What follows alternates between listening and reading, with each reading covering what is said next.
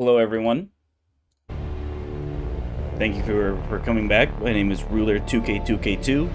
Thank you for making me part of your morning, part of your afternoon, part of your evening, wherever in the world you are.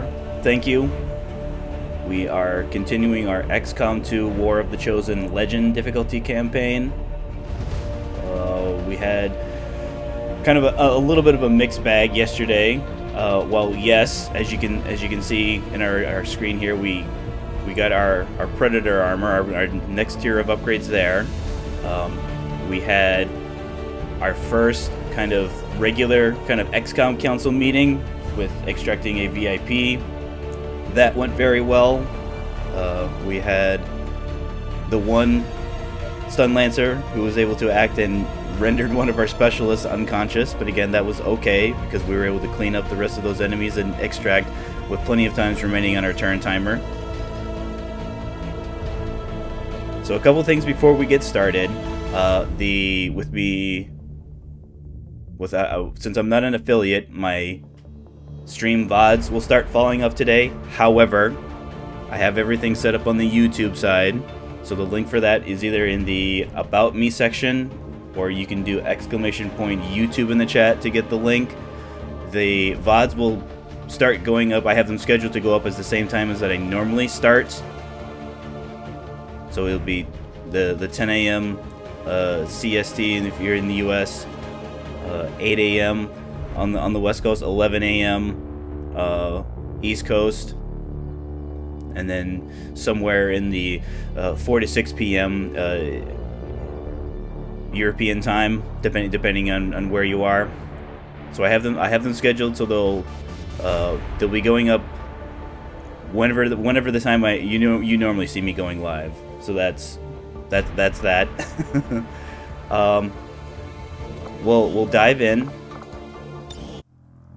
Also expect more Hitman World of Assassination Freelancer. We having had a successful showdown yesterday. We're on the fourth and final segment of our campaign, which, when ultimately, again, hopefully if we succeed, that will be a successful campaign. So, I've reviewed the first mission from yesterday already. The second mission was our retaliation that got moved up 2 weeks because of our Resistance Informants dark events.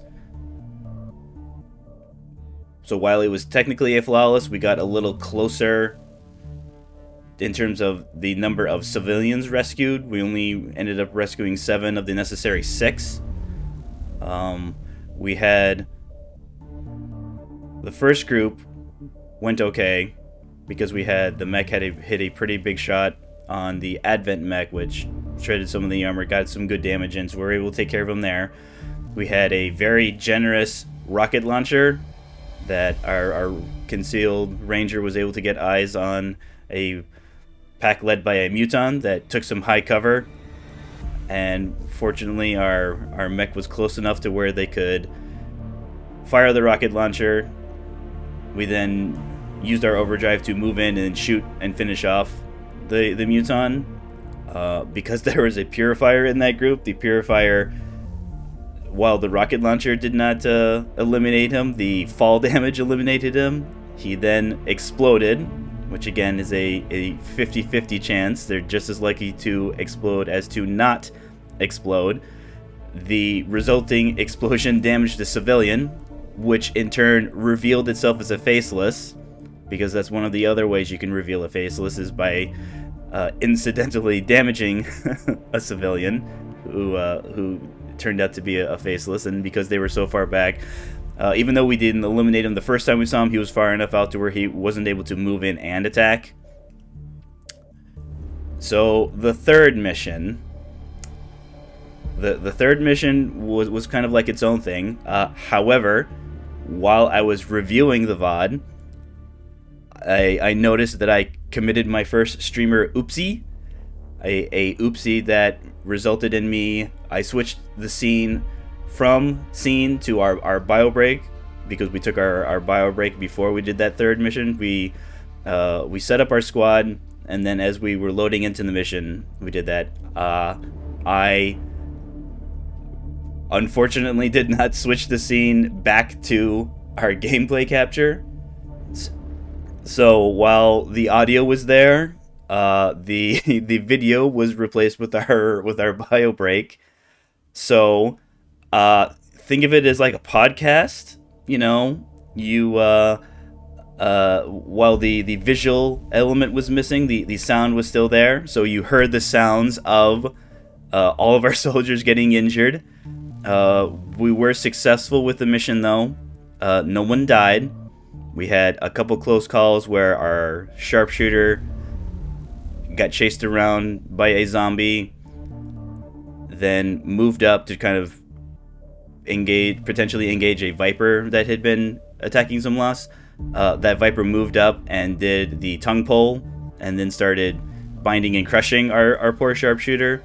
The zombie that had been chasing our sharpshooter then jumped down and whacked our specialist. But fortunately, we were able to disorientate the sectoid that had created the zombie, which in XCOM, if you disorientate a sectoid, it eliminates any of the zombies that they had previously raised. So they got rid of the zombie there, which let our specialist move up and used our combat protocol to free the specialist, which then let us take down the Viper. We got a little bit closer in terms of turn timing. Fortunately, we found a last few of the power node things to give us a couple extra turns so we could move in, plant the device, eliminating our turn timer, and then we just finish off the rest of the loss. Finished off the last sectoid. Mission success. However, the reason I haven't switched to the Geoscape just yet is because our Avatar project bar filled. Our Doom countdown started. So it will be at about 27 or so days. When that counter is depleted, that's how we get a campaign game over. But again, I have a plan. That's why we have been leaving the Advent Black site open for situations exactly like this. One of the reasons why we need to be taking this mission right now, I mean, I guess one, because we're fortunate enough to where we're kind of in the in-between area. So we have a kind of a little bit of a holdover before our supply drop starts. It's basically you can basically pencil in 2 missions every single pay period. The various dark events can impact that, but for the most part, expect guerrilla ops and then a second, whether it's a council mission, whether it's a retaliation mission, whether it's a supply run. So we have the time to do the black site now. The other thing is that with this being on legend difficulty, any of the time that ticks off from our Doom countdown doesn't reset the way it does on other difficulties. On other difficulties, you can go all the way down to hours or even minutes. Of course, then again, on the Geoscape, minutes are more like seconds and hours are more like minutes. So yeah, you can go within hours of the Avatar project completing. If you then do something, because there's a couple different ways to reduce Avatar project progress. If you reduce it, it'll go the next time your Doom counter starts, it'll go back to a predefined, like I think it's 7 days on Commander. So even if you had, an hour left, it'll reset back to 7 days. That is not the case on Legend. Any time we have on our timer, once it's gone forever. So if we get to where we only have an hour left, and yes, if we do reduce the Avatar project progress, it will go back to being pips instead of a countdown. But the next time it goes to the counter, it will go at an hour left, which an hour is not much of time to do anything, because we still have to allow time for the Avenger to fly to wherever it is that we want to do the mission. So we want to have as much time as we possibly can because there will be situations where we will need some time. Like, as you can see, we're still 8 days away from our resistance comm. Now, granted, we have been reducing that by scanning at the skirmisher, but again, that's this 8 days you're seeing right now, that's with a staffed engineer reducing the time we're currently at the skirmisher headquarters. So this 8 days is as low as we can possibly get it. Fortunately, when we do complete this, we will have an engineer to staff in there, because we're going to need at least 2 resistance contacts in order to get to our closest facility. We're also going to have to build a radio relay, which we don't exactly have the supplies for right now, but fortunately we do have the black market available. So we'll definitely be tossing as much extra stuff that we don't need their way. So that's where we're going to start. We're going to immediately go in. We're going to immediately select the Advent Black site, so that our timer's paused while we're looking at it. I did forget, we do get some supplies for completing the mission, so maybe we won't have to sell everything. The radio relays, they have a increasing cost. So the first one you build, I think is 50 supplies even on Legend. So the next one will go up by 50 supplies. The third one will go up by another 50 supplies. Now, that's the case because in addition to reducing the intel cost to contact regions surrounding the radio relay, you get a second instance of your supply, monthly supply income going up. So the idea is that over time they pay for themselves, even with the increase in supply cost. So with this being a golden path, the assassin is guaranteed to be here. But again, it's been at least 2 missions since we last saw her in her territory, so we were expecting her on the next mission anyways. Setting course for West Asia. So yeah, that's 2 or so hours just gone forever. We'll need to have one of our troops equip the Skulljack for use in the field if we're going to make any progress towards our current objective. So Central again reminding us about our Skulljacking a captain. So with there being no turn timer, we're going to get in there. There's going to be a thingy that we need to grab, and then there'll be a place where we'll extract the thingy. But there are no turn timers. Difficult, again, is an understatement because there are more enemies here than a typical difficult rated mission. Again, difficulty a reference to the number of enemies that are here. So with expecting the assassin, both Tauros and Aquila are good to go. Our Spark, is our Spark good? So it's only missing 1 health, but again, that we might need that 1 health. There's lots of high cover. Lots of height advantage.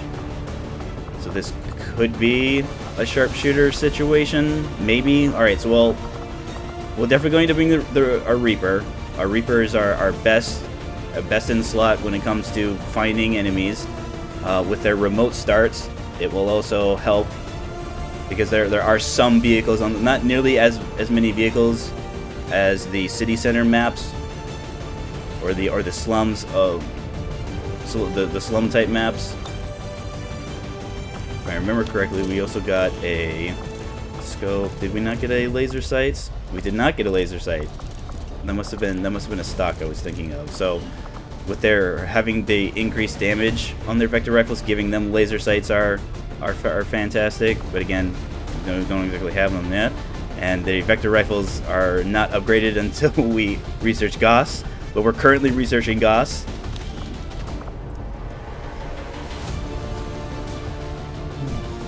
Maybe the Templar.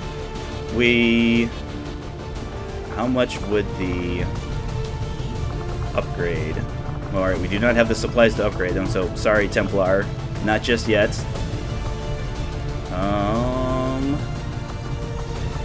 So if I do a sharpshooter, the sharpshooter would be Ivanov, Faria. So Ivanov is the closest, the next closest to a promotion. So that you could theoretically be here. So that would mean want a specialist. Do I have a specialist? I do have specialists. I have a sergeant specialist. So even with the revival protocol, so they're definitely in.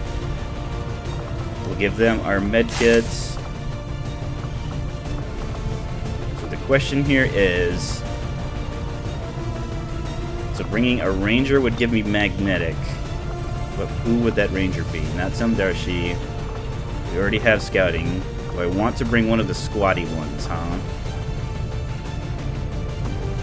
I mean, we need. I would like the damage because we have to worry about our assassin is their next tier up. They did their next training regiment where they're going to have more health, more armor.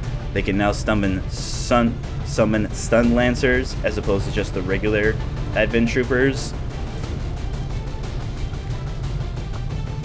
Yeah, I think I'm going to need the magnetic rifle.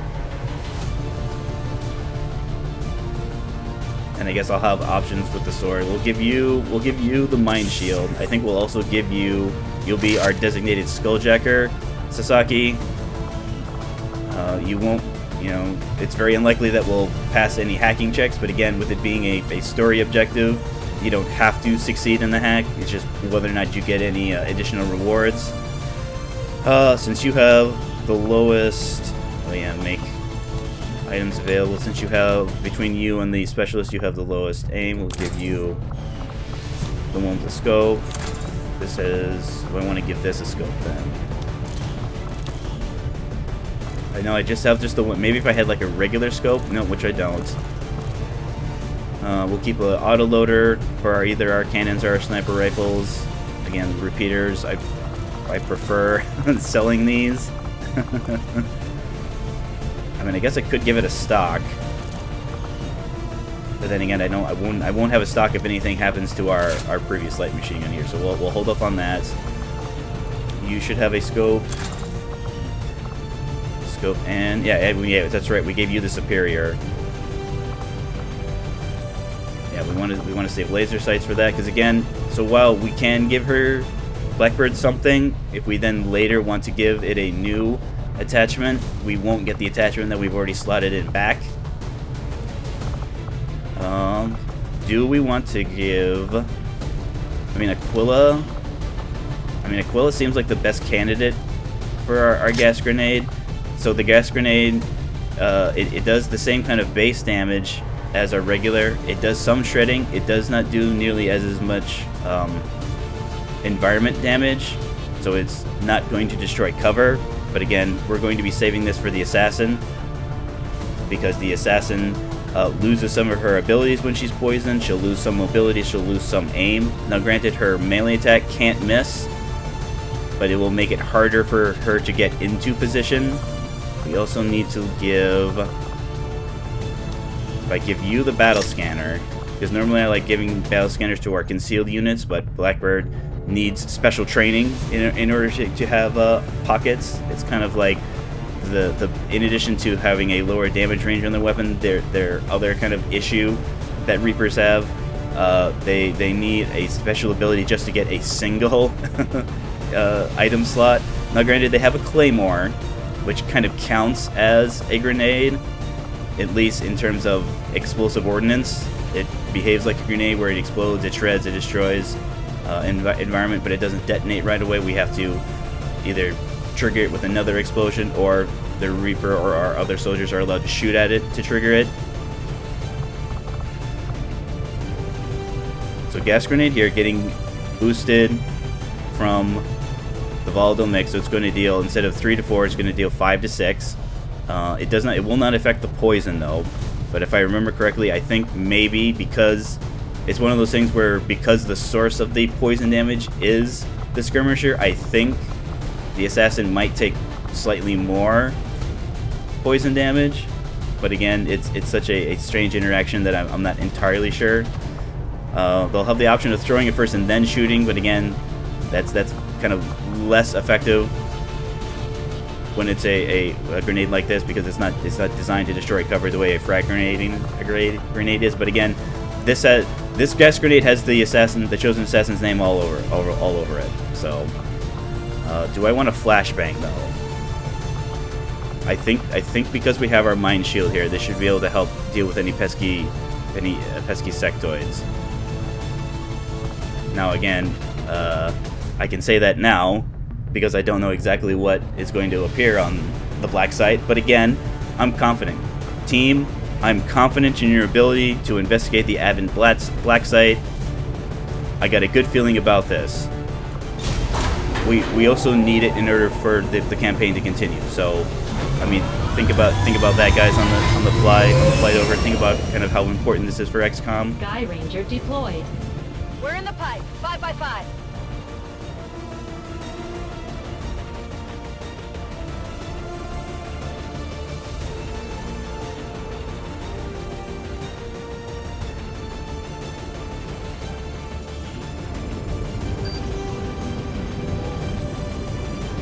Our contacts in the local resistance have shown us how to access the Advent black site.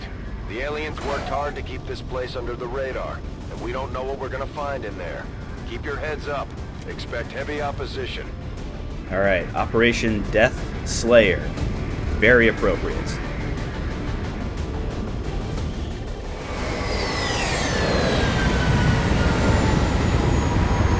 So we can already see lots and lots of height advantage. Now, granted, even though we don't have a sharpshooter, that's fine. Our regular soldiers still benefit from height The black advantage. site is in your immediate vicinity. Infiltrate and investigate the area. Expect heavy resistance. Neutralize all hostile contacts. Our position is concealed. So the plan is, we walk in here, we'll get a little bit of a cutscene. There'll be a thing we need to grab. We then need to take the thing, because one of our soldiers will have it, and carry it to our extraction point here. Simple enough, right? Blackbird. In this direction. So while yes, we're not required to eliminate the Advent presence here, doing so to the best of our ability will prevent them from slowly over time closing in on us. I don't want to find myself in a position where I'm surrounded.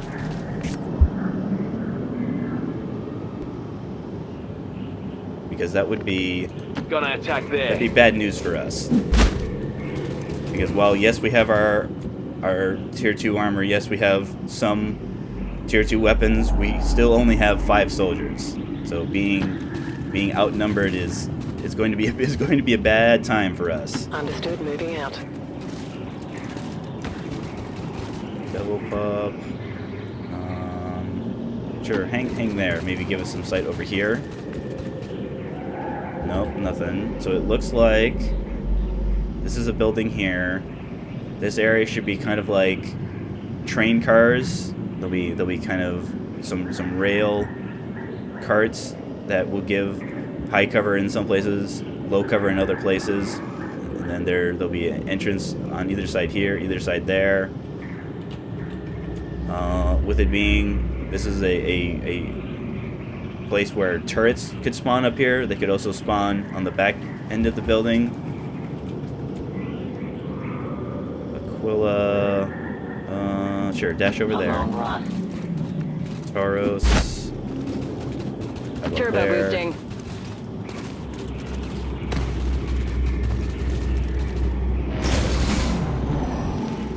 All right, someone's moving around.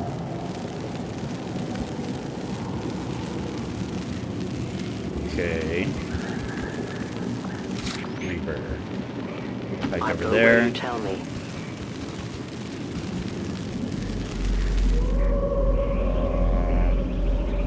Up there. Maybe get us around the troop transfer here. No. Alright, so I see an open door there. Maybe that's where that open door sound came from. Good copy. Grab Moving height target. advantage there.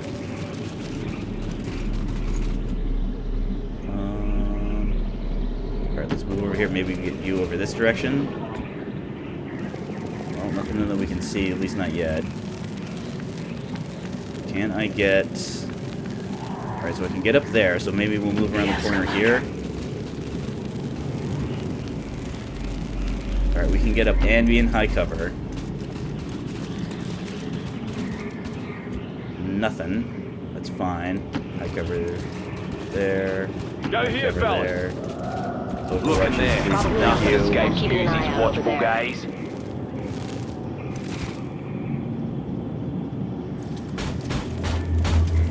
Two pods, huh? So Viper mech.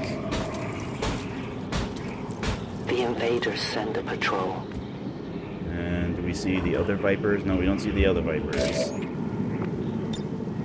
So we have a vehicle there. We've got a vehicle over there. We've got the vehicle here. So if we... Where can I move that I'm safe from?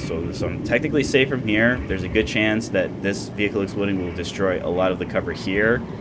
So maybe I get set up here. I go where I'm needed. So you can see, you just see that pod.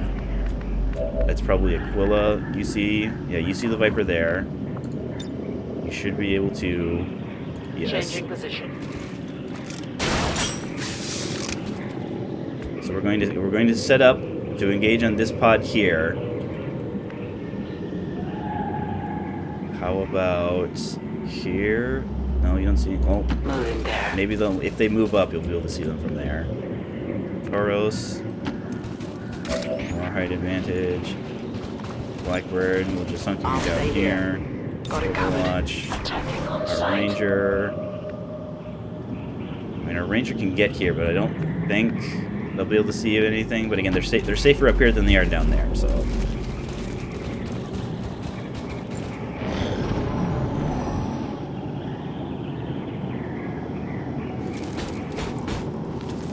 All right, they're moving in. I think they're still just outside of range of our remote start.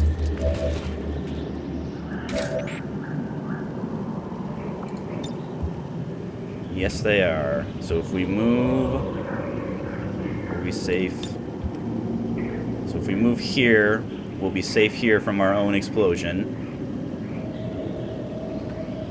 So let's do that. I'm at your service. I mean, I guess maybe if they don't move close enough, we'll still have access to our Claymore, which will be very nice. Ooh, so the Viper moved from here to here.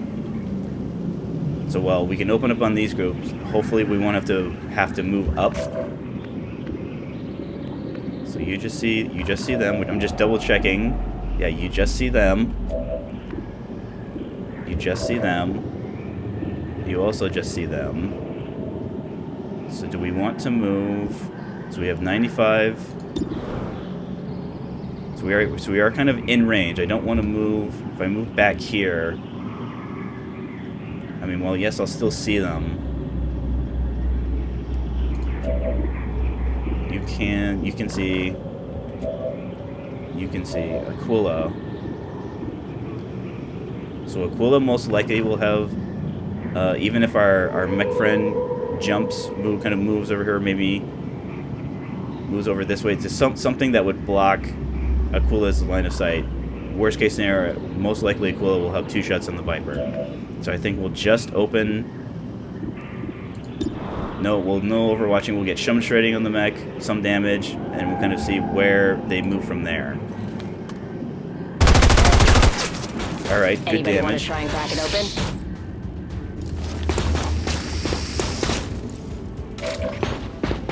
So, mech friend did move. I'm just double checking. Yeah, so here we are. Here's our Reaper.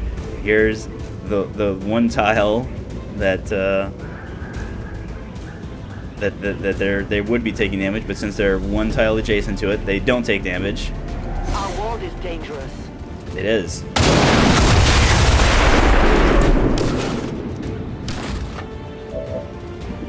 All right, so two very good shots on the Viper. So again, Vipers are dodge specialists. However, because our shots are 100%, this will offset any dodge chance that the Viper would normally have. So if I'm doing the math correctly, even if I low roll both shots, I should get the Viper anyways, right? Right, Aquila? Yep, 5 damage there. 5 damage again. Excellent. I want to be ready for that other group. However, now that we've broken our concealments, it's chosen assassin time. Consider yourselves lucky. So again, level 2 assassin. She'll have more health, more armor. Can now summon stun lancers instead of just plain troopers. Still immune to melee. So again, we'll just remember not to try and sword slice her. And then soul stealing. If anybody deals damage to XCOM, whether it's the assassin or someone else, or, you know, one of her lancer buddies, she'll regain health. We've got plenty of explosives. We have a skirmisher. At the very least, you will die in honor.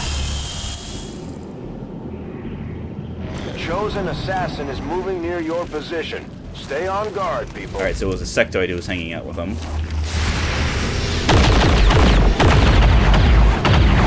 Alright, one hit, one miss. That's fine. The fire is on.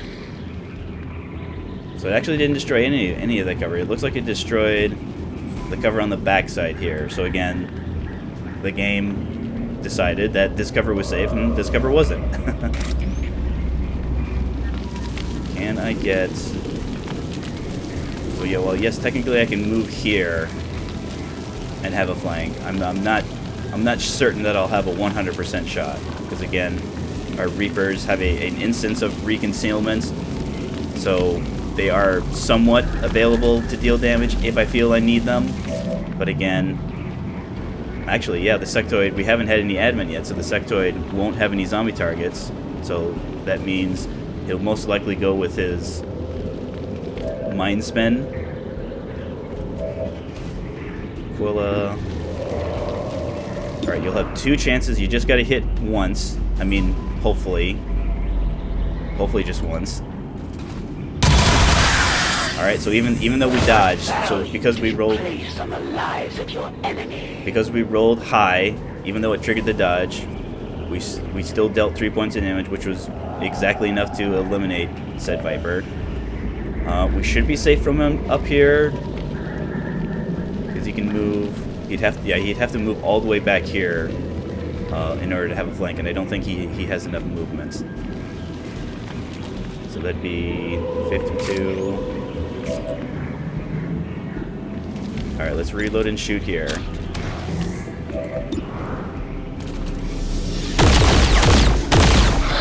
Never mind. Let's reload and shoot here.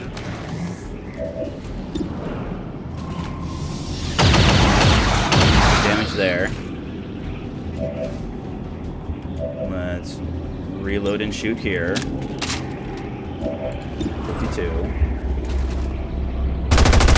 Excellent. Thanks, I really appreciate how easy you made that look for me. Nice touch. So the assassin starts way in the back there, but again, the assassin likes to engaging, as opposed to the other chosen. The chosen assassin likes to move and engage XCOM as soon as she can get within range of us. However, if we are able to spot her before... What's your order, Commander? The Advent captain nearby. Alright, so we got a captain over there. Target for the Skulljack. I don't see any turrets, but then again, this could be just a purely cosmetic cutscene.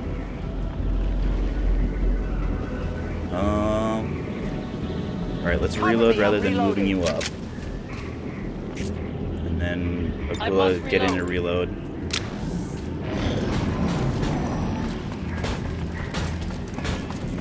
Alright, looks like they're moving in that direction.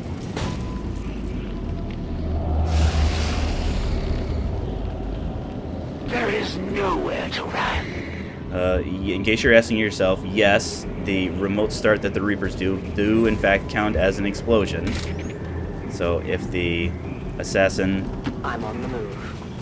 decides to take cover, alright, so there's a turret. If the assassin decides to take cover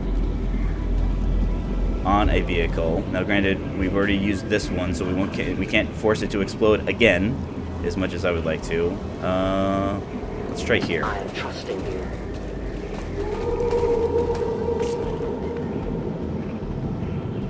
Right. So the chosen assassin, we can't overwatch her.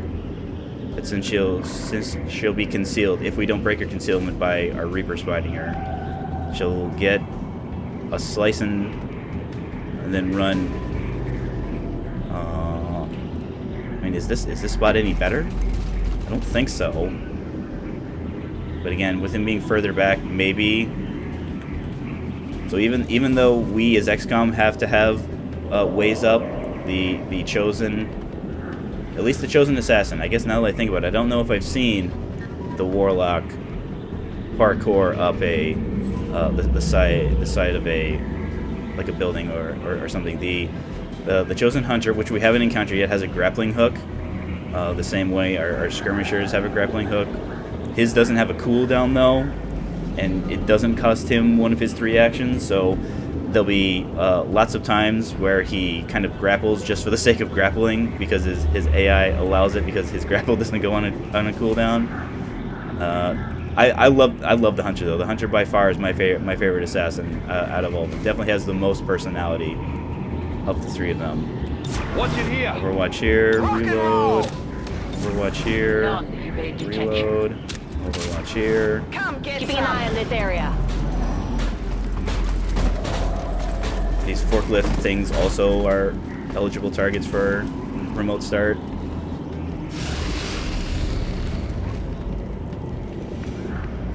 All right, this might be a good situation to use our battle scanner, because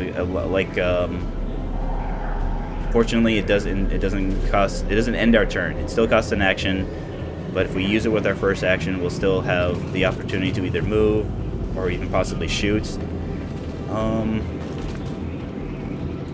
Where can I position my Reaper that I would be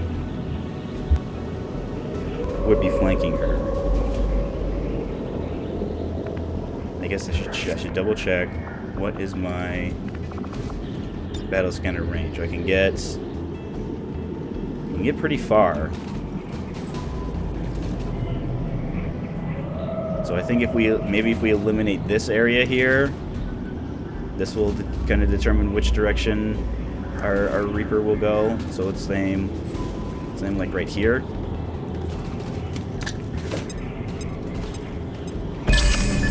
Nothing, huh? So this area is kind of at least safe enough. Let's try and get. Okay, they moved over in this direction, so I don't want to get too close. Maybe if we try here. Volk says I am to obey. No. I mean, I guess maybe she's not in range yet, but fortunately I have a second charge. Position there then. Overwatches, please and thank you. I'm on it. Attacking on sight. Keeping an eye on this quadrant. Alright, they're moving probably in that direction. Uh-oh. Yep. I must have been...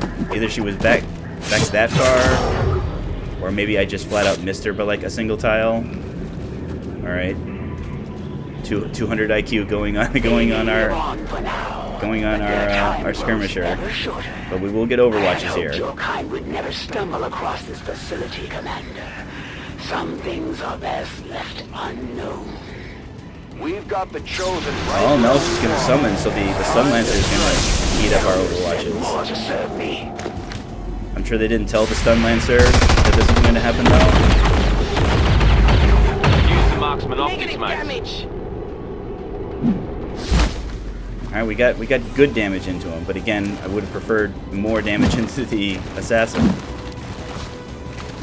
Alright, so she's hiding over here. This is the beginning of the end for your resistance. Do I have... Is this one of those things where she's actually... No, she did get knocked down, but I guess I'm just able to see her. Yeah. So, get back up, Aquila.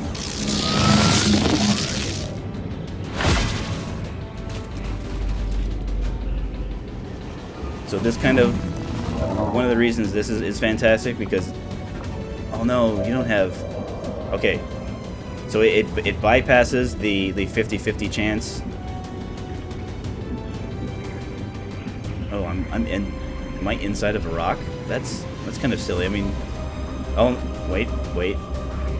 Yep. So it's. So I'm actually right here.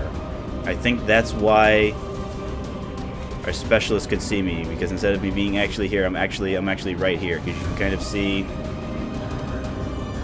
the pathing is showing that I'm starting from here. So that means I'm exposed actually. What kind of justice do I have?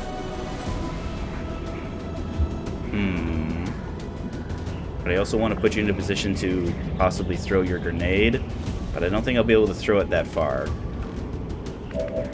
What are my other options?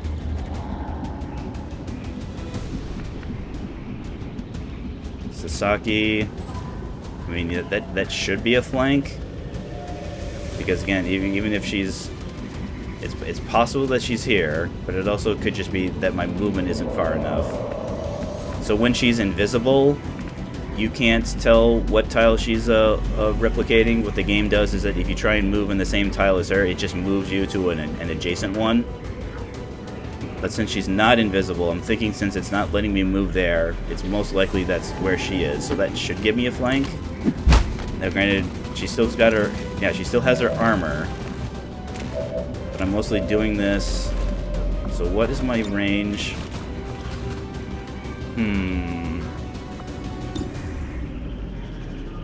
Yeah, so I think even if I grapple up here, I'm not going to have enough range.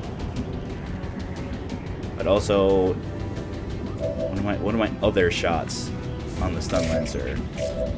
I mean, I guess I could combat protocol, but I have seen at least one other advent mech. But I do have 2 charges. And yeah, that's right. I completely forgot about the turret. We need to try and save both of those charges for either the turret and or the other mech. I mean, maybe if it was just a regular trooper, I'd be more hesitant to not be in cover. But again, with it being a Lancer is just going to run up and try and stun us, which our cover bonus doesn't factor into that. So it's either 73 or 74. So let's take the 73. Okay. They have served with honor. And Luton. Their duty to the elders fulfilled.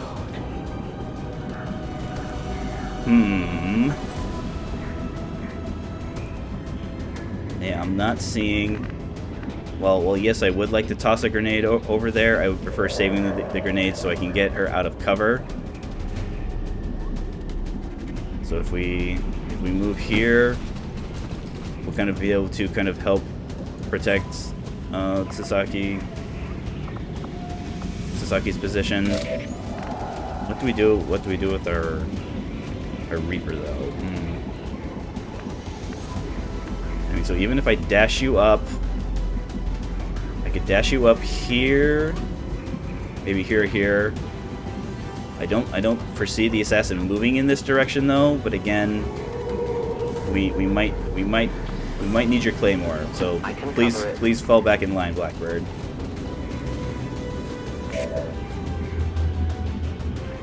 Sasaki. All right, 90% is pretty good. But again, there's no penalties for missing. Some of their strengths can be like every missed shot generates shielding for them. A missed shot could cause the chosen to then fire back at the person that missed. Yeah, Devil Buff just Overwatch. Taros just Overwatch. Sasaki, I mean, take a shot. All right, that's good. Enemy barrier here. Yes, that will not be enough to stop me. I mean, if I do that enough though, Assassin, that would be enough. The wind cannot be contained. All right. Fortunately, we saved our other battle scanner. I will be watching and waiting. So let's guess.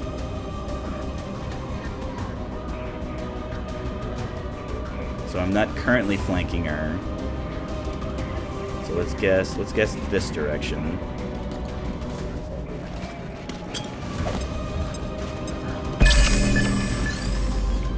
Nothing, huh? Reaper, can you help us I will reposition. with sights? Can we move there and maybe spot her? Yes.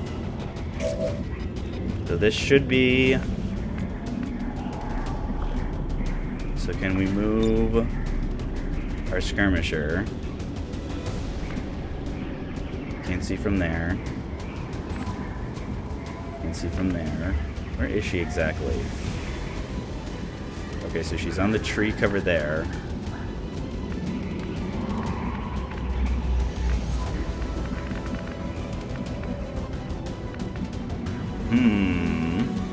I mean, I suppose worst case scenario, I could just use one action.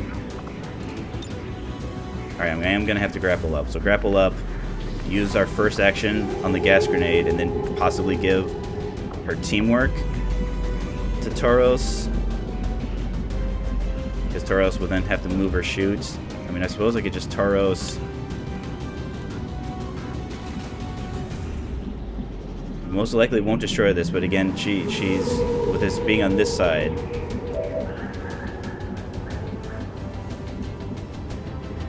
But we're definitely going to want to shred something first.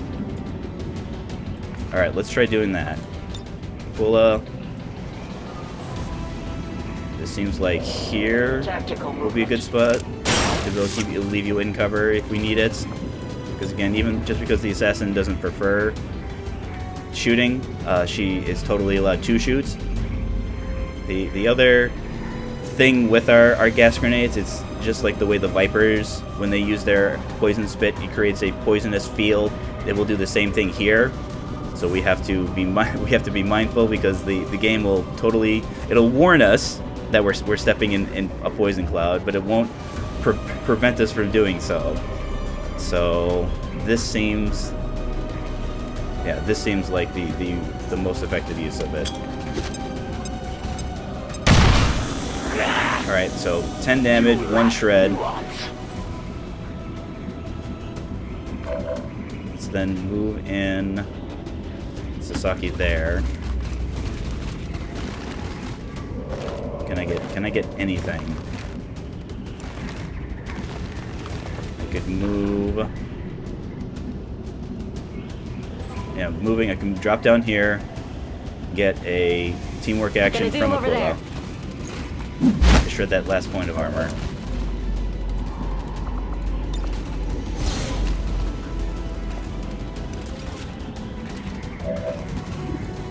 %, huh? Well, at least we got something, right? Yeah. Never commit to strike unless you are truly ready. I mean, I was prepared. I was committed. I need a hopper. So what do we want to do with you, Devil Pup? I mean, we can move within melee range, but again, like a lot of melee units, the chosen assassin will they're most likely to use their melee attack on someone who's within melee range, and since her melee attack can't miss, I want to at least make it that not her most obvious choice. All right, so we can get a flank from here.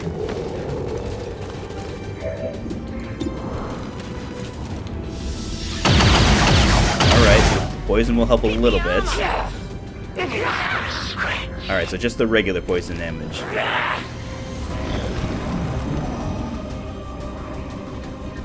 So less mobility, less aim. Doesn't care. Moves around. Takes a slice. Gets 5 health back.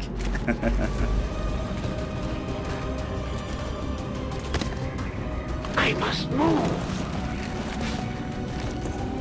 All right, Reaper. I'm thinking Reaper is still.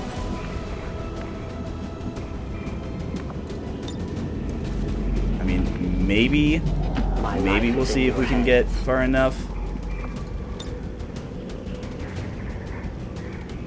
So we can get it. We can get it like beside her here. We can get it behind her here. Who would be our shot taker? It won't be Sasaki because he has to reload. Devil Pup, I don't think can get in range, so it might fall to the skirmisher.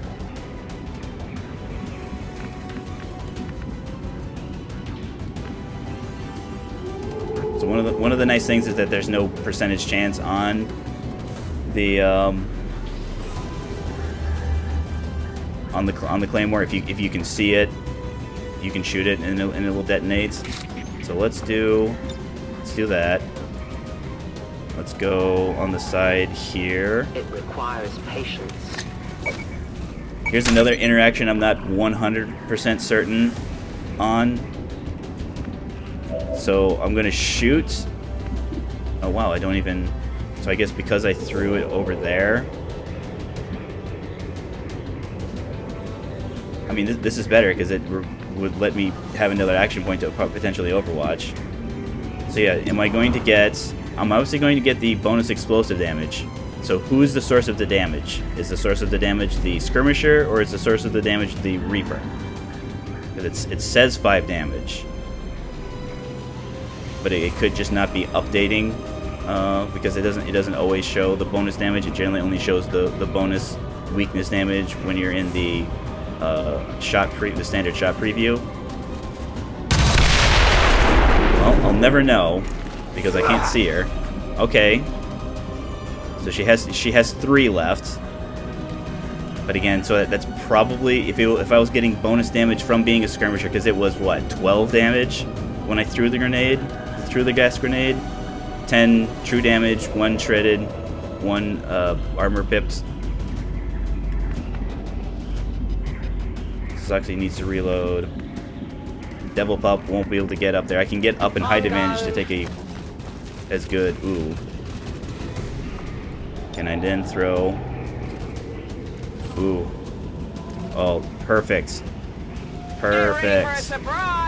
I mean, it's not a surprise if you announce it.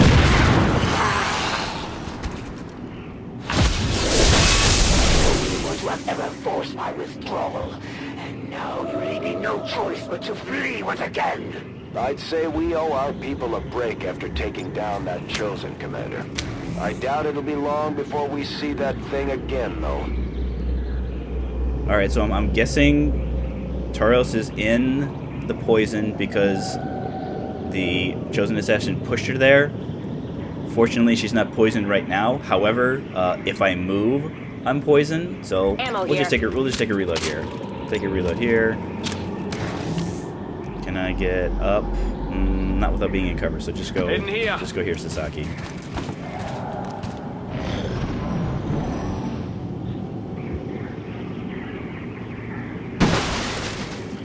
All right, we're still poison cloud, but again, that's fine. No turn timer. Let's move up with Blackbird. Let's see if we can relocate that pod. A patrol is upwind. Okay, that's a different group of enemies. So we've got Sectoid, Sunlancer, and then either Trooper or another Advent. I mean, that other group could be over here. They could be back over here. Let's rock. Reload here.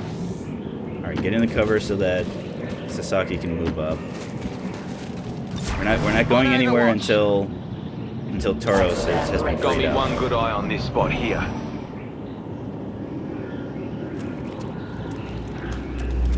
I mean, we might have to. Oh, it looks like it is just a Sectoid and a Stunlancer.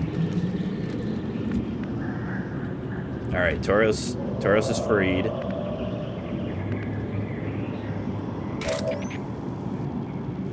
I'm at your Here. service.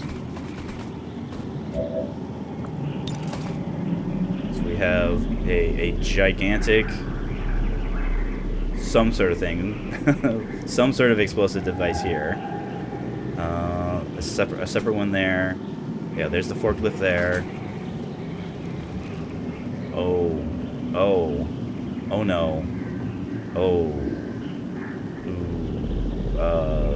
Vectoid and Oh, Stun Lancer. Oh, Watch closely. I'm so sorry. I mean, I'm already regretting the loss of Fury. Okay, it looks like they didn't have any loot because it'll give like a little loot destroyed indicator.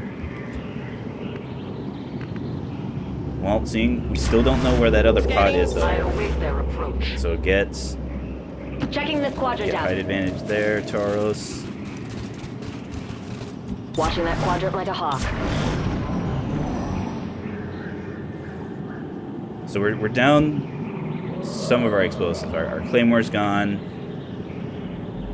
Our Grenadier has both of theirs still. That's right, Sasaki didn't have one because you have Mind Shield and Skulljack.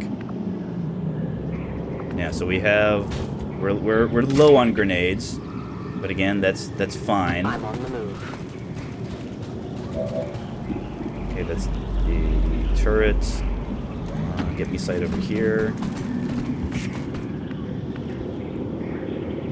Where are they? I mean, I hope they're not coming around this building and then coming in through here, because there's lots of. I mean, lots of. This is I don't think this is truly indestructible, but I do not believe our regular frag grenades. I believe we need our upgraded plasma grenades in order to destroy the troop transfer cover. Affirmative, covering now. Trespassers. Gonna attack and work out my aggro tendencies over here. I'm not getting sound indicators either, which is I go where I'm needed. unfortunate. Here. Overwatches, please, and thank you for your Keeping an eye on patience, this XCOM.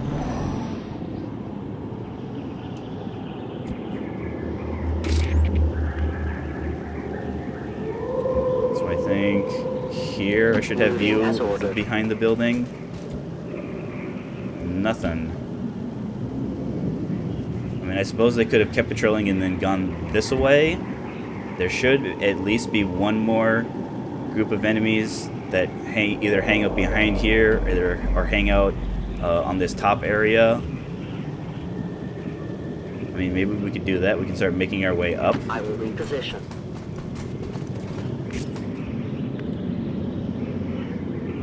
Attacking there. In this direction. I hope it's worth it.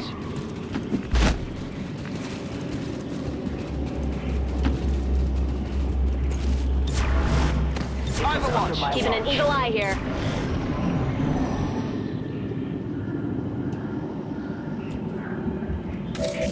Reaper. So, alright, so we can get up there with our Vault says blue. I am to obey. I mean, I suppose it's possible that that pod could have moved up. Get us view inside the facility, please. So many victims. Processed with such brutal efficiency.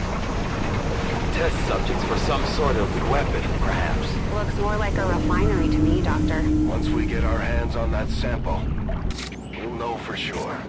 So that's our thing. That's the thing that we got to walk right up to it. There'll be yeah, you can kind of see here there'll be indicators on either side here.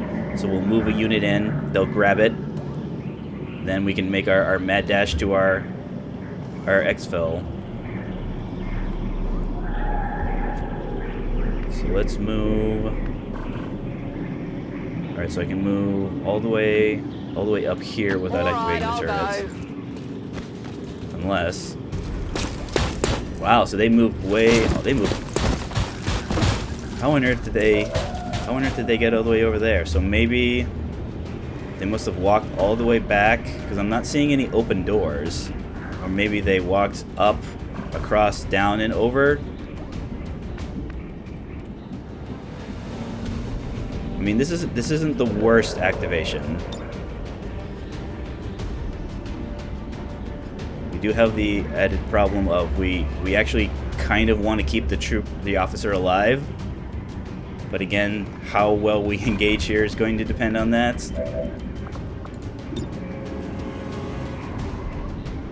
So that's 4 to 5. That's the indicator that it's bypassing the armor.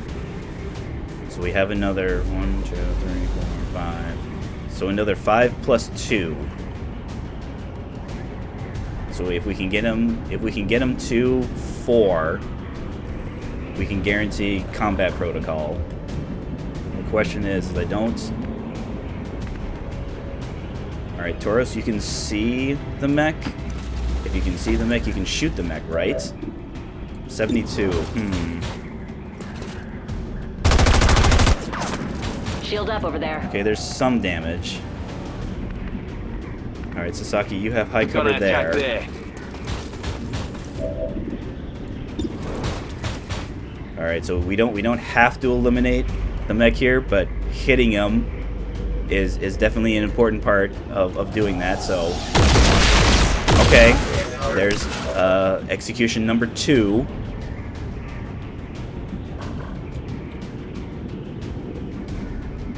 So justice is up. All right, so it's just Aquila and Devil Pup.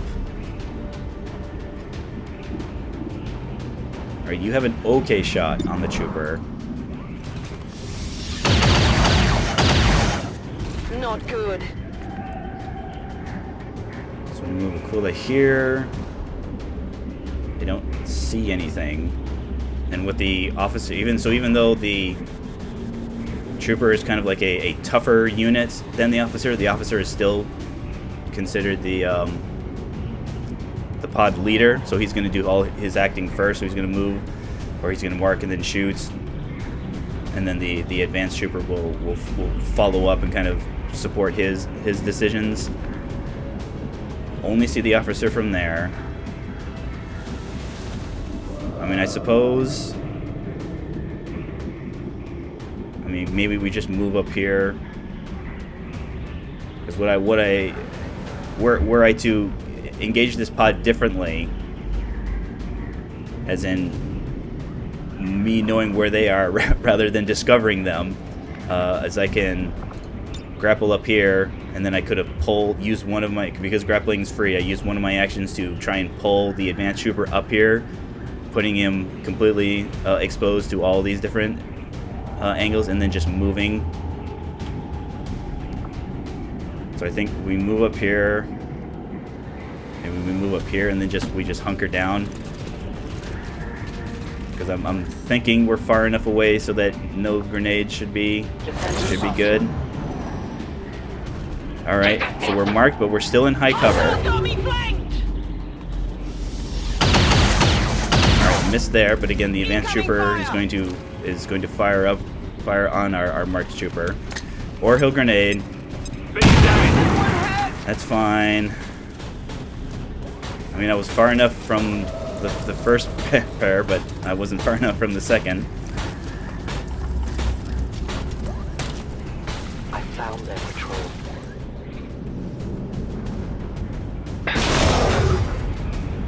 Sasaki.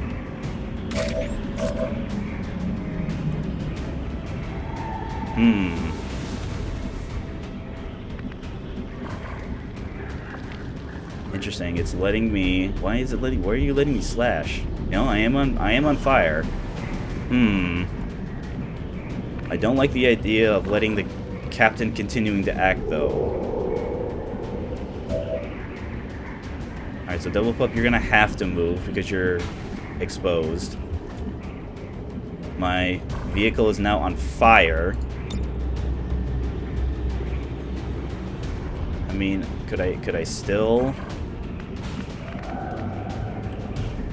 on fire there?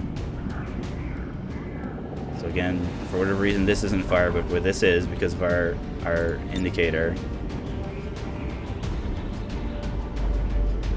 I mean, I do have to be able to see. The issue is with him being in high cover. I mean, I suppose even if I miss, there's a chance I could destroy his cover. But then have to remember, yeah, I won't be able to move there. Or maybe I could. No, yeah, I can move there without being set on fire. The question is, do any of these other... I mean, it doesn't look like I'm being set on fire from here.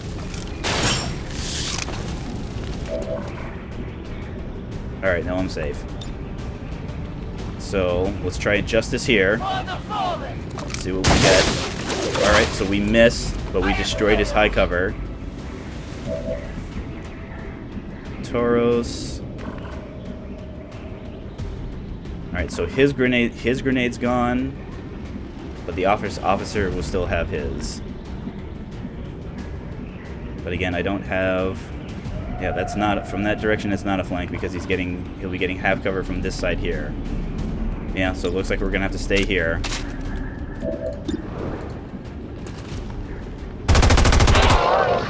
I'm looking for marksman optics.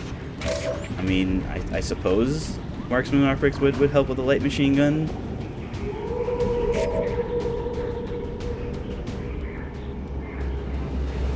So Nabarro, Sasaki, you can move back here. I mean, I guess I depending on how well things are or aren't going, I might need your shot anyways, even though you're on fire. Alright, we can get cover and flank from here. But again, she's still... Our specialist is still marked. Alright, good news there. So let's move back. So even though we'll be in half cover, we should be getting obscured by the vehicle here. And I'd like to think that even if he moves up, he still won't have grenade range. What are my... Alright, so I've got a remote start in there. Alright, so let's just reload and hunker down here. I will wait and cover. Alright. Hunker down here, put up the flames.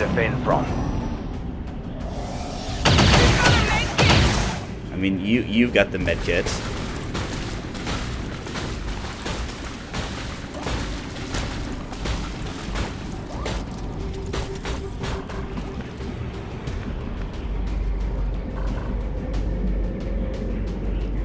Yeah, I'm thinking if I hadn't already suffered injuries, I have just the one med kits. I'm thinking, because I don't want to. Yeah. So even if the officer had moved up, dashing in to try and skulljack him would leave me at the mercy of the turrets.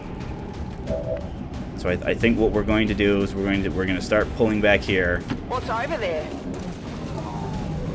Come get some. If we move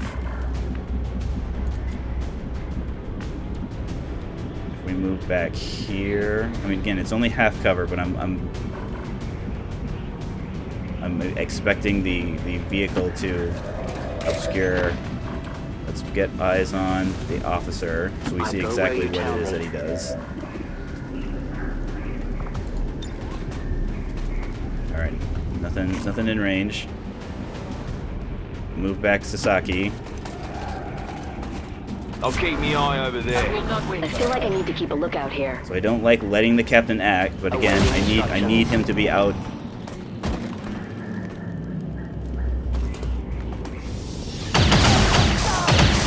Alright. So I guess it was one of those fringe issues where she just didn't quite see.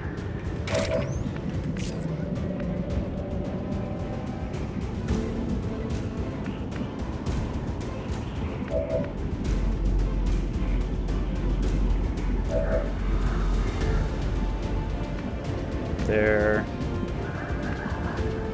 Alright, so we can move up here. This will be one of our 2 remaining grenades. Get as much as we possibly can there.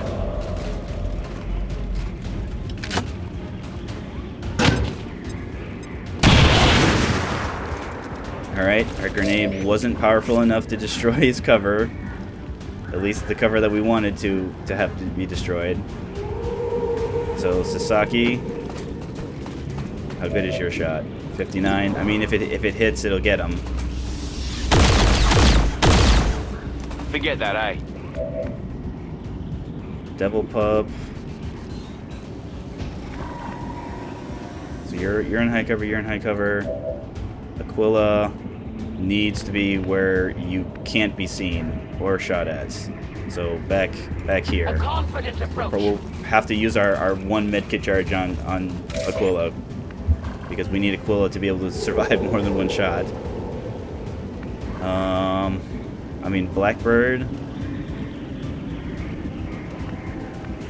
So if Blackbird moves, is there a place where I can see the officer but not see the turrets?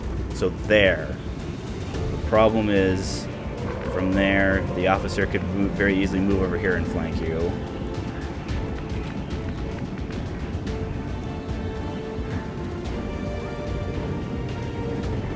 So we have here.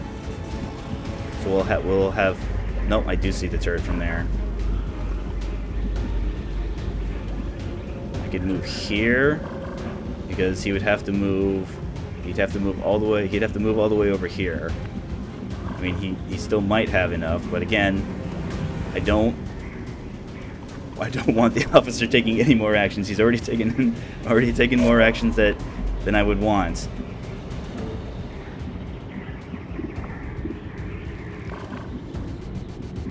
All right, reload. Take your shot. Boom. One down, thousands to go. More than thousands. But Moving out. I didn't tell you that. So even though the regular troopers are out of circulation, it's just one of the things that happens with this mission. So the pod that's in here, kind of patrolling, guarding the black site vial, is kind of set by whatever the force level was at the time. One of the things that all the Golden Path missions do is they have a guaranteed enemy of some type, regardless of when it is that you show up. The version for this mission is the mech. There's always a mech here, even if mechs haven't shown up, and because of the regular force level, there will always be an advent mech. It's one of those things where if we were to discover this site later in the game, this pod would be different. But again, with the Advent Black Site being the first place that you can get guaranteed Avatar Project reduction on, it behooves you, it is in your best interest to have it discovered and available as a mission as soon as possible. So I think in nearly 3,000 hours of XCOM, I don't think I've ever seen a pod other than 2 troopers, 1 mech at the Advent Black Site. My watch begins.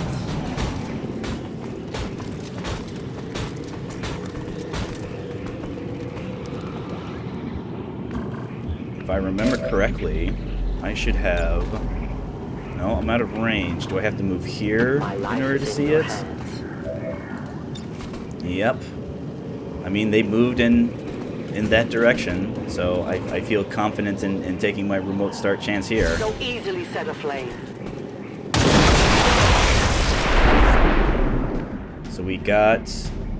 Apparently I got a turret. There's a turret over there.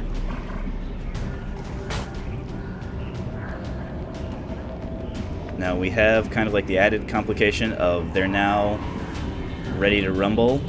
So we're going to move back just in case they move up. We also need to get Aquila. How far can you? So you can get. So Devil Pup goes there, and Aquila. I mean, is that maybe going to give me enough? Because medkit range isn't a single tile. It's like a wedge kind of almost. Yeah, it's 2 in either horizontally and vertically, and then 1 diagonally. So we get the heal there. We'll then move you to cover. But again, everyone's low. Everyone's very low.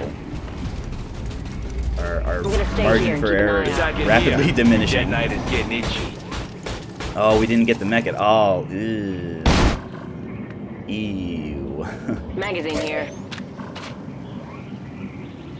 I will go. I must reload. Reloads, please, and thank you. Ready to rock. Let's stay back here. Overwatch. Watch order confirmed. Look in there. Nothing escapes Fusey's watchful gaze. So they're kind of like running around in there. So can I get to a position where? All right, so I can combat protocol from there. It looks like I'm going. without it seeing me.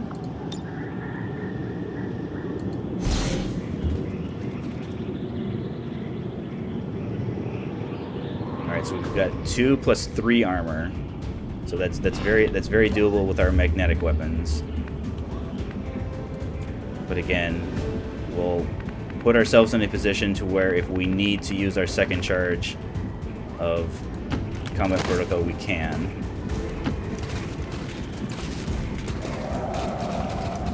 Let's check this quadrant. I am trusting you. I see them from there. I can see them from there, but hunker down, please. Holding in place. Watching over there. I am watching. There's nothing to prevent the Advent Mech from running right up to our poor Reaper. Okay, so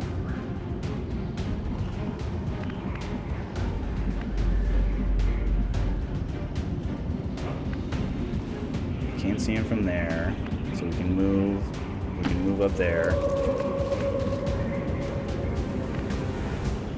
Alright, so I have combat protocol sight, but not Alright, I'll go. line of sight.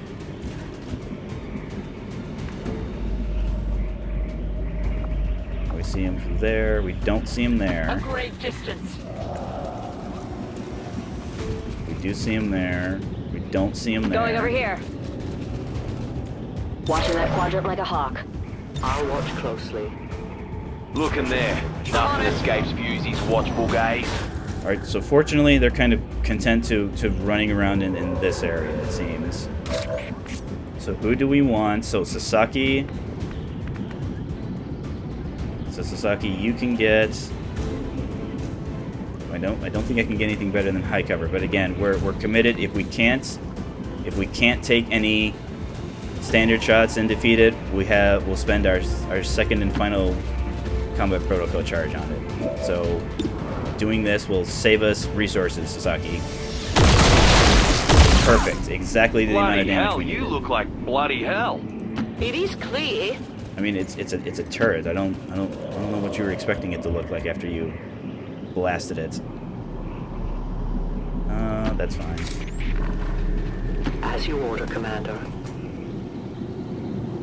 Ooh, I don't not like having sight of that group though. Affirmative, covering now. Probably nothing, but I'm keeping an eye out over there.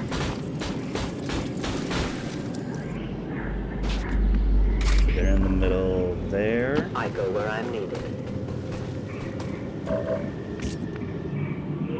So we'll take some high cover here, some high cover I'm here. going.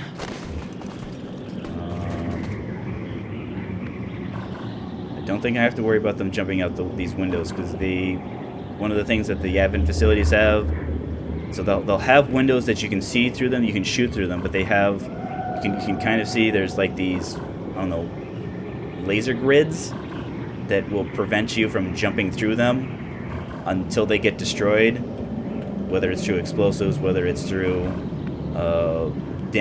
environment damage from missed shots.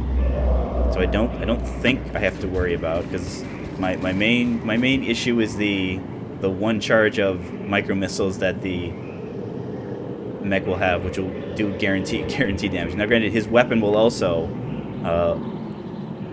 wreak havoc on us, but the weapon can actually miss as opposed to the micro missiles, which We're gonna don't stay miss. here and keep an eye out. My turn on watch. Attacking here. Moving to Detonators Overwatch. getting I itchy. will watch. I also don't like how I haven't seen that final pod that I'm 65 to 75% certain that it's still there. I have eyes on there, so we can move up on the door Taurus, move up on the door Aquila.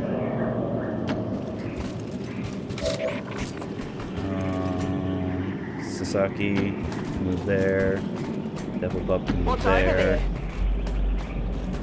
Got it covered. Probably nothing, but I'm keeping an eye out over there. Hello here. Reload here.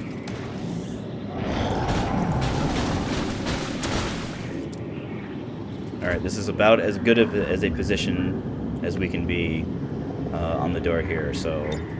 Surprise. Or maybe we don't see them. Nope, nobody sees it. Don't think these are... Yeah, these are... I mean, I have shots on both of them. Maybe this is a good chance to finally have a... Because I don't believe... Yeah, I don't think Blackbird has fired her vector rifle at an enemy yet. She's only fired at claymores and remote start vehicles. Like, as much as I want to just kind of sit and overwatch here, they're already active. Means if they move in and they see us, rather than getting their scamper move, they can shoot at us because they're considered active because of our remote start. That kind of set them off.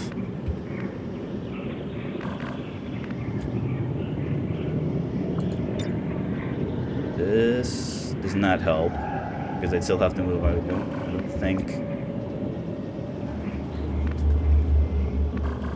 Yeah, I'm getting. Because I can move here, but I won't be able to shoot. I can move here and not be able to see them.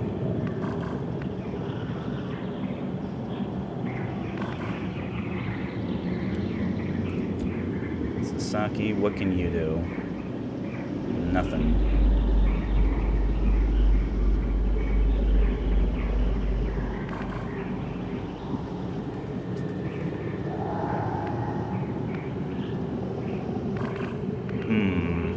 Alright, move in.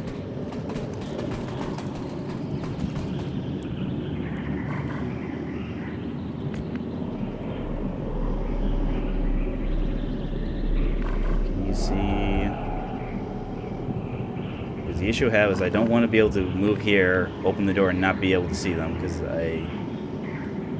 yeah, so if this column here is blocking sight, this high cover here is also going to be blocking sight. Again, I don't want to rely on the overwatches, but I don't see, because if these half covers, I would be totally fine moving up to these half covers and taking shots, but I can't take shots from there. So if I had to guess, let's guess here. Alright, I'll go. Yep, nothing. All right. Scanning. We're going to pray to the gods of Overwatch. I am on watch. Attacking here. See what Dead Knight is getting our itchy. Overwatch. Okay. Them not moving is also satisfactory, because this now lets me move up with Sasaki here. I mean, they shouldn't get a scamper. This is just me indicating that I see them now. No, I guess they were. I guess they weren't active. They were just panicking.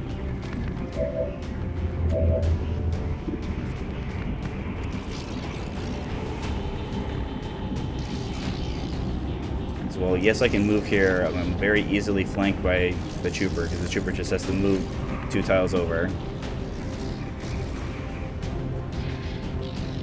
But again, it's just like with the turrets, or just like the first time we had the mech. We don't have to fully deplete its HP. We just got to get it to 4. 76, I mean, that's fine, right? Okay. Bogey's hurt.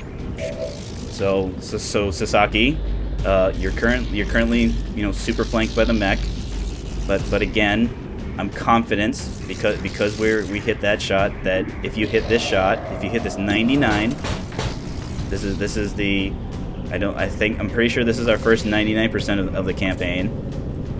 Fortunately, I can in almost 3,000 hours, I can count on one hand the number of times that a 99 has missed. We also, with it being a mech, we don't have to worry about it dodging. So we're either going to deal, we're 5 to 7 damage. We don't have to worry about it being reduced by dodge. Shield up over there. So, alright, we are going to have to move Devil Pup, but again, Devil Pup will have 2. With this being a basic trooper, we can still totally justice it. Alright, so one of 2 on justice targets. Fantastic. So this might be a time to actually try and use our Reaper, because our Reaper can't miss, and it'll then have a 50-50 chance. You can see at the top there, 50-50 chance to stay concealed.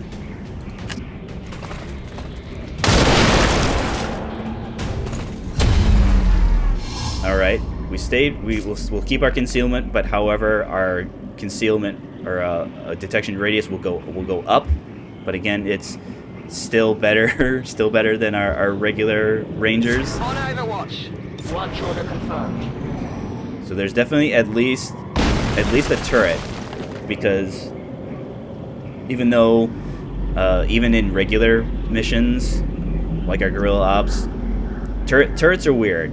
So they'll show up on the enemy list, but you're not required to destroy every turret in order to count as the kill all the admin enemies.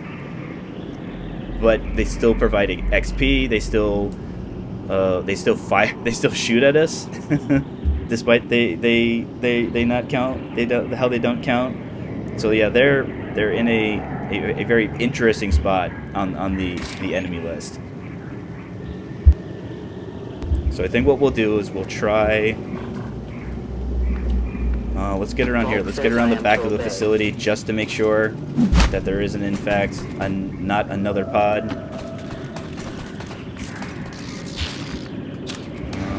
Move in. It is clear. Move in there. Reload. Overwatches. Look in there. Nothing escapes Fusey's watchful gaze.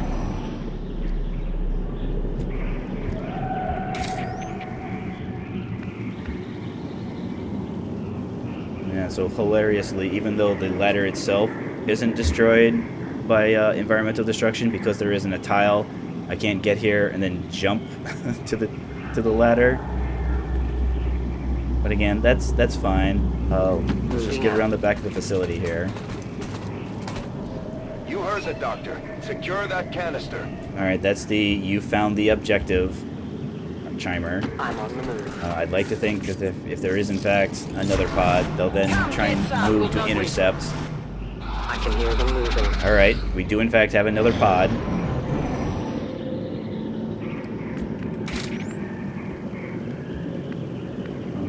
It's a little closer.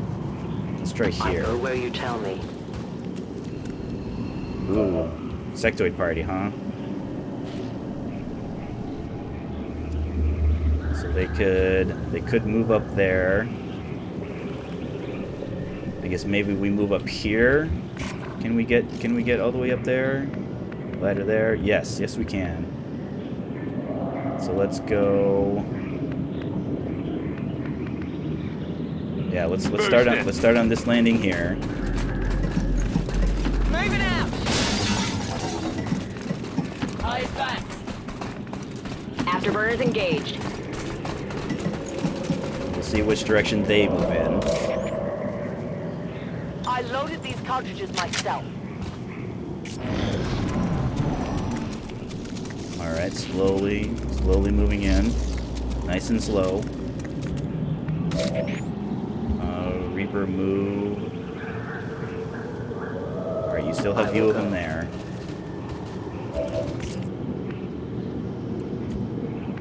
XCOM units. I hope it's worth it. Move up there. Sasaki. Move there. We'll move there. And then Overwatches, please and thank you.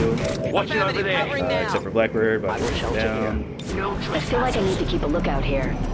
Alright, Alright, they're moving back. That's fine. I should be able to move up here, no problem.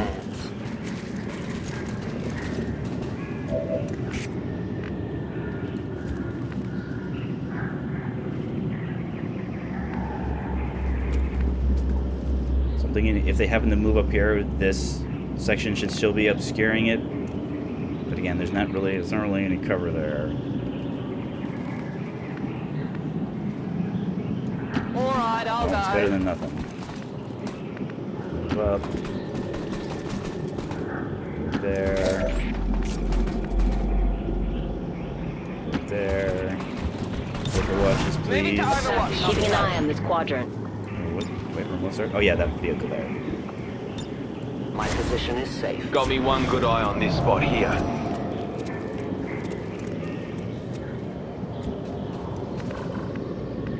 So how far?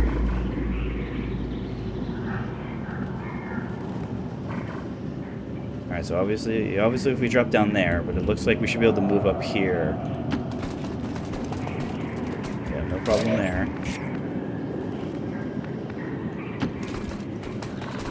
What's over there? Full covers over there. Keeping a lookout over there. No one will cross. I'll keep my eye over Scanning. there. I am watching.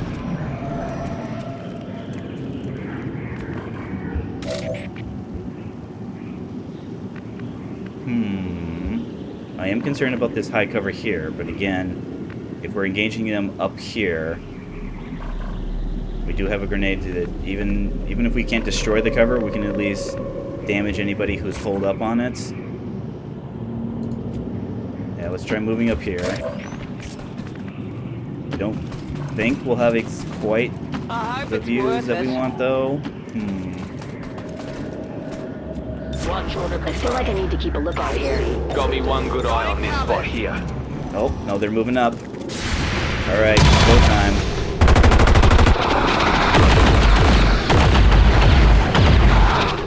It's still Alright, we moving. got some damage on them. Ooh, they fell back. Interesting. Alright, who sees what? Alright, that's a destructible.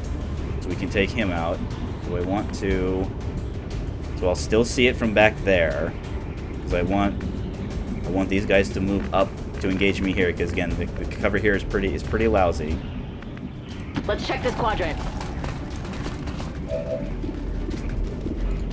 Yeah, it'll take out a side of the wall here, which will further reduce their cover chances, or cover options. Fall back here. Fall back here. Alright, you still see them from there, so fall back. I mean, you probably won't get any shots in, but again, that's fine. In fact, fall back and then just reload. And then... yeah, we'll keep Blackbird here to know exactly where it is that they go. I'm on it.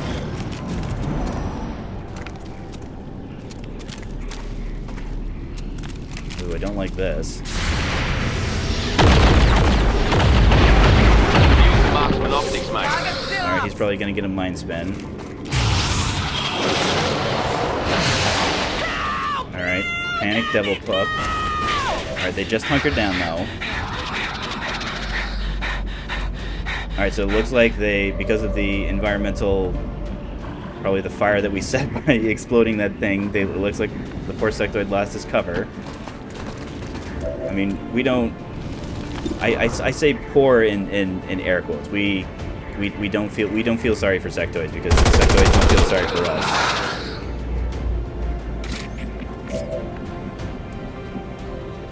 Let's reload and then shoot.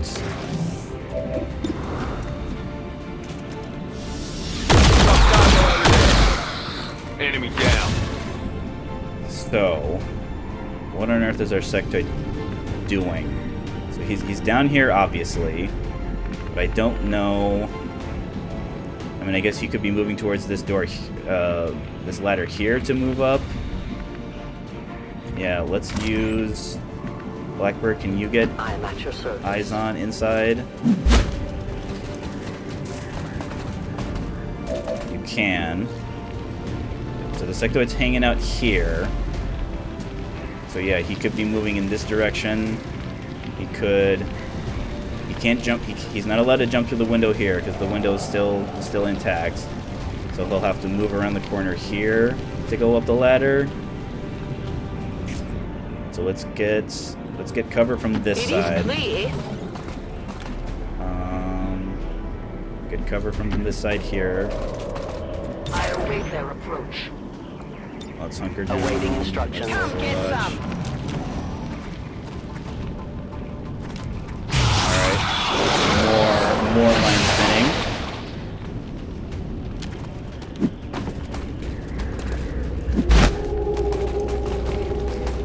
Alright, hunker down, that's fine. So where are our shots? Where are our shots? And we can run it. This might be... So it's, again, 6 to 8. But I only have 88% chance. But then again, that might be my only shot.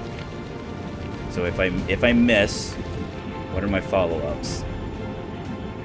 I can move here. I can move here and have a bank. Let's do What's that. over there?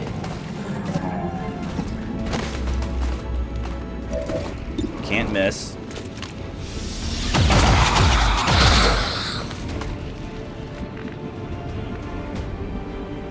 So that should... This is enough to finish him off, I believe. Yeah. So if I miss that... Aquila could move... Can't see him from there. Can't see him from there.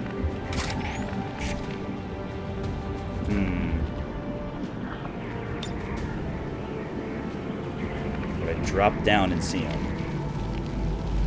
No. No.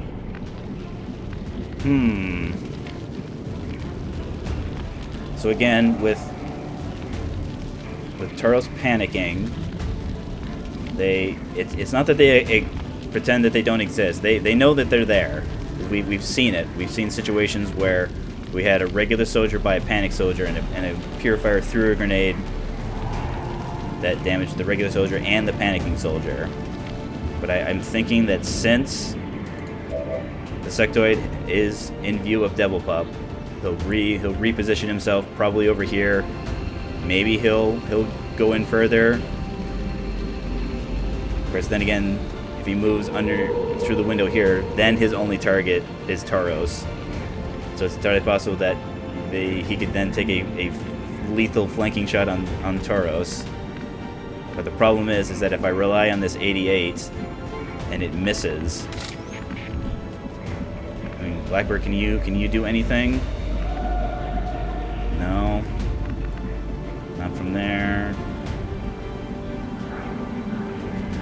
Nothing from there. Nothing from there.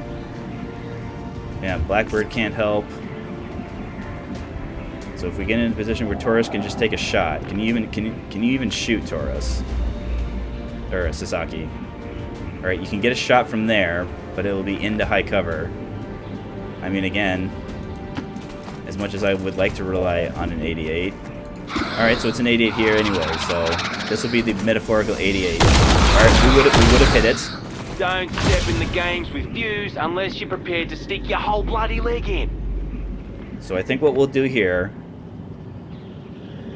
because Aquila has the grapple, we want to get to this as fast as possible because there are going to be reinforcements, and with us being as battle damaged as we are, I don't want to fight more enemies if I can avoid it. Ooh, Taurus, pick up that because you're no longer panicking. With a littering cord. Ammo here. I understand. Alright, there's our confirmation. No more enemies. So Tauros, move in position here. Blackbird. There's fine. Moving as ordered. Reload. Aquila's gonna stay Locked and here. loaded. I will let them past. Go in here. I'm going.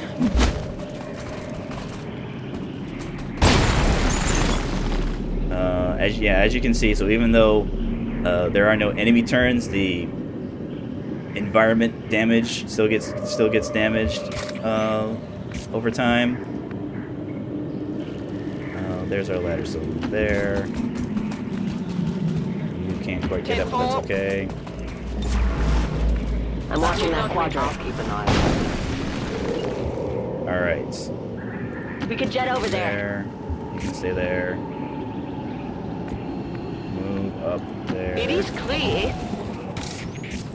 Move up there. Move that way. All right, next turn. Attacking here. Overwatch. The detonator's getting itchy. Reapers are always vigilant. All right, Aquila, please get the MacGuffin. It's a black site vial.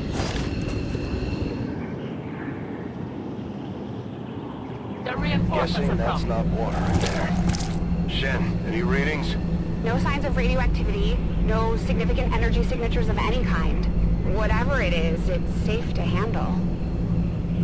I mean, that's hardly a ringing endorsement, Move Shen. to rendezvous at the extraction point.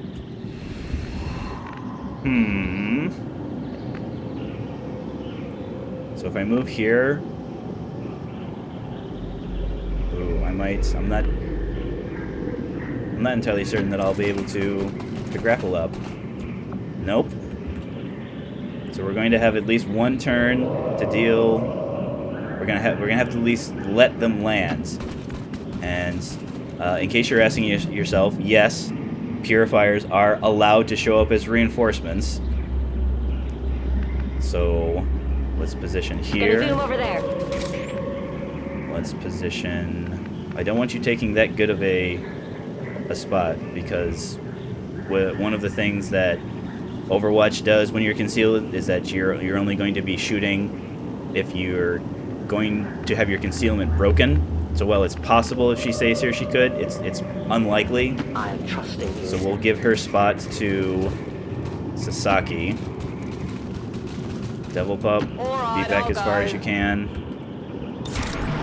I mean, we'll still Overwatch you just in case. Look in there. So Nothing this, escapes with them landing in these here, watchful gaze. I'm confident that if we see a purifier, we'll either eliminate it or we won't deplete all of its health. Scanning. Of course, then again, I mean, this might be the best thing that's ever happened or the worst thing that's ever happened. All right. Turns out there weren't any purifiers. I do see a captain, however, though. Target here. I mean, the captain will move first, so he's going to take all the Overwatch shots. Negative, Ghost Rider. That is not good. Like, maybe if we had damaged some of the other units first, I'd be willing to stick around. But, I'm not. So, Aquila, I mean, now you can use your grapple. I mean, I suppose the possibility exists. Let's think for just one moment here.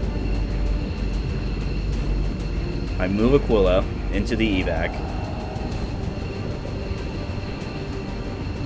Let's say here.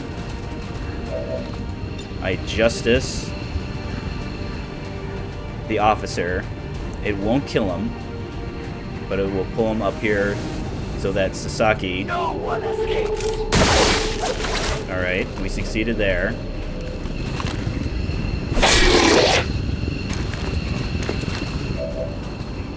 So you're evacable. You have a shot remaining. All right, so our Reaper would have to dash up. So again, hypothetical. We skulljack here. So what this is going to do, this is actually going to spawn a new enemy that we haven't seen yet. Our objective will then be updated to kill that enemy. I'm just trying to remember. So if I don't defeat it, I think I still have to skulljack an officer, because one of the things that this new enemy does is that it actually becomes part of the admin forces that they can show up on regular missions. So were I to do that, it'll spawn somewhere, and then it'll get like a little scamper move. I'd have 1 shot from Tauros. I wouldn't have any shots from Blackbird, because again, Blackbird's gonna have to get out. Yeah, so I don't think. So yes, I'd have 1 shot from Tauros. I'd have potentially 1 shot from Devil Pup. Yeah, so between those shots, I do not believe I would have enough damage to take out this new enemy in a single round. So we'll just finish off. We'll just finish off the captain. Okay, so I got 1. Let's then take some shots at the trooper. I don't think we'll have enough. Hey, maybe. Because now I can move Sasaki to the one space. Let's double check. Yes, I can in fact evac you, and it's even a 100. That kill was fan-bloody-tastic. Let's move. Oh, we don't have to dash, but again, you're not going to be able to shoot at anything anyways. So we'll just chalk this up as a successful campaign continuation. Returning this is Firebrand. Package is secure. Wings up. Because this will reduce our Everterra project, Firebrand is returning so that we're no longer getting our Doom counter. Mission accomplished, Commander. We just hit Advent where it hurts. This was a place no living human being was ever intended to see. Happy as I am to see it gone, something tells me the aliens won't take this lying down. Alright, so not every single person got injured, just most. That's still enough for an excellent rating. And again, the rating is kind of a nice little flavor thing. There are no rewards tied to mission ratings. It's not like getting flawless mission ratings get you resources or things like that. It's just kind of there to tell you, hey, you know what, XCOM? You did an excellent job. Aquila makes sense. All of that bonus damage on the Chosen. All of your shooting of twice. You didn't miss any shots. You got shot at a lot though. You're going to be out. You might actually not be ready by the time we can face the assassin again. Tauros, good job. Not the best, but again, we force our Grenadiers to take less than ideal shots because of their free stock. Blackbird, again, fantastic. Help damage. The kills do not factor into the, so they'll get kill experience for using remote start, but for whatever reason on this screen, again, this is added by a mod. It's like nice mission debriefing, I think is what it's called. For whatever reason, it doesn't count. It also doesn't counter in the damage, because it is, again, as far as this screen is concerned, she fired her primary weapon once. It dealt 3 points of damage. The 3 damage resulted in 1 unit dying. Moved a whole bunch of tiles. Sasaki, good work. I mean, we want Rangers to get promoted as soon as they can, so they can start using their real abilities. But again, your magnetic rifle got us our second execution. You had a bunch of high percentage shots because of the scope that was on it. And then Devil Pup, yes, kind of helping save the day. Yes, your shots weren't fantastic, but that's fine. You were here for your combat protocol, and you did in fact combat protocol. Advent officials announced an increase to this month's recruitment quotas. Citizens are encouraged to voluntarily visit their nearest recruitment center. Remember, only together can we build a better tomorrow. 84%. I mean, again, didn't really seem like 84 because you don't remember the boring regular shots. You only remember the important shots that you missed. Maybe the elders hoped that Some promotions, I believe. constant Yes, lots of jabbering promotions. would drive us to surrender without a fight. Okay, all thing considered, Only 5 days on Taurus. That's fine. Only 22 days on Aquila. Light wounds over here because I think that was from a grenade. I mean, it says gravely, but again, it's 5 days, so there's a range that you can get. It's not like it's always guaranteed to be 5 days. That there's a range you could roll, just like our weapons have a range. They can roll low, they can roll high. These recovery times have a range. So again, being almost entirely depleted of all of your HP, only 22 days. All right, so our first lieutenants. So our options are, I talked about heavy ordnance. So the grenade-only slot that grenadiers get, they now get a second use of that. So if we put a regular grenade in there, we get a second grenade. So we could potentially have 3 grenades. Or if we do something like our gas bomb, so even though we have just the 1 gas bomb, if we put that in the grenadier's slot, we'll get a second use of it. However, it has to compete with holo targeting. So probably the biggest thing with holo targeting is that it's hit or miss. So we're going to get plus 15 aim, so it's a flat. This enemy is 15% easier to hit, whether it's a hit or a miss. Now it is limited to direct shots. The grenadiers get a couple of abilities that involve directly shooting at. If I remember correctly, it does not count demolition. I think it has to be... Oh, no, that's heavy ordnance. You release the target multiple... Yeah, so they do have an ability that lets them target multiple units later in their tree, so that does not apply holo targeting, again, which is fine, because that would be incredibly amazing and powerful. And there are already a plethora, a surplus of amazing, powerful abilities that our XCOM units get. Directed light machine gun specific abilities. This I'm still going to take holo targeting, but I might have to look up whether or not demolition. I do not believe it does, because again, you're not targeting the units, you're targeting the unit's cover. But yeah, we're still taking holo targeting. Heavy ordnance is good. When we get the training center up, we're absolutely, and we have the ability points to spare, we're absolutely, this is something that we definitely want to get, because it ties into a bunch of their other demolitions tree abilities. But as of right now, this is kind of where our shooting issues kind of start getting resolved, because we already want to lead with our cannons, because they already shred, and then any tough enemies that we have started shredding, hit or miss, are getting a flat for the rest of the turn, 15% easier to hit. Aquila. Alright, so saturation fire. That's exactly the ability I was thinking of, because grenadiers get saturation fire in their tree. So full throttle. So if they do a situation where, so because we can shoot and then move, or we can throw a grenade and then move, if we happen to get any kills, we get a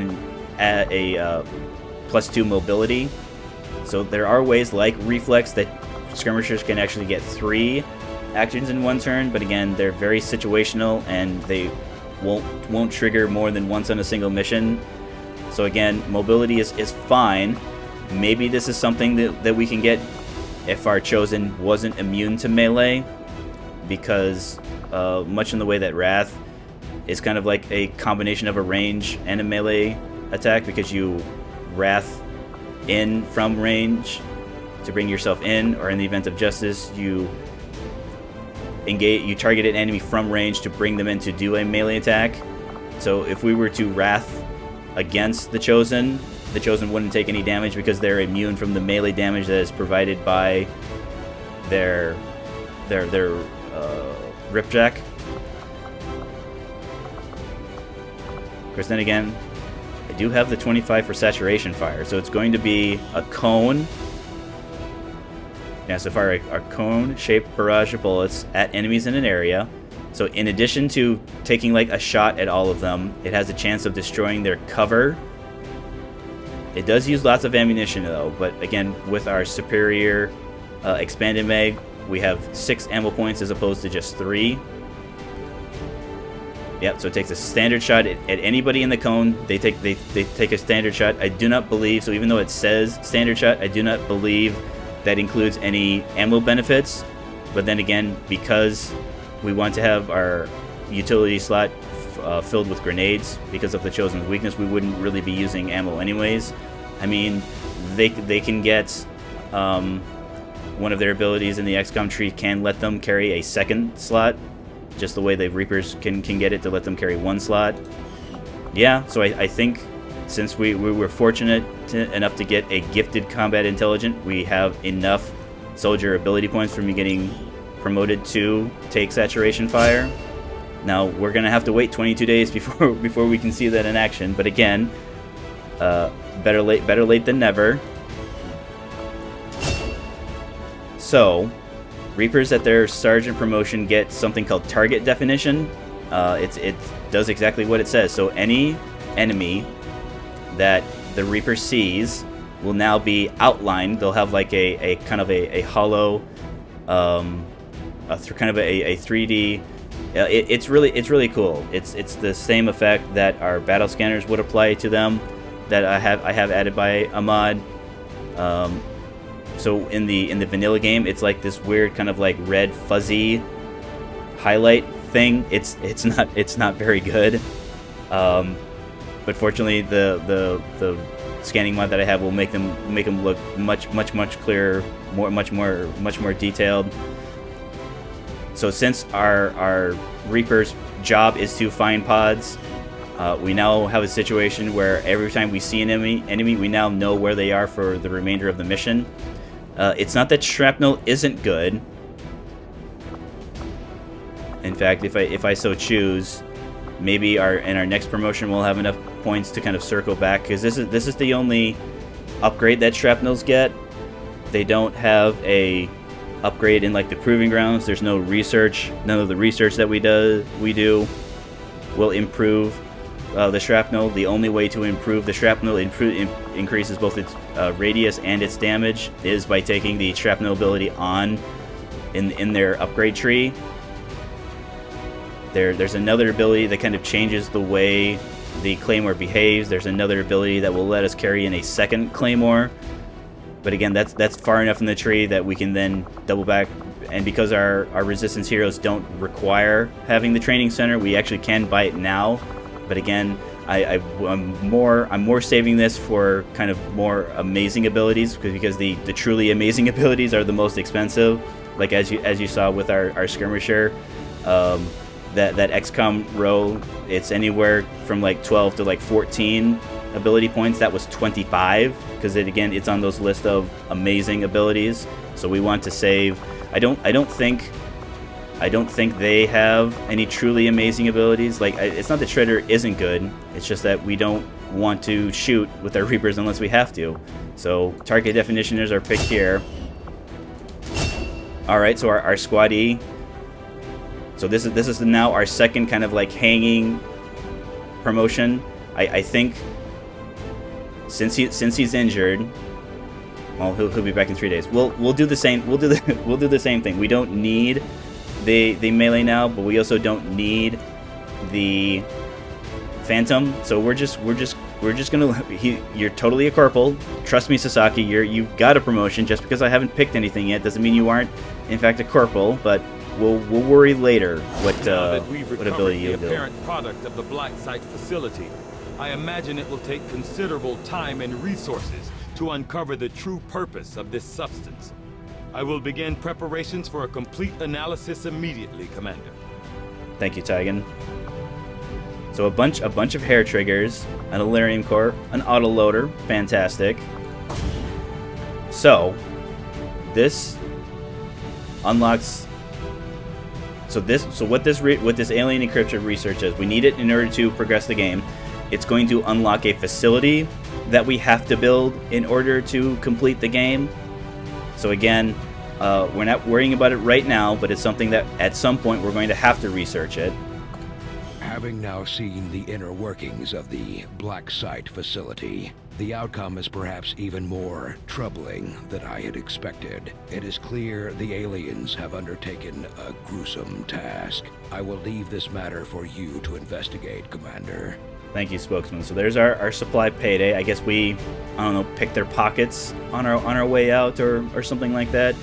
Avatar project progress reduced by 2. New objective added.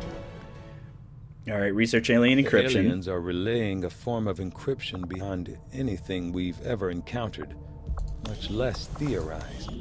We'll have to find a means of breaking the code, but I expect it will take some time. I mean, I guess I shouldn't be surprised. Getting beaten to within an inch of your life, yeah, is pretty stressful. So not only are you gone for 22 days, if we want to remove that trait, we're gonna have to wait another 10, huh? Well, we'll worry about that later. All right, so Gauss weapons probably before the end of the month. I mean, it's going to be close because one of the kind of strange quirks that XCOM 2 has. So while the Avenger is in transit while moving around, our research progress doesn't go down, but time passes. So things like our supply drop gets closer, our covert actions get closer. I guess I don't remember if construction takes place, but... An impressive effort, Commander. The destruction of their Black Site will no doubt slow the aliens' progress, but time is still short. Alright, we're not worrying about the soldier because we need our resistance column built as soon as possible. Because while, yes, I have the Skulljack and officer option, which will, when we complete that and then kill the the enemy that follows up with that, that also reduces it. I don't have any missions that reduce Avatar Project progress, so we need our resistance column as soon as possible. All right, so it looks like we're just going to get it by mere hours. The outcome of this research can only further our advances, Commander. All right, so mag cannon, which is an upgrade to the cannon, Gauss rifle, which is the upgrade to our sniper rifle, Temnotic is our upgrade on the Reaper side. The Helix rail cannon is the upgrade to the Spark, because the Spark, when we get our tier 3 cannons, we'll also get access to our tier 3 Spark weapon. And then it unlocks Illyrium, but we're going to have to do the mech breakdown first. Alright, alien encryption is inspired, huh? 5 days. I mean, I'm not going to be building the facility anytime soon. Yep, so requires both Illyrium crystals and the advanced mech breakdown. We have neither. So our options are 3 days on Lost.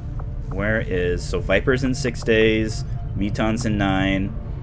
So I think because the mech breakdown is sooner, because the sooner we finish this research, this will then open up a new proving ground project. So we'll start These there. robotic units. Let's check Hello, our Commander. construction costs. So we definitely want the cannons. All right, so we can afford that, but again, that's almost all of our money and all of our alloys.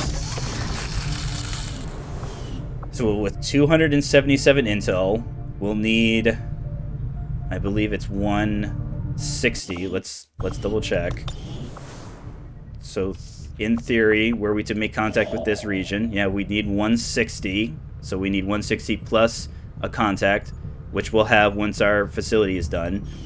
We'll then have to build a radio relay here because we won't have enough intel to make it here, because this will then go up to 240.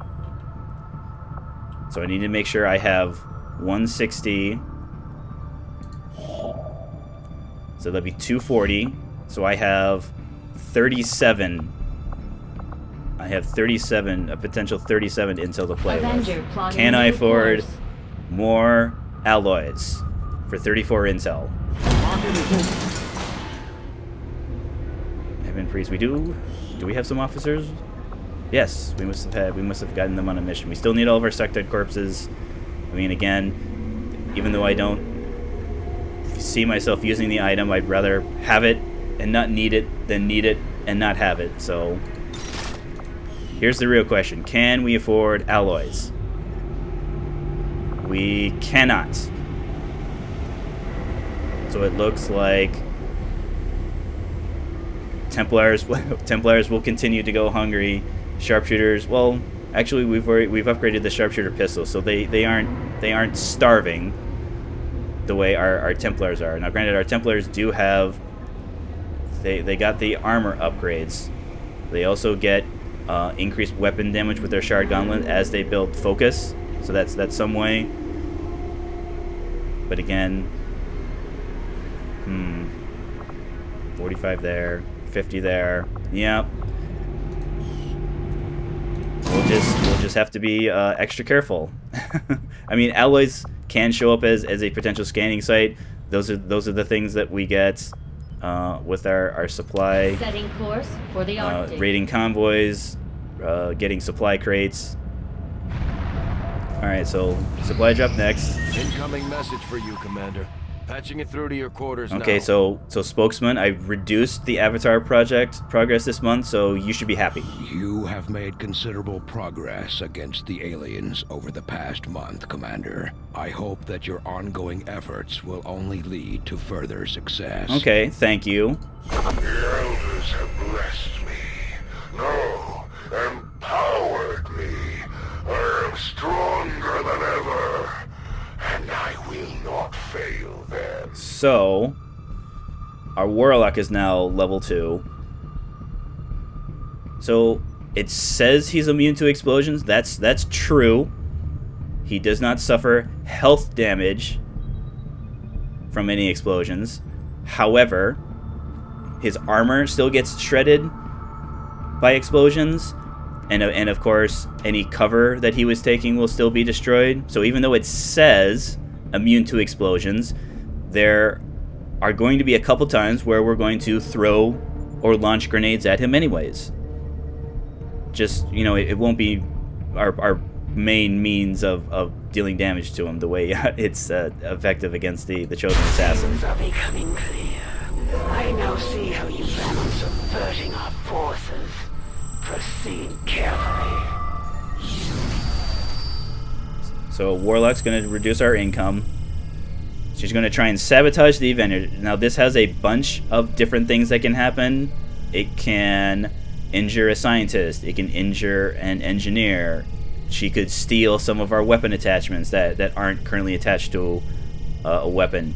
She can deplete all of the stuff that we have available for purchase in the black markets. She can give our soldiers some negative traits that will make them panic if they see the Chosen. So there's a very wide variety of things that the Chosen can do to sabotage us. All right, we still want to try and counter Undying Loyalty, because again, that's something that will just flat out increase the number of enemies that we have to face. Return Fire, again. It's not that this isn't scary. It's just that it's only officers and priests. It's only on shots that we miss, and if we shoot them and we eliminate them, they'll be too dead to fire back at us. So, and then, I mean, we have technically enough to reveal the hidden events, because this will be the second chance we will have to counter the hidden event. So if we don't counter it here, we'll have to worry about it. So, new facility. So this month we'll have yet another facility, which will increase our Avatar project progress. No retaliation strike till the mid of next pay period. So, as much as I want to bring weak points back in, we've got tactical analysis. So from now on, if we on our XCOM turn reveal any Advent units, any units that are still alive when they get their turn, they will only have one action as opposed to two. So they won't be able to move and shoot. They can only move or they can only shoot. It effectively halves their turn. Now, granted, any further turns that they get, they'll go back to having 2 actions. But the first time we reveal them on our turn, they will only get 1 action point, and then we're definitely keeping Infiltrate, because Infiltrate will. I mean, there's a faction card that just gives you away flat. You get 2 more turns, which is also very good. But the fact that making our turn timer not even starting until we break concealment will get us, I'd say at the very least, it's at least 2 turns, probably more like 2 to 4, maybe even more depending on what kind of mission it is. All right, here's... Our influence with the Resistance factions has motivated them to share some new information on the Chosen. So we do have a lieutenant available. However, there is a chance at ambush, and what an ambush does is it creates kind of like a new mission where any of the soldiers that we send out on them it'll be in the abandons map type, so they'll be lost. There'll be some advent there, not a lot. The advent that are there will be less strong than the force level indicates. So it is possible that regular boring troopers could show up on there, but again, even the further we get into the campaign, even then they'll drop off. So I can negate the ambush here. This gets me a promotion, so I'm actually leaning towards this. So it's 14 days. So if we send, all right, here's the plan. We send Emily. Emily, being a lieutenant, will then be promoted to captain, which will then give us the captain that we need for our second squad side upgrade. So in 14 days, we can pencil it in, we can write it down, we can whip out our Google Calendar and write down in 14 days we will have a captain. I mean, plus it works out nice that Aquila is gone for 16 days, so Taurus, we want Taurus to be available to go out with Aquila anyways. Now granted, there's a chance that Taurus could be the one that gets injured, but again, that's fine. So we have a squatty grenadier we could send. We have a squatty sharpshooter, so let's send Nicholas. And what do we want? What are our other squatties? I mean, I guess we could technically send Samdarshi, since we don't need a ranger right now. Yeah, I'd rather bring Irina on a mission to get their promotion. So yeah, Samdarshi. All right, mark it down. Make a mental note or an actual note. In 14 days, we're guaranteed to have a captain. Oh yeah, and we'll increase influence with our Templar friends. I mean, that's why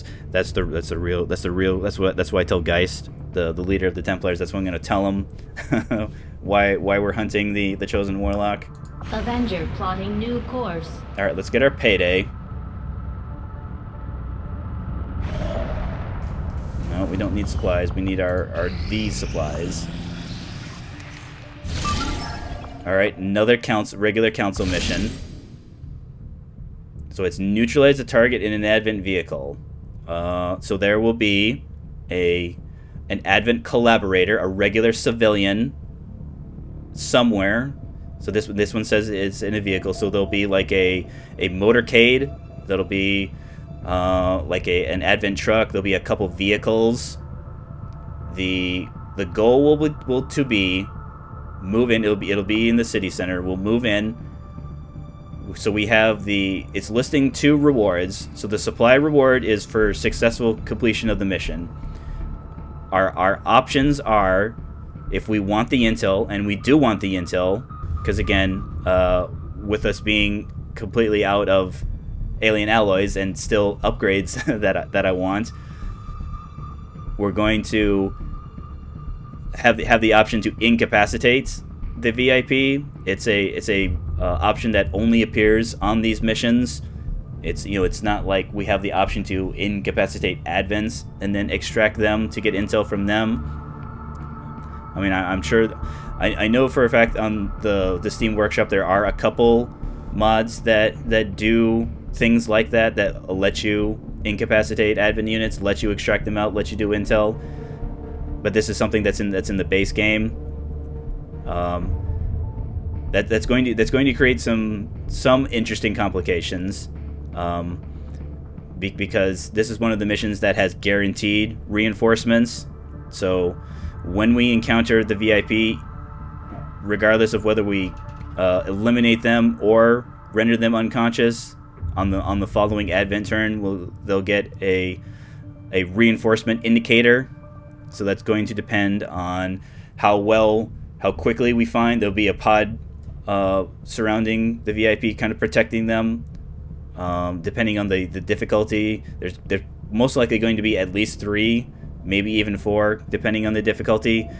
So since we recently saw the assassin, we don't have to worry about the assassin. Setting course for the Arctic territories. Commander Tygan and Shen aren't going to be happy if we don't put the Skulljack to good use. We should have one of our soldiers equip it before they deploy.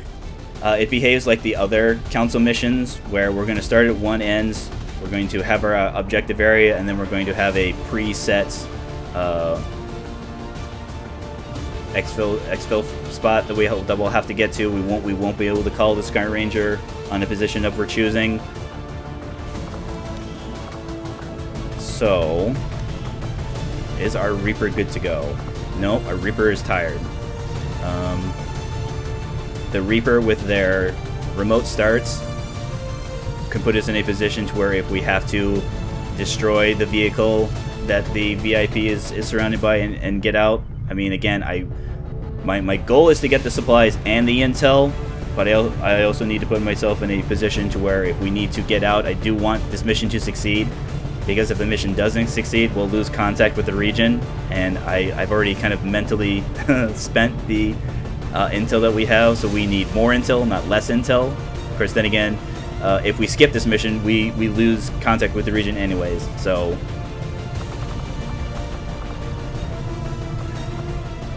Alright, with it being a city center, lots of buildings, which means lots of height advantage. Is my Spark? Alright, Spark, you're ready to go. Unfortunately, I'm just going to go here and stare and kind of lament the fact that I don't have any alloys to upgrade your weapons or your armor. But again, that's fine. You get shredding for free. You get a free rocket launcher because we got... That's right, we got you your second promotion. So Rainmaker is going to make... I mean, I guess worst case scenario, that can be our plan. If we have to get out as fast as possible, we just fire our rocket launcher at the poor defenseless VIP, because they have, I believe it's 3 hit points. It's either 3 or 5, so a low enough to where a single action should be able to deplete them of all of their HP, if we so choose. Again, the goal is to incapacitate them and then carry them out, which our Spark won't be able to do. Not only can the Spark not knock them out, it can't. Spark units aren't allowed to carry units, even if it's our other soldiers. Golden Lotus, as much as I want to bring you... No. What are my Grenadier options? So it's literally just Darius, huh?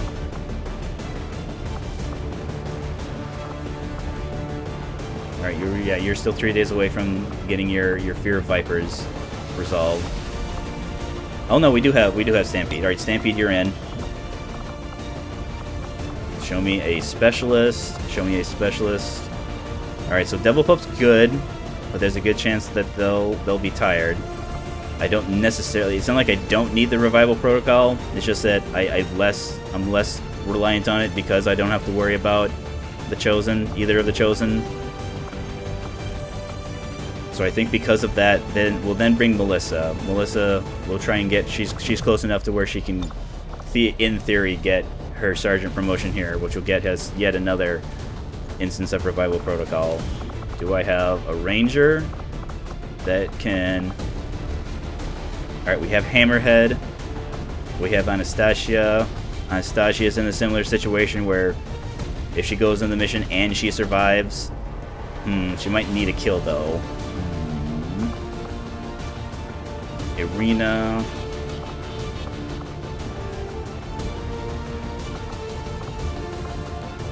I'm just concerned because I'm certain that they're...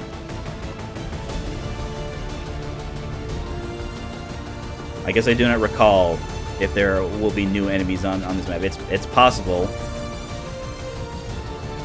It's just why I'm hesitant to bring the sharpshooters, because they still have their conventional sniper rifle. Yes, they have the magnetic tier of pistols. So I guess maybe I could bring horseshoes, kind of like a compromise.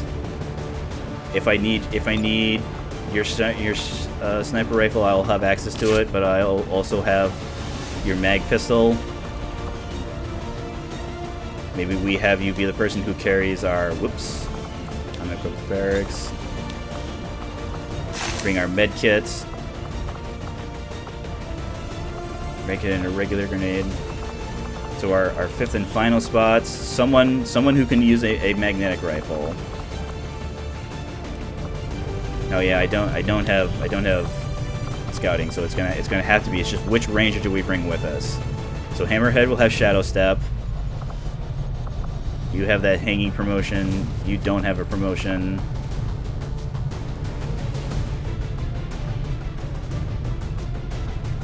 I mean, if I bring Anastasia, do I at least have bond opportunities? No. We could bond you with Stampede.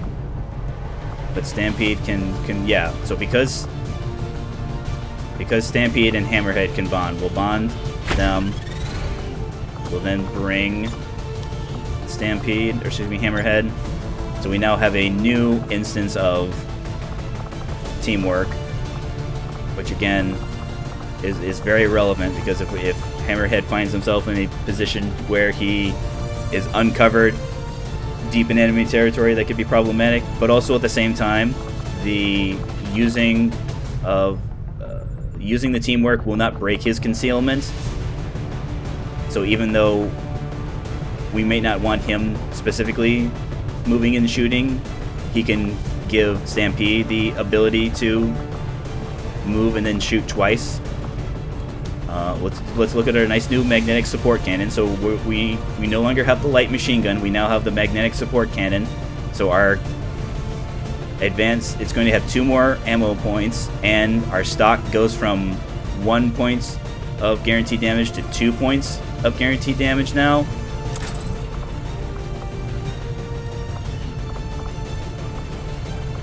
So kind of my protocol there.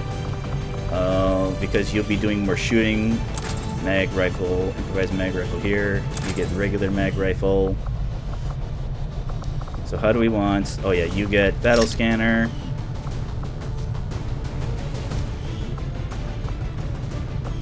I mean, as long as I have that option, this is not the best mission to do it on the Skulljack on, because we have a turn timer.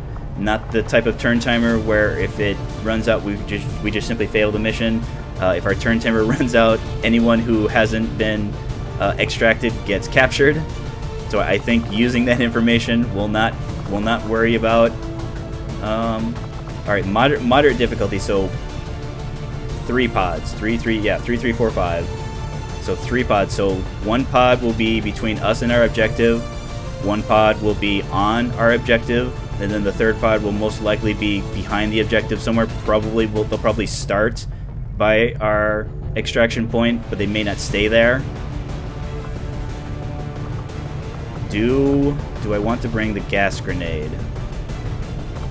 So if I bring the gas grenade, that probably means no flashbang. So I'd rather have a flashbang.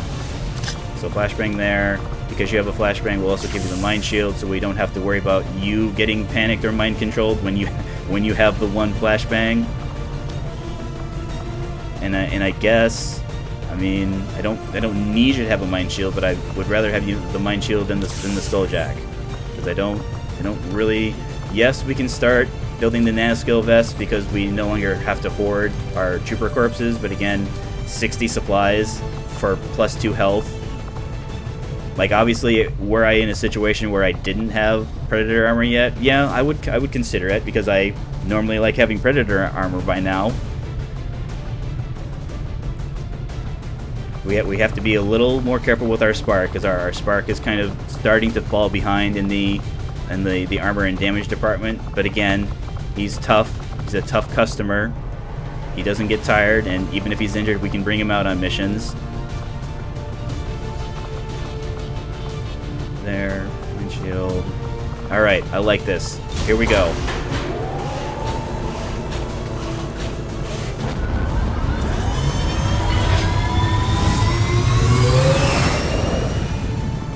Sky Ranger deploy. In position for deployment. So if we get that intel, not only will we have the supplies to pay for more weapon upgrades, we'll actually be able to get the alloys that we need.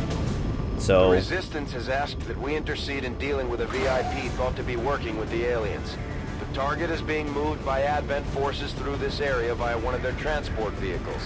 Capture the VIP if possible. Engage as needed. Don't let the alien forces stand in your way. Operation Doom Mother. I'd like to think we, as XCOM, are the Doom Mother, not the target in the vehicle. We claim the title of Doom Mother. So I'd like no pressure, guys, but I would like this mission to go well. I would like. Confirmed. Move to engage. Eliminate all hostile contacts. I'm the commander, and the commander would really like those supplies and intel. Simple as that. All right, where is our? There's Hammerhead.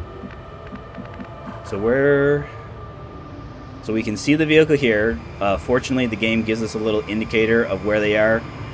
So even though they have this indicator here, they never move. I've never seen the VIP kind of move on their own. There are other ways that we can make the VIP move.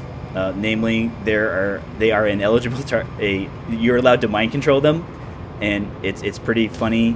Because you can mind control them, you can then have them walk themselves to the extract point and have them extract themselves kind of voluntarily, so to speak.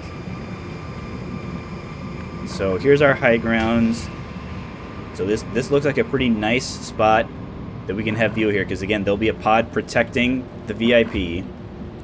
So let's see if we can get eyes there. We don't see anything there. Let's move over here. So we do have 12 turns, but again, our turn timer will not start counting down until we lose our concealments. Sharpshooter, where's that ladder? It's over there, so move Moving up. in here. And then I could move...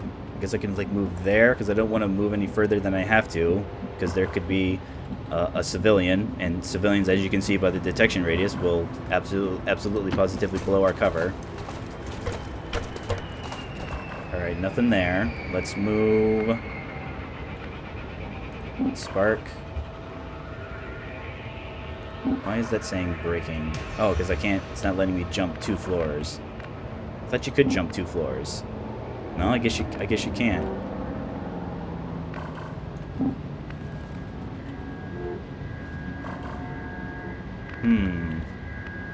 Alright, just move up there.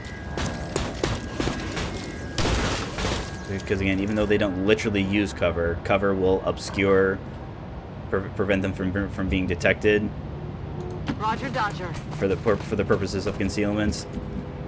And then Melissa, just Moving move to up there. designated position.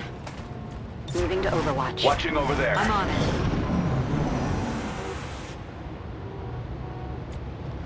Nothing, huh? I mean, that's not necessarily a bad thing.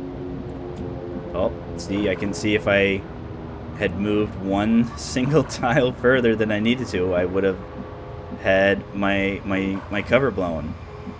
So, yeah, one single tile. So I can blue move up there. Let's pick there. I'm going over here. Alright, nothing. No Advent, no nobody up here. Let's move around the corner here. All right, we saw briefly one of the new enemies that I was concerned that I was going to see.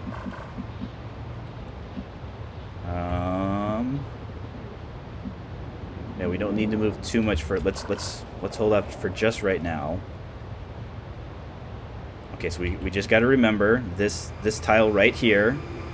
All right, we're not moving over that one tile.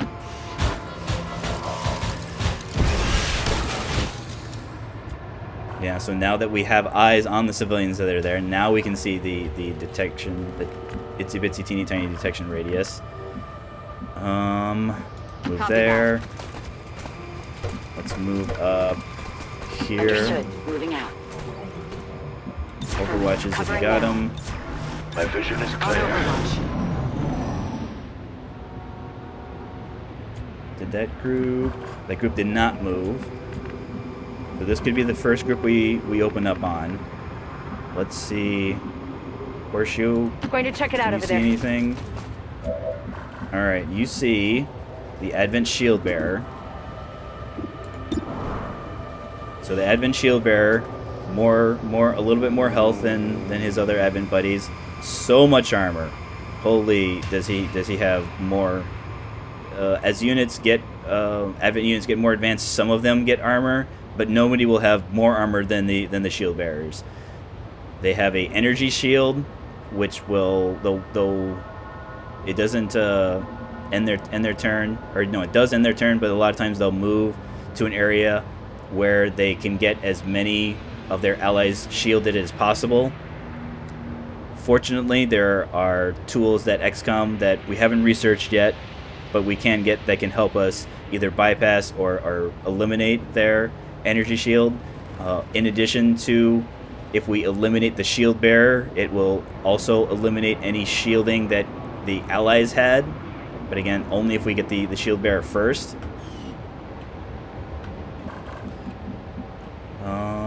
Okay, that's covered. That maybe our spark could move to. Or do I want to move him here? Do I see anything? I see nothing from there, but I also see nothing from there. So let's just move up here.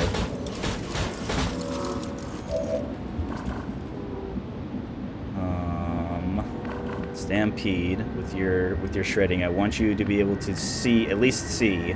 I don't know if we'll open up on the shield bearer, but you're the person that I want to be taking the shooting if we want to. Fortunately, when it comes to pathing, like as you can see here, so because we know that this is a detection screen, the game will only path you through tiles like this that will break your concealments, unless that's the only way to get there.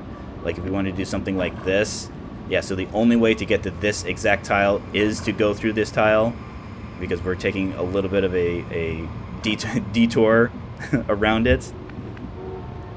Okay. One of the things that we appreciate when the developers feel sorry for us poor little XCOM. Now again, we're getting better, but we still got a ways to go. Overwatch. Yeah, this will be your pistol Overwatch.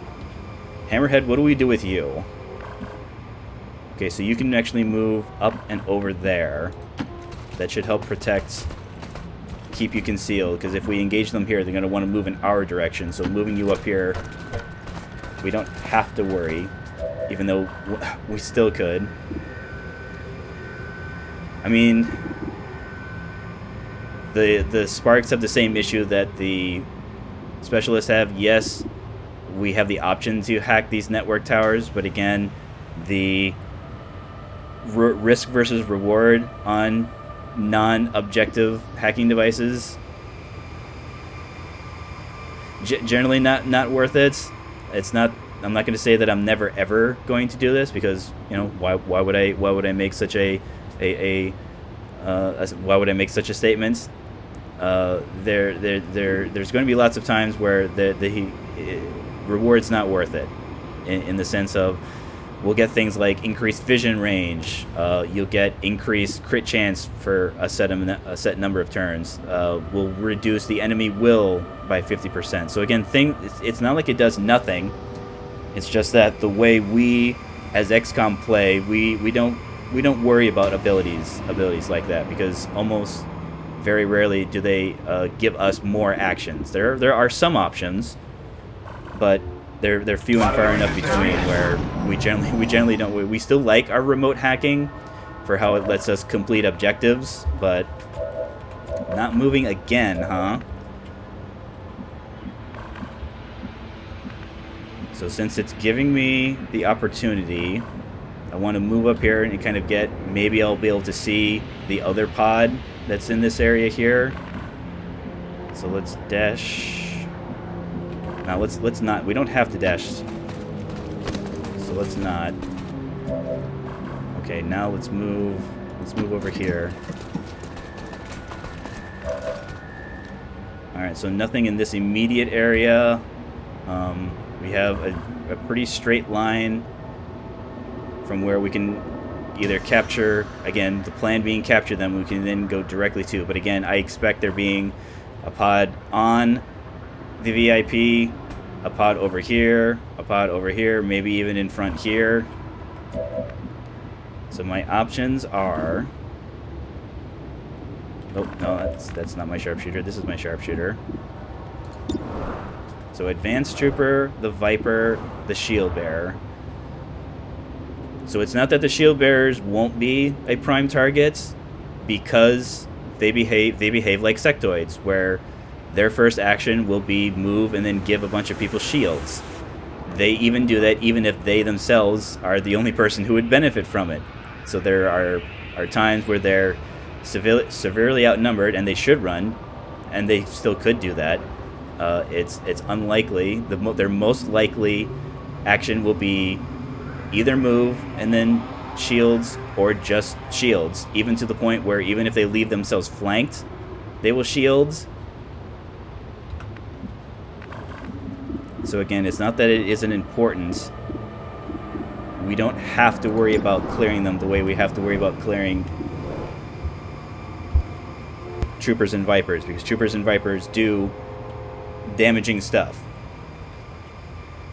The issue is, yes, this is a 100, so I don't have to worry about dodge. My guess is the Viper should still be the pod leader, so he'll want this high cover here, maybe this side. I don't think he'll have the mobility to get over. I mean, maybe he could get back in over here, but again, I have pretty clear sights of all of that stuff. I have grenades that can blow up basically any of the cover here. So I'm thinking,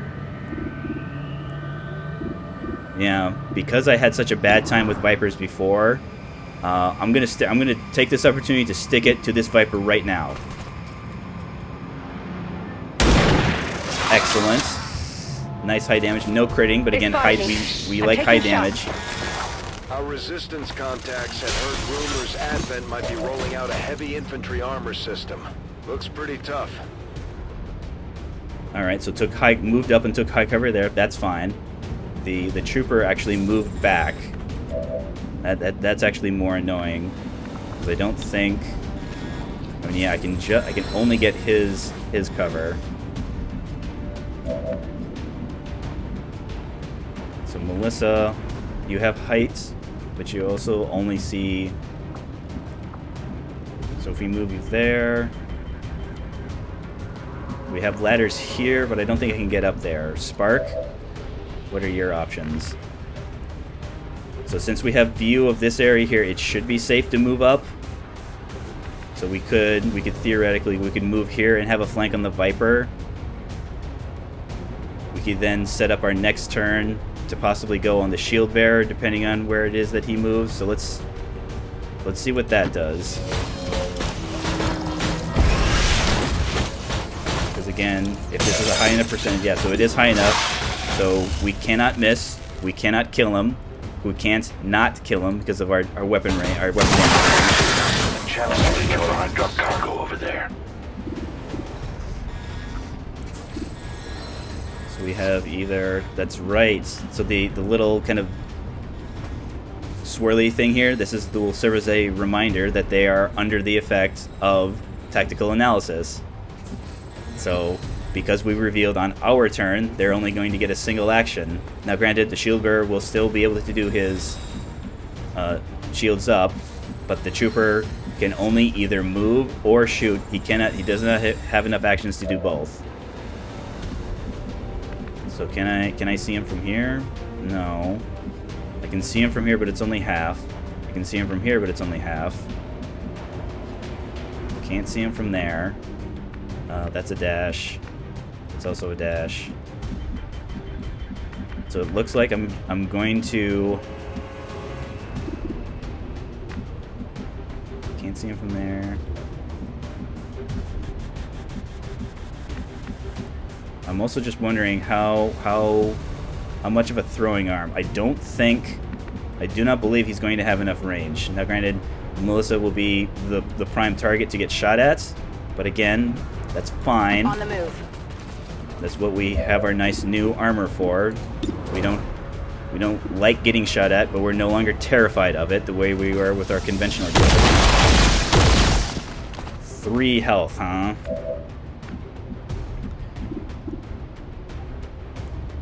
I mean, I guess I damaged his cover enough so that my shot's better.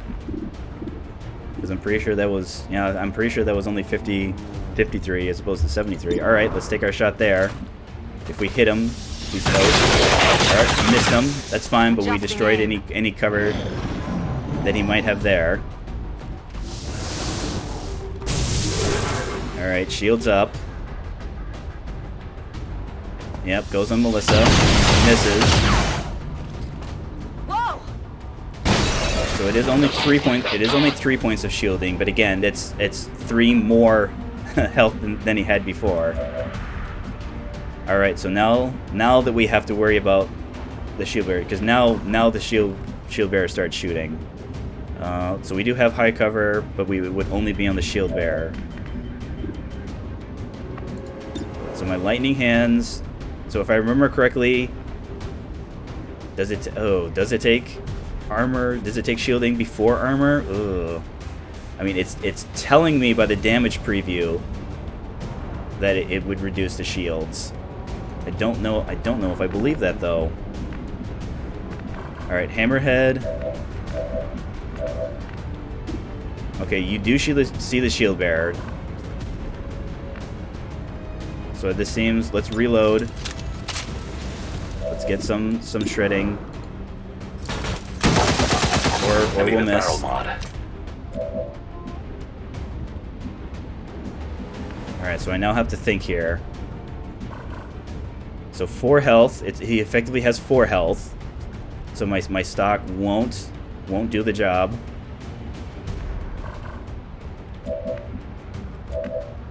One of my sniper rifle.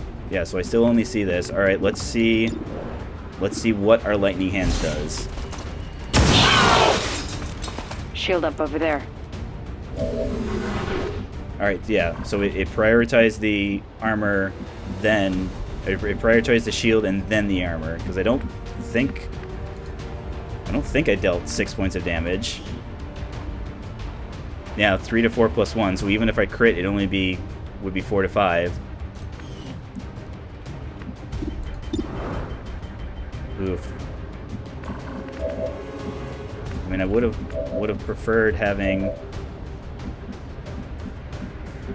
That's one of the other things that Combat Protocol does. Combat Protocol bypasses shields, so it would be as though he didn't have the 3 points of health. So it bypasses shields, it bypasses armor. It does it all. And when we get our gremlins upgraded, it will deal even more damage. Do I want to use a grenade here? I could use Horseshoe's grenade. Could I move Horseshoe here and not worry about being shot back? That might put you in range of the trooper's grenade, because he would want to grenade this area because he would get both of us, both the spark and Horseshoe. I don't want to drop down because yeah, the positioning isn't any better. There's also no guarantee that the grenade would destroy the cover that he's on. So I'd just be getting a single point of shredding, which I don't know is going to get the job done. Yeah, same thing with him being at effectively 4 health. The grenade is unlikely. The most likely damage roll is 3 damage, not 4.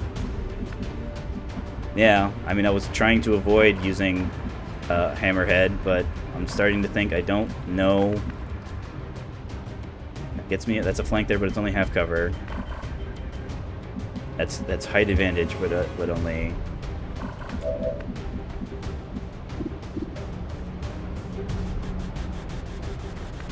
I mean, I suppose I could put myself in a situation where I could try and make the shield bearer retreat, but again, that's not a guarantee. It's only a chance for if they're alone. I think they might have to be injured. No, I've had plenty of times where a full health won. So it's something that's completely up to this specific Advent shield bearer whether or not he wants to retreat. So you only see. This also isn't the best, like, disorient. So not only do they like doing the shield, they'll even doing the shield doesn't. They don't lose that ability if they're disorientated.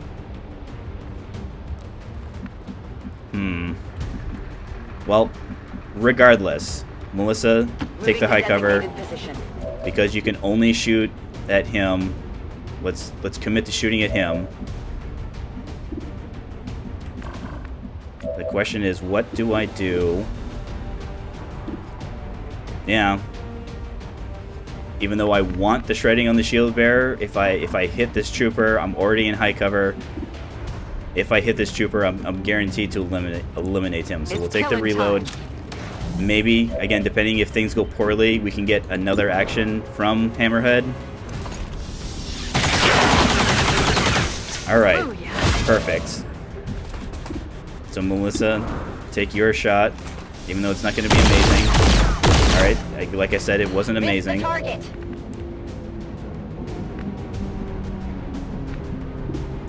71, but it'll only be.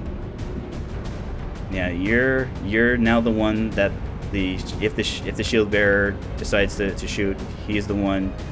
He doesn't. They also don't have grenades, so we don't have to worry about grouping up. So let's actually move him. Let's move Horseshoe up. I'm just saying, I don't think I'll throw it this turn. So if he moves back here, I might be able to get a grenade. But if he moves underneath us, or basically anywhere. Magazine here.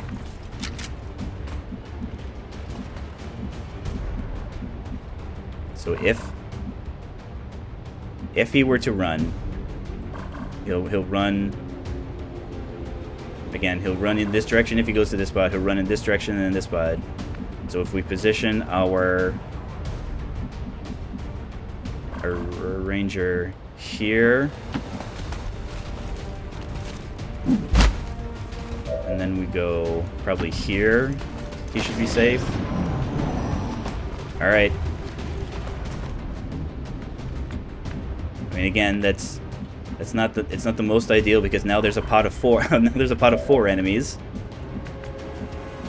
So we're down to 10 turns, huh?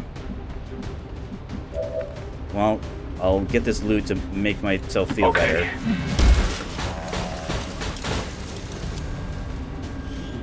All right, Elarium core. I have materials. How far? Move here. So there's our shield bearer. So it looks like he's retreating to this group. Unfortunately, we cannot see him there. We're also having all this area on fire.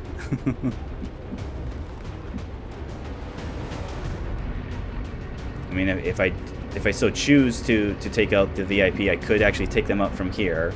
But again, I don't want to trigger more enemies right this second. So move up as far as you can, Hammerhead. All right, so shield bearer, trooper. So all right, so we're now seeing advanced officers. So advanced officers, 13 health, 75 aim, 6 to 7 damage.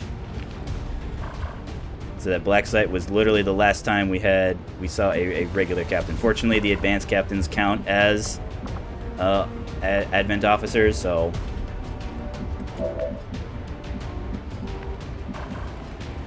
Alright, so we see them from here, so we don't want to move up there.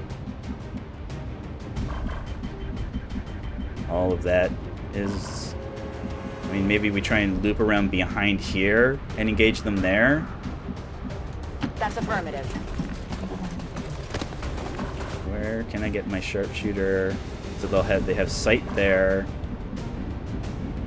Maybe I pull you over in this direction. Maybe I can get you there without activating them. Tesseract. I guess just move there in case I don't want to worry about the thing falling there. Because it'd be really silly for you to fall 2 stories and take 4 points of damage, because armor doesn't protect you from fall damage. Good copy. Moving on target. Even though he has an armor pip, he'd still take 4 damage from falling 2 stories. Oh yeah. Reload. Alright, so they now have 2 shield bearers. Now, fortunately, only the one... They only have 1 charge of their shields up. But then again, there's a second shield bearer that will, in fact...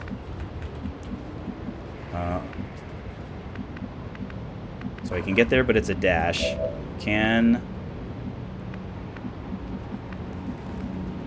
This group also shouldn't patrol. I mean, they can patrol, but I don't think they will, because they're considered, like, alerted, because one of their buddies ran to them and was like, hey, XCOM is coming.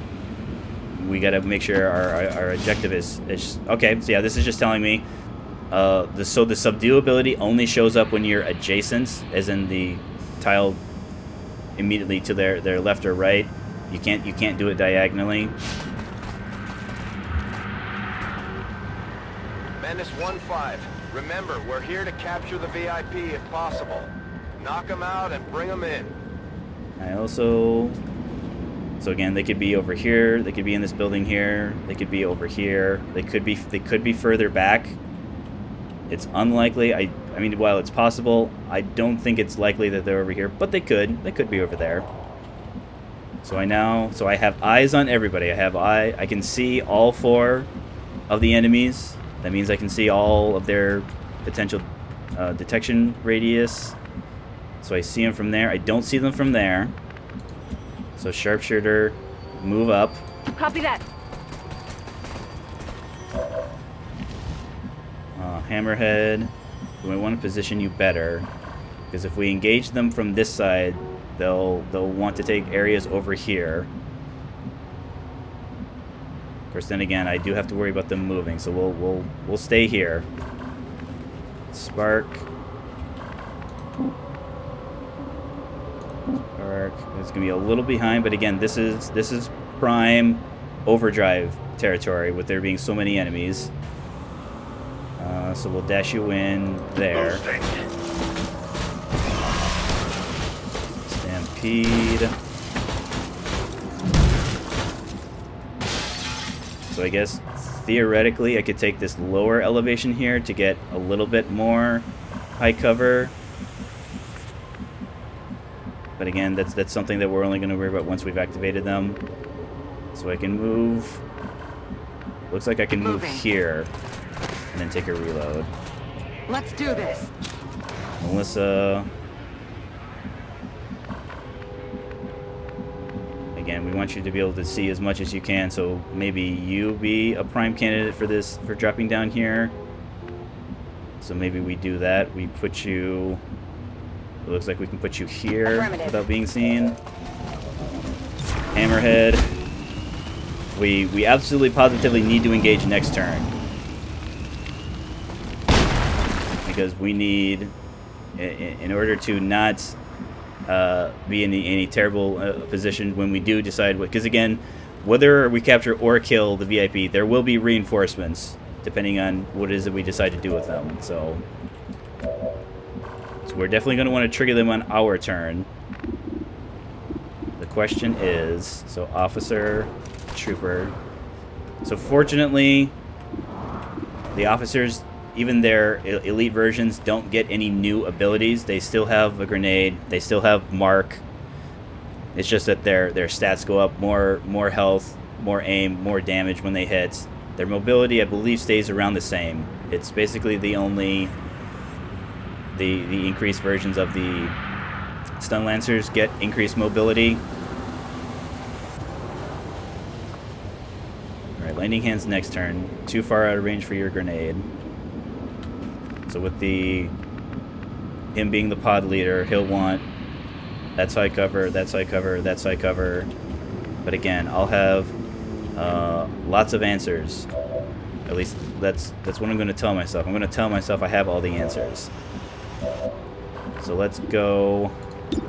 I mean, again, with the officer having so many people supporting him, we want to take him out because we don't want him marking units. Because if there are lots of units around, they're going to be they're going to have a better time shooting at us. So, officer.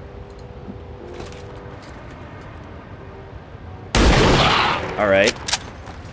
Good, nice middle of the road damage.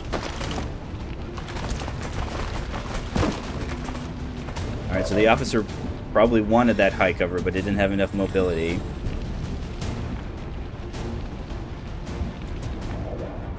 So our spark, we're definitely overdriving. It's just a matter of, do we want to shoot and then rocket launcher, or maybe we just shoot. So from here, who do you not see? You don't see the shield bearer that's down there. So here you see nothing. Here you just see the officer.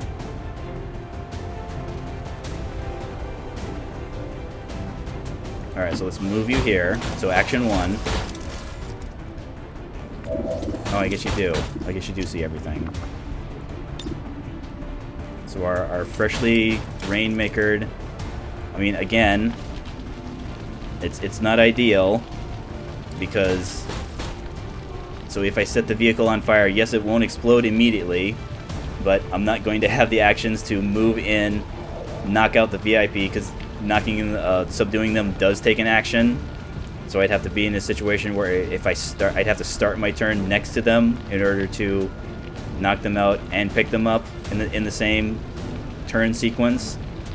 But then again... This would damage, this would damage a lot. So, as much as I like that intel, I don't need it so bad to where I'm willing to sacrifice the health and safety of my units. So, fire the rocket launcher.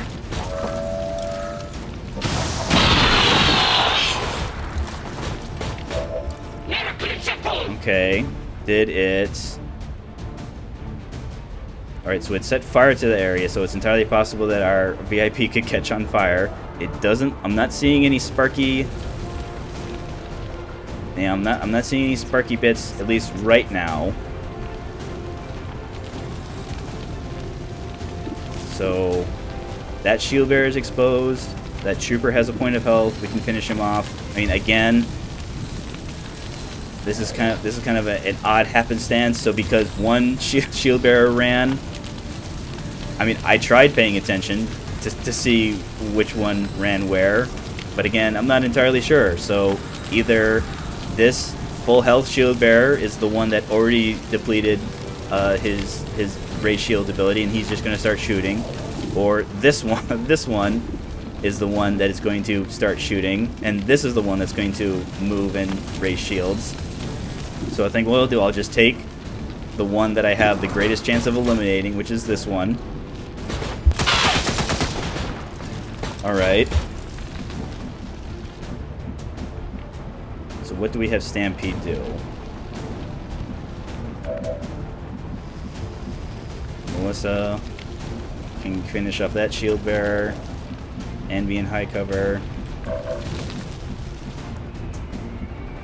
So Hammerhead, what could you do? Hammerhead could move and flank on the full health one, but also have a flank on the 1 health shield bearer. You could move, have a flank on the 2 low health ones. So let's move here, see if we uncover any new enemies. We don't. So our options could be, we could use our teamwork to give us 2 stock guaranteed stock shots with Stampede. So Stampede would move, shoot at one, get our second action, shoot at the other. It would just then leave this shield bearer, with no way of knowing if that's the shield bearer that will shoot. Now, granted, they'll have just the one action, so they'll either just do their shield or they'll shoot, depending on which version they are. So who is it they would shoot? I mean, everyone up here is going to be in low cover. I mean, maybe they'll shoot at the spark then, because they can see the spark, and the spark might be easier to hit because he's only getting his 15% defense is less than the 20% defense that our sharpshooter is getting from cover. I mean, again, I don't want to have to do that. Oh, unfortunately, you don't actually see the advanced trooper from here. Alright, Melissa, what do you see? Alright, Melissa sees the two that I want here. So let's do that. Let's shoot at... Yeah, we'll shoot at the one that Stampede wouldn't be able to see. Alright, got him. Enemy eliminated. Let's then move... Let's move Stampede here. Yes, Commander. So because of our stock's guaranteed to take out this shield bearer. Just the issue is we don't know if this is the shield bearer we wanted to eliminate first or not. So our options are give Hammerhead give Stampede another shot, get some shredding in on this. But again, I'll just have to accept the fact that either he'll do his shield, which is the outcome that I want,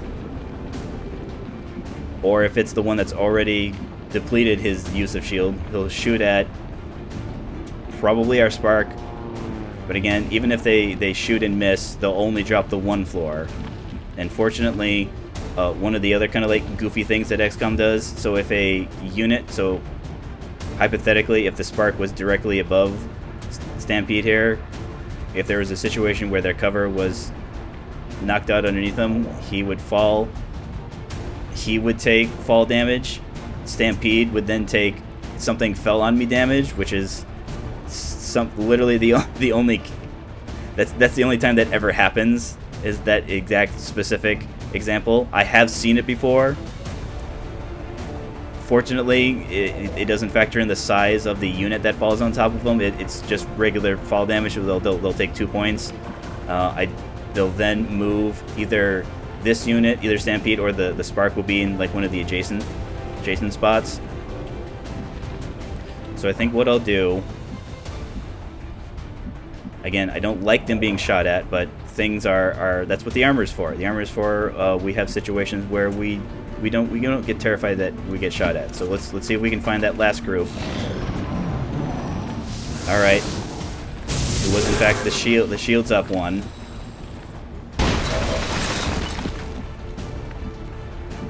Oh, the vehicle still isn't on fire, eh? All right. So since I want to leave the teamwork available in case I need it, let's use our first battle scanner. Let's go in this direction.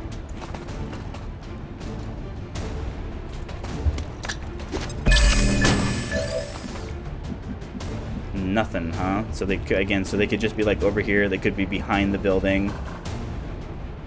Again, I think since I moved up here, I don't think they'll be in the corner here. Again, it's possible. I just think it's most likely that they're over here, over here, over here. I mean, I think I threw it further enough that if they were up here, I'd see them if they were up here.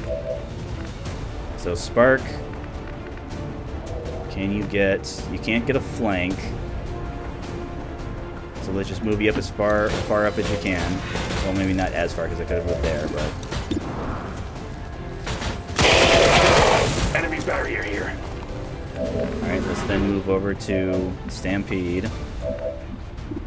Stampede, take a reload and shoot at him. Possibly shred more armor. Doesn't shred any armor. Can't kill him if you don't hit him. And as you can see there, so the armor does help protect against stock damage. But again, XCOM has a rule that says any time a unit takes damage, they're always going to take at least 1 damage. I mean, I need the damage bad enough, so we're going to, yeah, even though it's a pretty lousy shot, we'll use our lightning hands. It's probably not going to do a ton of damage. All right, we Shield rolled up high. over there. Let's then dig in with the sniper rifle. Okay. The shield bearer is doing the work. Alright, we are gonna have to move Melissa, but Melissa, so if we move you here, you can get flanked on this side. If we move you here, he could move and flank you on that side. So I can move back here. No flank there. Yeah, so with him being at 3 health, while it'd be super cool to be able to finish him off with the protocol, unfortunately we can't take the cover here because the civilians are otherwise occupying that high cover. Here.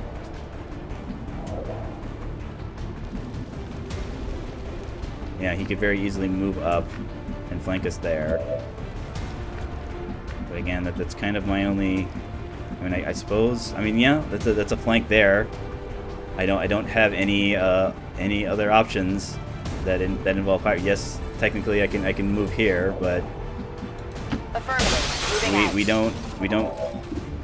All right, it's at 100. That's what I was hoping. Okay. Hostiles pacified. So the search for the final pod continues.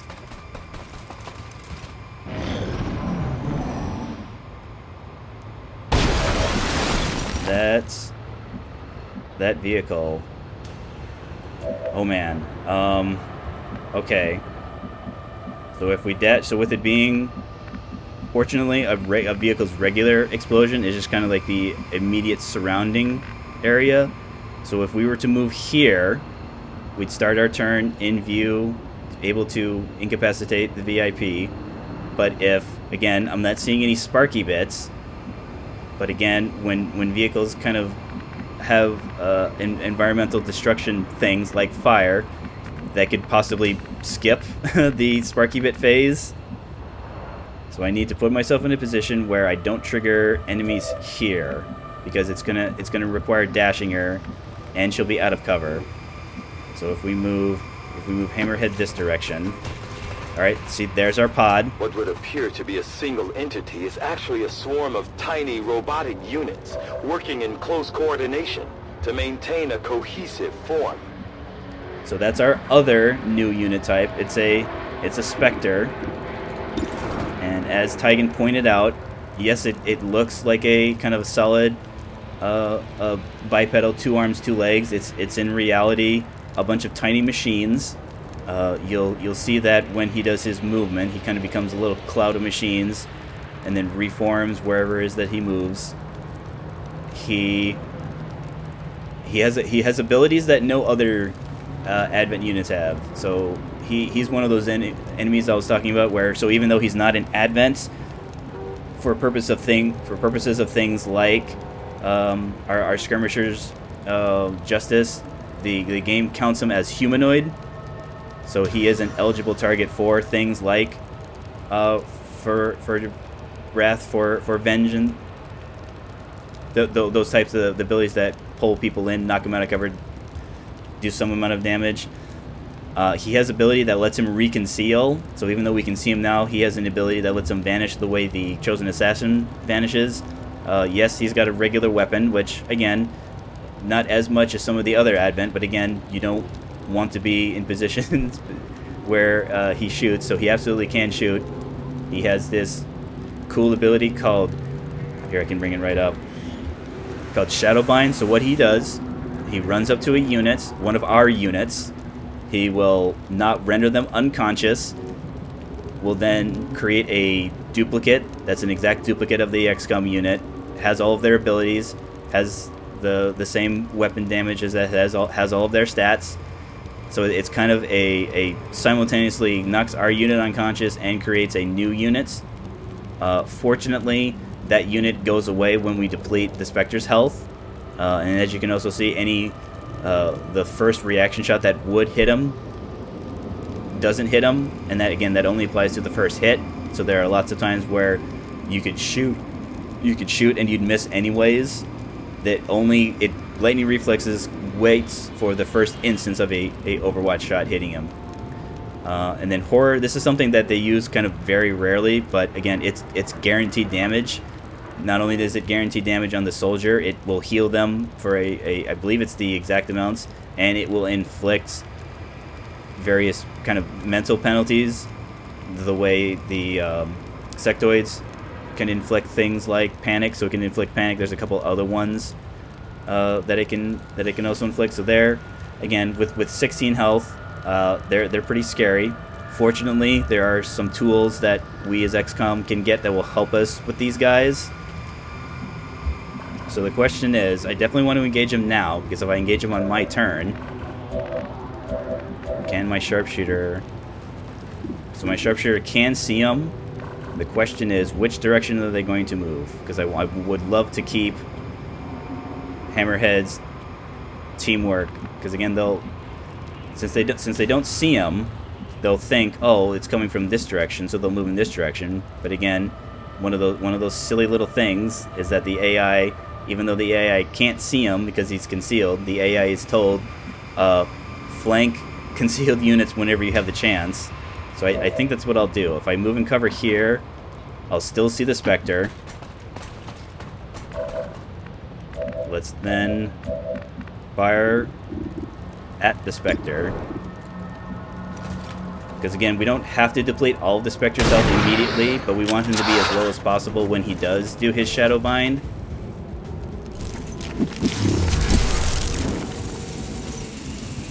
Alright, with him being the pod leader, he took the high cover. Let's then try and destroy his high cover.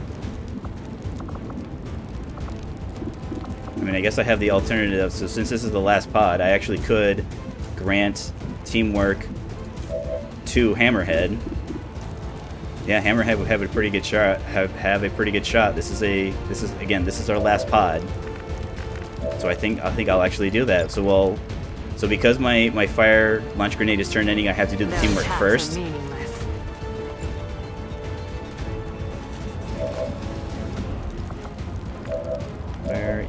There you are, Stampede. So just get the best grenade you possibly can. So it looks like that one gets everyone. I don't know how much cover it's going to destroy, but at least it'll deal damage to everybody.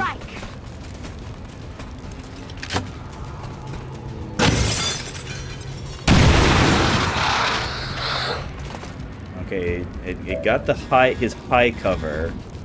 So his high cover is now low cover. Melissa, you see nothing, but if you move there, you'll see the Spectre. You've got a flank in the sectoid. The problem is, I'm concerned. So if we don't get the Spectre will then. So the Spectre gets to do the dash. So if he gets a unit that he has to dash to, he can still do a Shadow Bind. In addition, the Shadow Bind gives him a movement only points, so he could dash in, Shadow Bind somebody, and still have movement to kind of reposition himself, because again, he can only do it to units that are adjacent. So unlike Stun Lancers, he just doesn't stand there and let himself be flanked. He has the opportunity to move back into cover. Can't move up there just yet. Yeah, no area of effects either on the Spectre, so we don't have to worry about grouping up. So maybe let's put ourselves into a position to where maybe the Spark can take this high cover if we need, or this height advantage if we need to. So move here. Yep, take your shot on the Spectre. I need a battle mod. Melissa. Alright, so you'll only be seen... Yeah, you can only see the Spectre. Headed there now. And I guess and the sectoid that we lost sight of, but that's fine. I mean 82's fine. All right, they also have some dodge to them. So 5 to 7. 5 to 7. Well, I went to all this effort just to give him an action, so I'm not gonna not take the action. So we'll just take the highest percentage shot. Cool. I mean, he does have a mind shield, so it's protecting him from any mind spin. It won't protect him. Really? That's not what I expected at all. I mean, yeah, he's allowed to shoot. I was expecting him to go in. See, I warned. I'm not a complete fool. I'm only a fool sometimes. So even though we didn't have the sparky bits from the vehicle exploded anyways. Now granted, my plan to move in and incapacitate and carry him out wouldn't have worked anyways, because we would have dashed up, and at the start of our turn the vehicle that the VIP was on would have exploded anyways.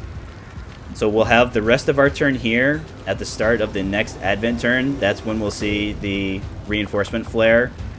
So again, while we have the time here, we're going to want to take out these guys, and then maybe we might even have to fight some more, because we're still, you know, we're close, but we're not as close. Okay, so since this vehicle is already blown up, I don't have to worry about it blowing up again. Have to reload, huh? Well, I don't want to move. I don't want to move further away. All right, unfortunately, Spark is far enough away. So fortunately, so the Spark has enough. We have enough turn timers left that we can get our second use of overdrive. So that's a very real possibility that we might have to overdrive just to get our Spark close enough to the evac. So it'll be a second 80. Do we want to move and then shoot though? So we have guaranteed stock damage here. But again, we need to start moving in the direction. Yes, it's nice to take the highest percentage shots, but we need to be moving in the direction of our exfil. So even though Stampede, this is only half cover, it's the direction that we want to go. I mean, if you hit him, you'll kill him, I think. Yeah, I guess I forgot about dodge, but that's okay. Melissa. All right, I don't think there's any cover on that side. So you could be, if he Sector could move and then flank you from there. So move there. Take your. Oh yeah, I'm just remembering. I completely forgot about the zombie. So I move you there. I'd have a grenade. I move you there. I'd have the grenade.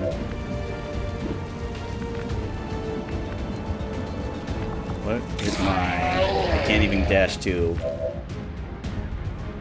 Yep, this might be a type of thing where we just disorientate him, and then we move close. We move closer, because that will disorient. The flashbang will get rid of the side zombie. Because I'm still out of. Yeah, he's at 7.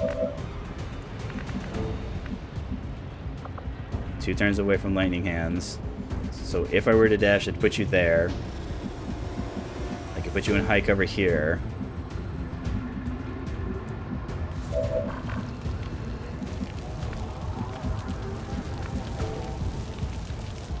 All right, so I can move, even though I just talked about not moving away from the exfil. Hammerhead, you're the closest one, so you have the shortest distance to travel. Maybe this will make it so that. Oh no, we'll just get rid of him. Okay, everybody, run for the evac. I'll be right there. Run. Confirmed.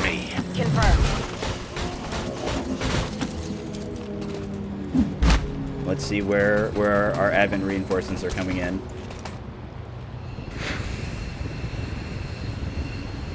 Menace 1-5, we're picking up an enemy transport inbound on your current position. Okay.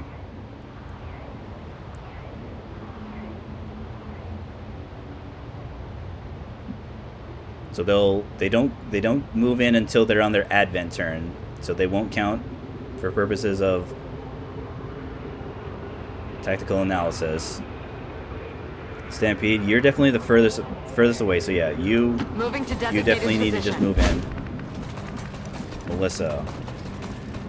I mean, I got to try and at least get something. Position confirmed. Because I have no way of knowing what types of units are going to show up. Horseshoe will move you up because you'll have both a grenade and a lightning hands, and then your standard pistol shot. Okay. Hammerhead. We move you here. Yeah, let's move you here. And then Spark. So Overdrive will be up next turn. So if I move, and instead of overwatching, I reload. If I have to go turret mode and fire 3 times, I'll have the option of doing so. So move up, reload, overwatch. All right.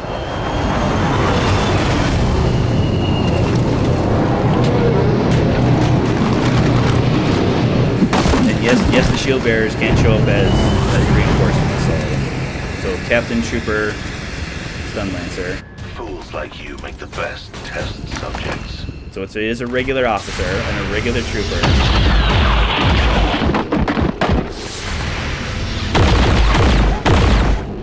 That is not good.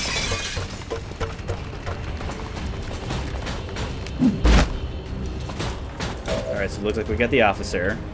Alright, 3 turns. So Horseshoe, you can...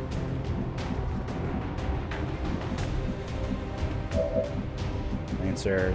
The Lancer's the prime target, because if the Lancer gets to act, we can be disoriented, we can be knocked unconscious, and we don't exactly have the turns to spare.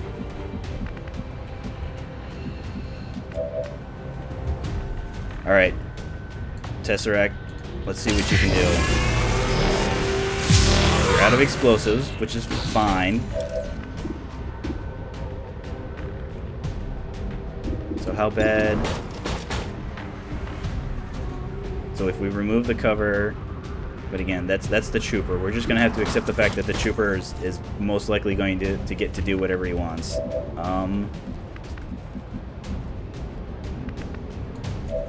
Horseshoe. So Horseshoe has a grenade, but again, that'll end her turn. And even though Lightning Hands is a free action, you have to have actions available. So I'd have to fire and then throw the grenade. I mean, 68's fine. Do I want to move, though? Because I'm already not really flankable from the trooper. And I am within dashing. Yeah, I can dash to the... So I'm safe to stay here, so we don't have to move. I'm just debating on whether or not I want to reload my sniper rifle, even though I don't plan on shooting it. I don't know how much of that cover that would destroy, though, because it could drop them down and I wouldn't be able to see them. Well, let's be efficient. Let's use all of our actions, because I think if we hit him, combination of him getting hit and taking grenade damage and taking fall damage, we might be able to deplete all of his health. All right. So I think. Yeah, as long as we hit him with the grenade, which we will, the floor underneath him should fall.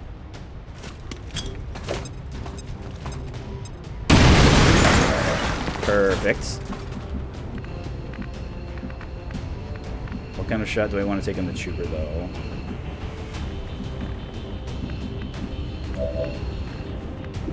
Yeah, it's pretty lousy, so we're not going to want to rely...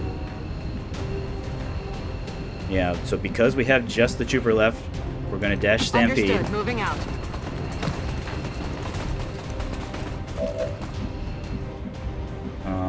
We could move and then potentially combat protocol.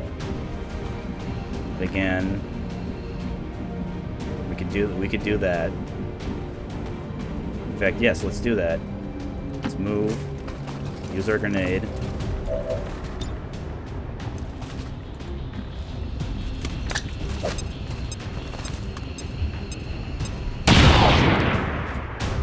Let's then move. Oh no, we just got the 4 damage. All right. Double time.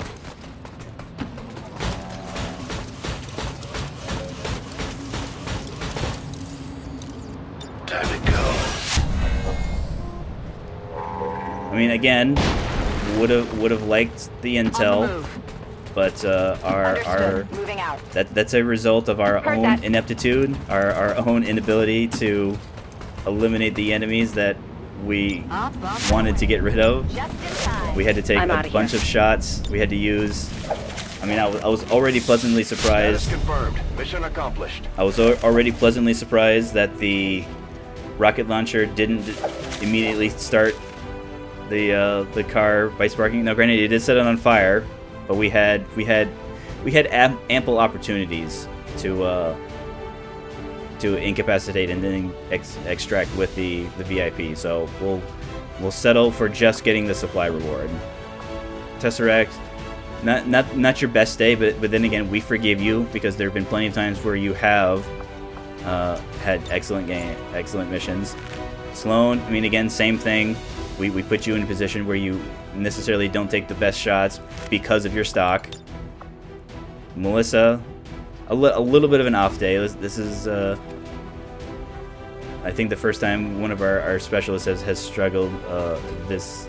And again, I say struggled. You still hit more shots than you missed. Horseshoe, good job. Sharpshooter, hitting all of their sharp shots. No kills, but again, that's fine. You opened up on a lot of boltopods. Hammerhead, I'm guessing, yeah, moved all those tiles, got all those kills, hit all of your shots. I'm just now realizing. So, good work.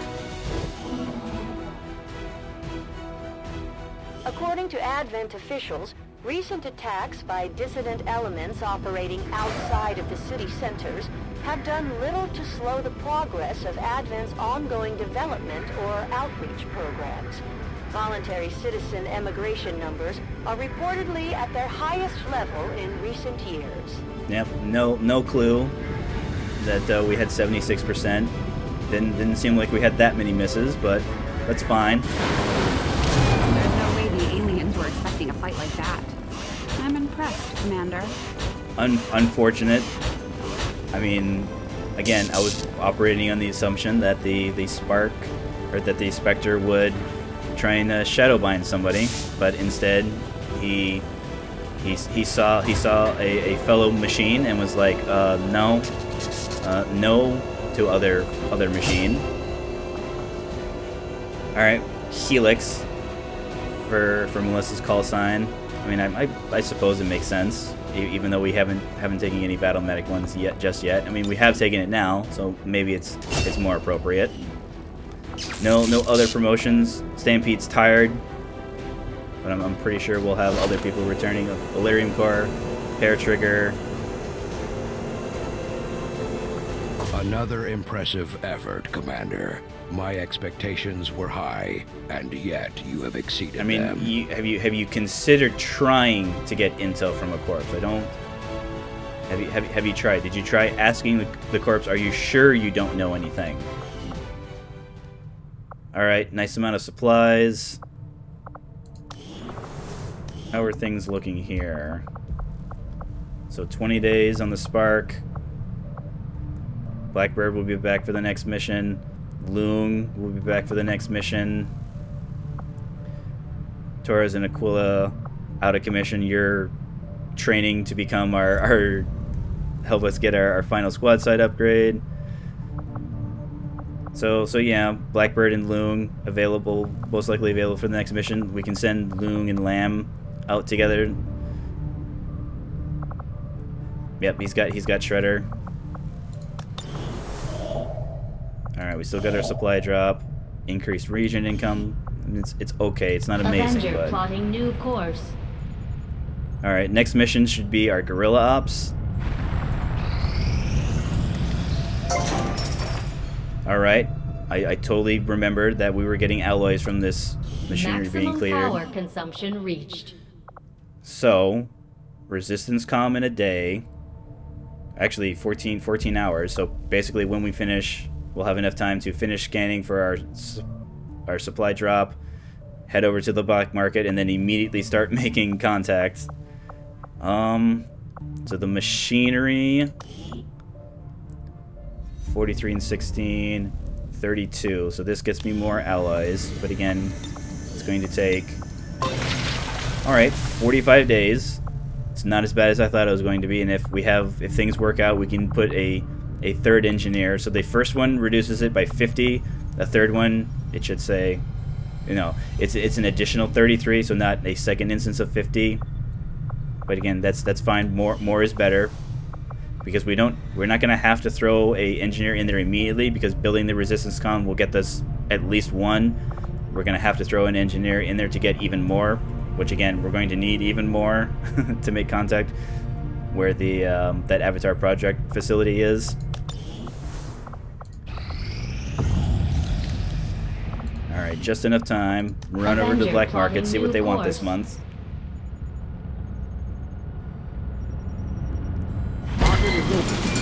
So they want alloys. So not only are they buying alloys, that means that there will be no alien alloys for sale. Yeah. Oops.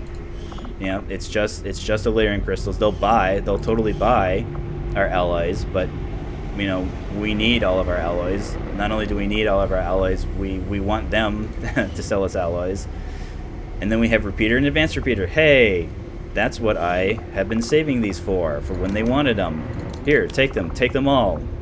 I will gladly take 100 supplies for repeaters.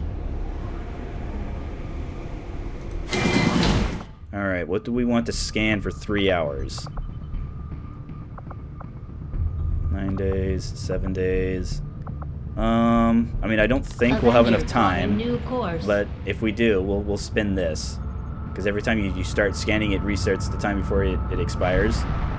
Alright, so that answers our question. So research doesn't take place while you're in transit. Construction doesn't take place while you're in transit. Resistance communications facility now operational. Nice little flyover here. Boy, look at that world map. Look at all that world mapping that we got to do. So we don't have to put them in there immediately. So I think while we're waiting for our next contact we'll start scanning. We'll put, so that goes from 45 to 30. I'm now realizing. Yeah, we still want Aquila coming back as soon as possible. I mean, it's entirely possible, you know, if I stop getting all my units shot at, that we could have a situation where we can actually take our engineer out and have them help with the excavating of things. But no, we want Aquila back as soon as possible. So our next contact here, 160 intel. Holy! All of our available communications capacity. We can't establish any new contacts until we upgrade our systems. All right, 7 days till that. To establish local regional contact. All right.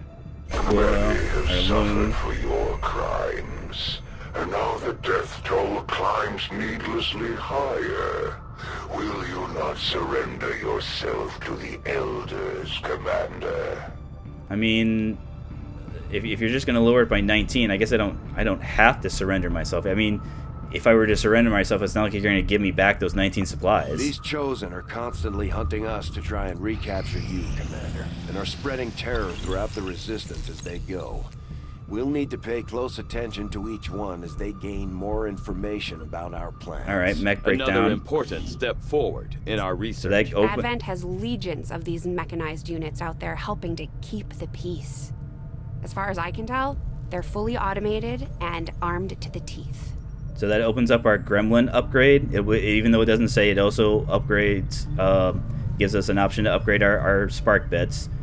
It does make the Illyrium that we already had unlocked, but we now can research it, even though we won't be doing that because we don't have the Illyrium crystals for it. And a new proving ground project is available. Blue screen protocol. It's exactly what it sounds like. It's a grenade and an ammo type that will help us deal more damage to robotic units. And wouldn't you believe, Spectres count as robotic units, so they're going to take increased damage from the blue screen rounds that we give to our soldiers, and the grenade that we get is an EMP grenade. The EMP grenade doesn't normally do damage to regular units, it only does damage to robotic units. It also has the addendum of it will also deplete any shields that they have, so it's a good thing that we got the blue screen protocol available as soon as the shield bearers started showing up. Our next should be, let's then go into the Muton. We researched the Muton, that'll give us proving ground projects to help upgrade our grenades. Central Officer Bradford. Let's then head over to the proving grounds. So experimental ammo in 3 days. However, we want blue screen protocol as soon as possible, so we're going to start that. Commander. I'll let you know as soon as the project is ready for deployment. Switch things down that way, and since we want blue screen protocol so badly, we're actually going to move one of our engineers into there. 50%. Which one? Wang. So that cuts it down from the 18 days to 9. So in 9 days, now granted we still have to purchase them, but it's not like the experimental ammo and grenades where we kind of have to, you know, throw something. We throw a request in there, and then we're not entirely sure what we're going to be coming out. We'll be able to go to the armory or the engineering. We go build items. It'll be in our list of items that we can build. Ooh, maybe we'll get this before our. No. Alright, so another sabotage a transmitter with the engineer. Difficult, however, but it counters return fire. And it's the Horde. So when the Horde... So unlike the Resistance network, unlike that mission that was the Horde, this just means... So it's a regular map type. So in this case, a small town, which I think we've been in a small town before. So instead of there being pods of Advent, they're just groups of the Lost. And they still follow the same rules as other. We'll still have to eliminate all of them. There will be groups of Lost that spawn once we break our concealment. So we'll have to eliminate any groups of Lost that were on the map when the mission started in order to get those to stop showing up. But once we do that, we'll get the mission complete. So there'll be a sabotage transmitter. There'll be a device that we have to go in, plant an explosive on, and then as we go on, there'll be power relays that we can destroy to increase our turn timer. Recover the item from the Advent facility, so that will be something that we can use our specialists with the remote hacking. There'll be a building, there'll be a little computer thing that we have to hack. So this will counter the Undialoid. So this is definitely what we want to try and counter. Stealth insertion, hilariously, is the exact same thing as our faction card. So now granted, even if we didn't have it, we'd still be getting this. It's just that multiple instances of turn timers not starting until we break our concealment are redundant. And then we have hack the hidden resistance computer. So that could be, when it's this type, I believe it's on a vehicle. It's either on a vehicle or on a train cart. No, I think if it's on a train, it'll specifically say hack the resistance object on a train. So this will be, it could be in a building, it could be in a Advent vehicle. It's also difficult. It gets us intel. Again, it's the hidden event, so the hidden event could be bad. But I'm more concerned about the Undying Loyalty. Plus, it gets me a reward that I like. I still need more scientists. There's a magical scientist number that we're building ourselves toward. That we need scientists until we get to that magic number. Commander, the Chosen are getting closer to hunting us down every day. The only way we can stop them is to strike first, and we'll need to work on a covert action with the Resistance in order to do that. We should head to the ring. The factions could use a place to coordinate Bradford, their yes, operations, I know. Commander. Trust me, Bradford, I know about the ring. Shen design sounds like a great candidate for our next construction effort. I mean, again, Bradford is important. Yes, I know when people say he's annoying, it's not that he isn't annoying, it's just that he's there. He's there to help us. He's there to help us, the commander, be the best commander we possibly can be. It's just that, you know, when you show up for the meeting and you say the same thing every single time, I can see how people don't like Bradford. I like Bradford though. I am Team Bradford. I love Bradford. I can't get enough of him, except when he's constantly reminding me to build a facility that I don't have the power or the resources for. All right, so when we return, yeah, we've been going for nearly 4 hours. I mean, I guess it's one of those things where I wanted the black site facility to go so well. I probably took that's probably took it a little slower than I would normally, only because what was at stake and things didn't go swimmingly. But again, it's all about managing how things do when they go bad. So it's unlikely we'll be bringing the Spark with us, because I want him to be as healed as much as I like him. The pressure's kind of off of him because he doesn't have as much. He's not out damaging our grenadiers anymore because we got their weapons upgraded. Lung and Lamb are definitely candidates. I guess depending on whether or not it's in the Warlock's territory, because if it is in the Warlock's territory, it's been 2 missions, so he could show up. But again, fortunately, because Golden Lotus has Blade Storm, it'll be nice when we can afford their weapon upgrade. We don't need it because their damage output is so high, and plus, again, as they increase in focus, their weapon damage actually goes up. And I guess depending with it being, I guess I don't remember. If it's the small town one, maybe we'll bring Blackbird, but again, it's unlikely because we'll be bringing Lamb and Lung, and Lamb will be our concealed. So make sure.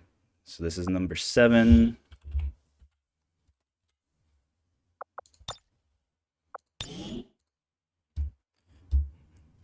So this is a nice time to get up, stand up, come on, put your hands up, stretch a little bit. I will use the restroom. You can use the restroom. Top up your any beverages or maybe grab a snack. I solemnly swear, as on my honor as a streamer, that when we return, I will remember to switch the scene so that you are not staring at the bio break scene when we are in fact playing the video game. So I'll see you in a moment.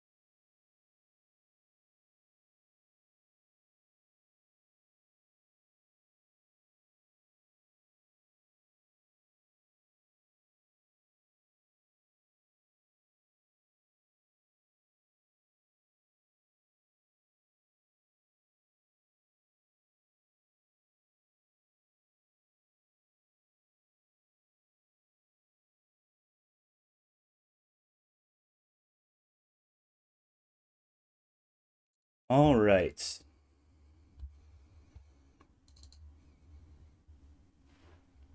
So we had our showdown in Miami yesterday. Relatively smooth for the most part. I mean, we were fortunate to where we happened to bring in our emetic dart gun because we had the added objective of poisoning a target, which in turn helps you identify your targets. The one that we ended up being our target was in a nice kind of safe patrol area, as opposed to the one target that we didn't get a chance to identify was hanging out on the second and third floors of the Kronstadt building, which again, it's not that we couldn't get up there. It's just that it would have required keys and disguises and all sorts of things like that. We even had the option of, with us having a second shot, we could have, because we had narrowed it down to where it was the target that we shot the first time. We would have had a second shot to poison the target the second time.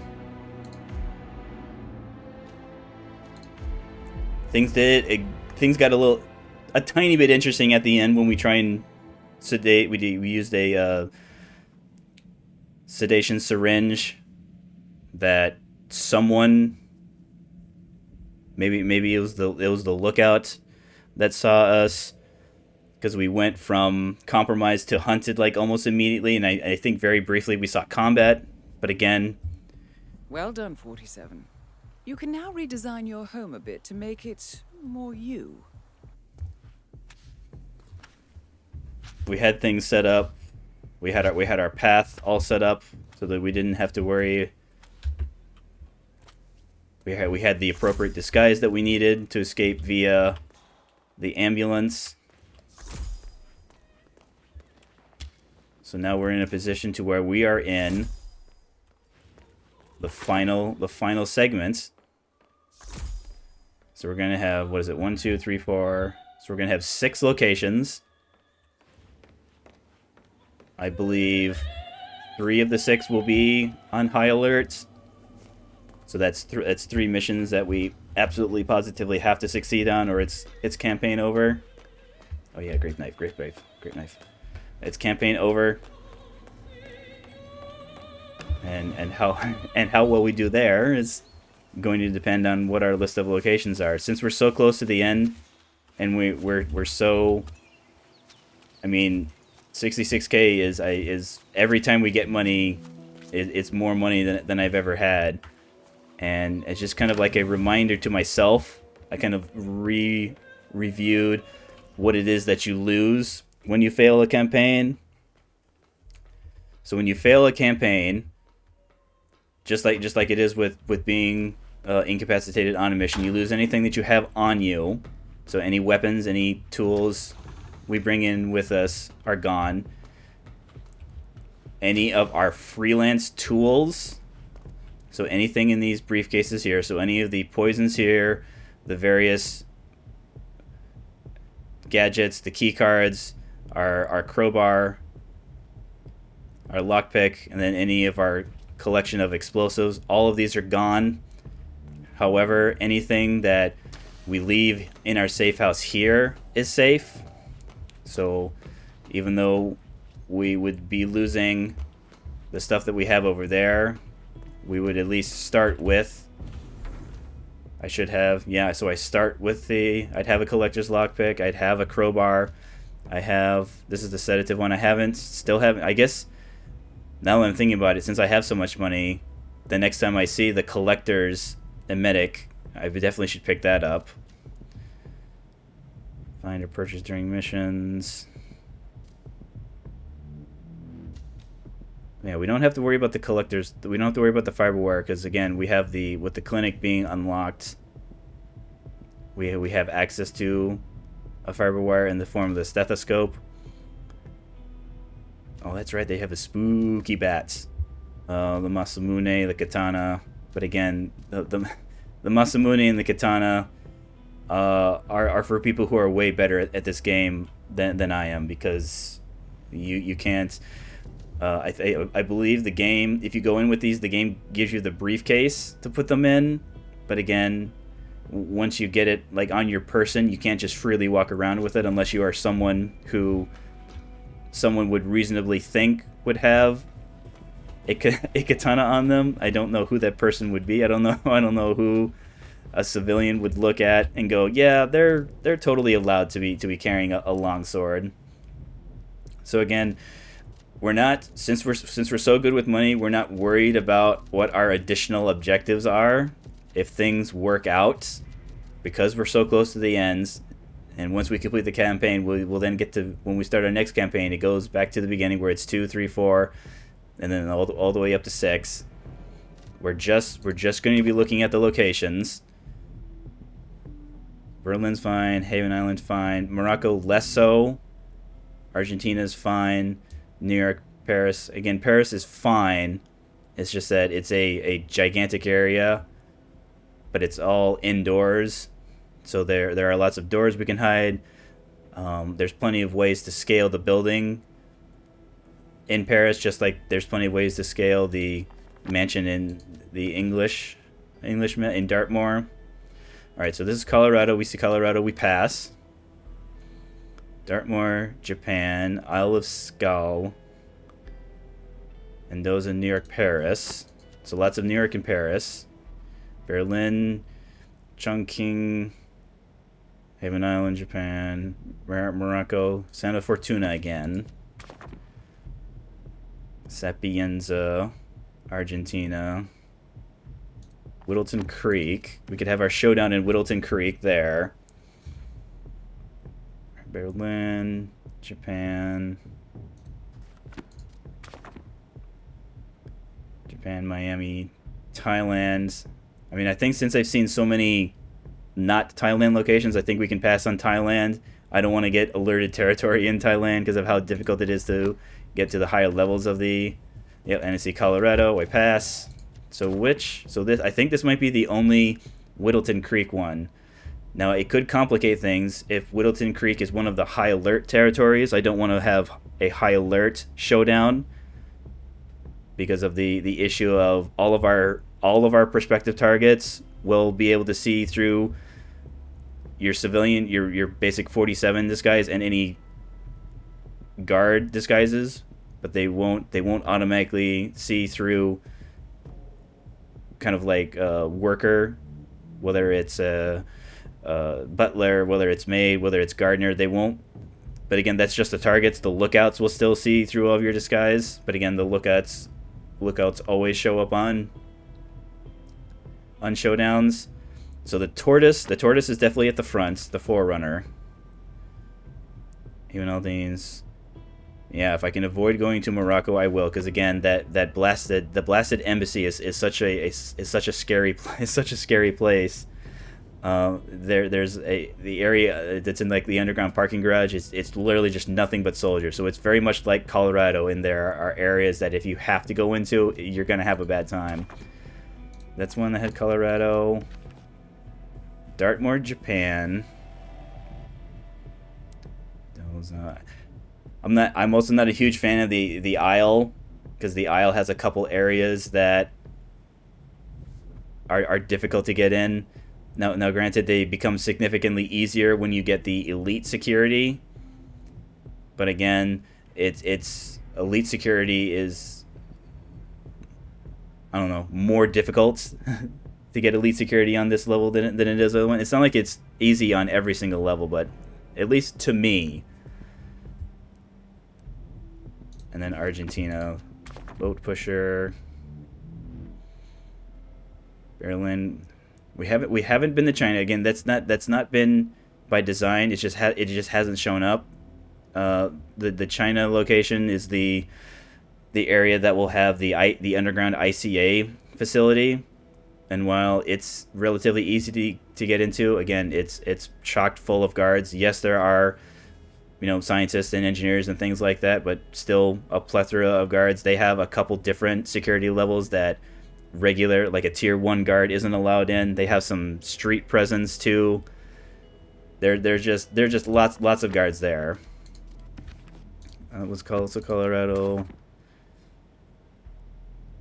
Ambrose. Yeah, this is also Thailand. Contractor. England, New York, Paris, Sapienza. As much as I like Sapienza, yeah.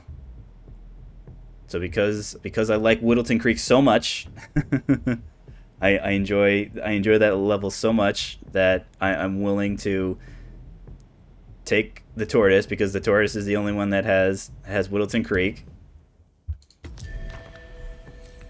So our high alert targets are, yeah, Whittleton, 4 targets in high alert, 4 targets in high alert, 4 targets on high alert in Chungking. So our targets are I mean, again, it's very unlikely that I'm going to do the showdown in any of these high alert ones. Now, granted, I might have to, depending on how good or bad I do on these regular ones, because if I fail to kill the targets in any of the regular locations, all the other ones become on high alert. But again, it's an option. Alright, so because we haven't been to China yet, let's do China first. Use only when this guy's a deadly throw. I think that's specifically throwables, though. And then a silent takedown with a rare melee. Again, as nice as it would be to do these, this isn't our focus. We're so close. We're so close to the end. We're doing so well financially that I am perfectly prepared to sacrifice all of our potential earnings just so that we can get a nice kind of sprint to the end. Sure, Silent Assassin. So with it being China, there are ways into the ICA facility that don't involve either lockpicks or keycards. But again, once we get in there, there's lockpicks and keycards, and with there being 4 targets, there's a good chance.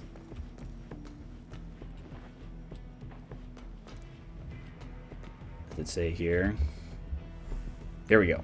With there being 4 targets, there's a good chance. I mean, obviously, it's not impossible for them to not be in there. They could all be in the other building that has the other targets that you get there for campaign. The guy who's is experimenting with, you know, human mind psychics or whatever it is that he's doing. I mean, we definitely can count on the supplier because all the suppliers are there. So maybe the supplier. Because I do have 4 carry weight available. So what do we have? We have throwable, lethal, non-lethal melee, banana. So we definitely have room for our assassin's pistol.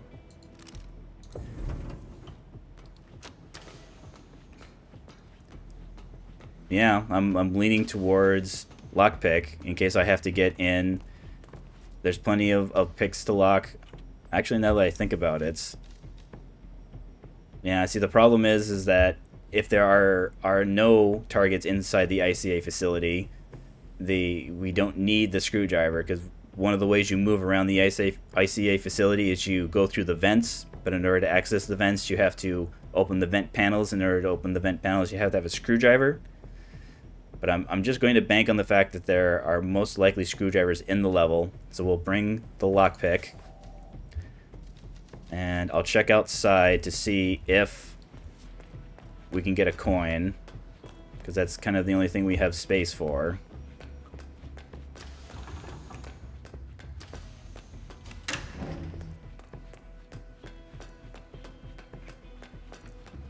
It's also a little rough because, again, it doesn't matter where you go or what time it is or isn't there. It's always at night, and it's been my experience that at night, oh, that's a light, that only at night impacts 47, and it's not like the guards have decreased kind of sight radius. They seem like they look and see with their eyes just fine. All right, we do got a coin.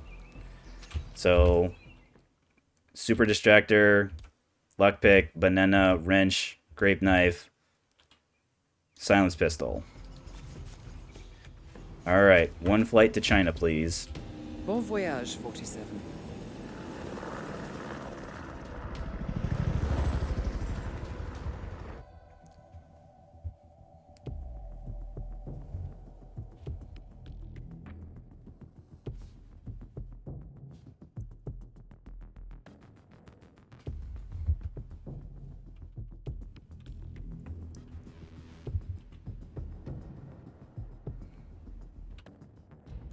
Welcome to Chongqing. Intel tells us that there are syndicate members in the area. I trust that you can find them and eliminate them. I will do my best, they're Diana. on high alert. Yes, they are. So tread carefully, or they will slip away. Godspeed, 47. Have you seen a girl around?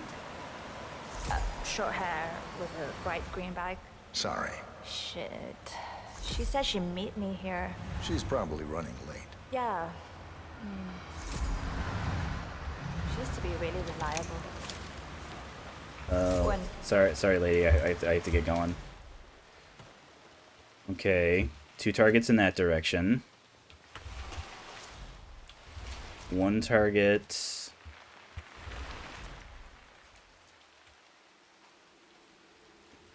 One target down there. Is that in the facility?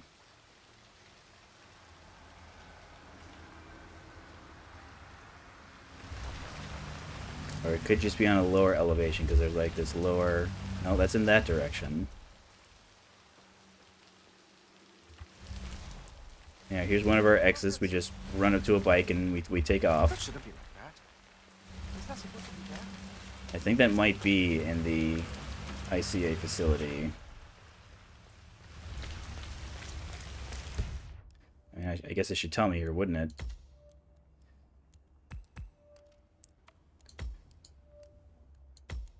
So there's one inside it right now. There are... Which location is this? Alright, there's one in the laundromat. Or at least upstairs of the laundromat. I don't think... I mean, that might be one of the areas that's under... Because the guy in the... No, that's a recruitment station there.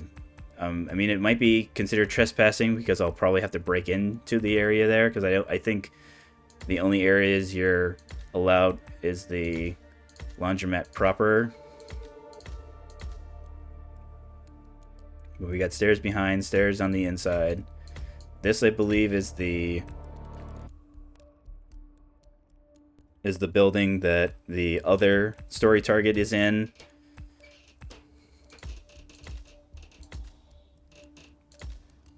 Alright, so they're not, fortunately they're not on the very top, because the very top has these drones, camera drones that fly around all over the place. Where's our... Alright, so our supplier, I think this is by where the restaurant is.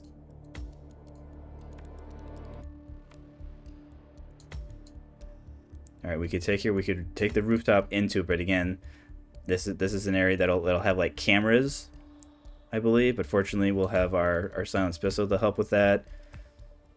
So inside, so not quite at the top, but close. 3rd floor. So he could be a guard. He could be one of the scientists that help him out with same thing with this. This could be a guard. This could be a scientist. But yeah, at least one person, as of right now, inside the ICA facility.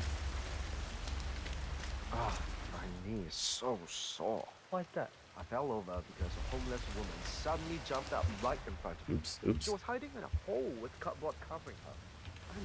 Alright, so that's the area there. That is off limits, because we can see with the guards there. There's our supplier up there. What's going on in that neighborhood? So this is the laundromat, I believe. Hey, you up there? Find it? Yeah, that's the laundromat there. So this, like a lot of buildings, has a bunch of ways kind of outside that we can scale. What do you need? I might have it. You do. So we have a quick draw. Is this a... Yep, this is a fiber wire. So here's our collector's Emetic Edition dart gun that we were just talking about. So that's definitely a possibility. Because especially since it will help us on this mission. Flash grenade, a silenced assault rifle, jungle camo, and then a legendary sniper rifle, huh? So subsonic, so it's very quiet, but it has reduced damage. But again, when you get headshots, it's more. Getting a headshot is more than enough. It's got the slowdown time. It's got 4 zoom levels, suppressed subsonic, only 2 gear capacity. But again, we don't have enough money to purchase the collector's dart gun and the sniper rifle. And then we've got a silenced submachine gun, micro audio distraction, flash grenade. I don't know. I mean, again, it's nice how it's only 1. So I guess maybe that's something that's a possibility, where we're in a situation where we do want a fiber wire and we don't have the 3 gear capacity for the stethoscope. I wouldn't be against purchasing this, because anything that you purchase here from the supplier is something that is at your safe house. So let's keep in mind we have access to a sniper rifle or a dart gun.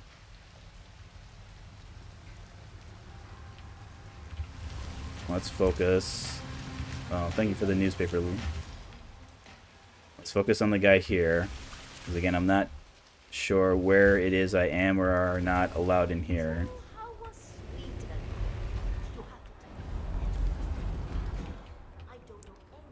So it looks like he hasn't moved. So I could land here, or I could interact with the keypad, huh? Well, if I remember correctly, none of these change. So is it...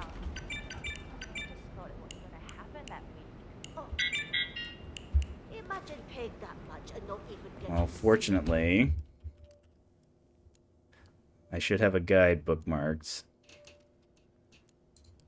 Guides.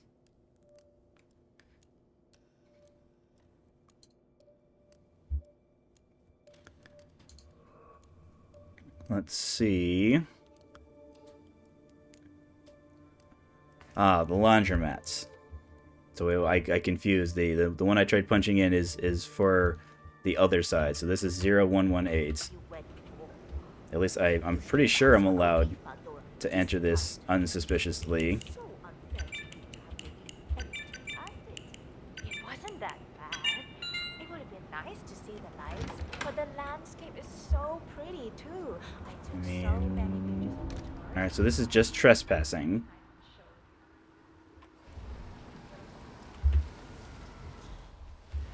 I swear, it should be around here somewhere. Are you sure you're reading it right? Just look for the damn Those are probably guards. Never. We're just gonna fire our ass. Go already. Yeah, those are definitely guards. This is just some guy, though.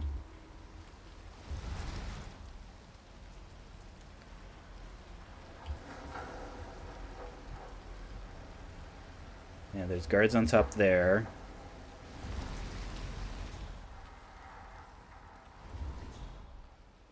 I mean, I prefer a situation so while yes. Yeah, there's a thing I can item in there. Here, let's wait for him to move back. Let's see who responds to this fuse box here. I mean, yeah, it could be one of the guards, but it also could be our friend here.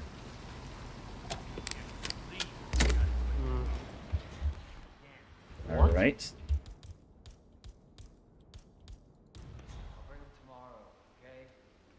Again, we don't. Yes, we're about to blow Silent Assassin because we're gonna just kill somebody and then. Okay, this won't be a problem. Good.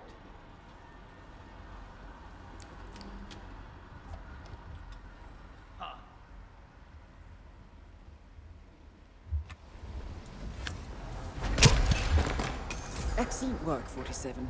You've spread fear within the Syndicate. I don't think he drops anything. No, he does not. Well, since these guys aren't moving, let's check what this disguise is. Dumpling cook. No. I mean, we'll keep that in mind, but... Alright. Don't need the laundromat anymore. We don't have to worry about this area. So how was your trip? You went to Norway, right? Oh, that did count as a deadly throw. For some reason, I was thinking it had to be specifically the shurikens or things like that.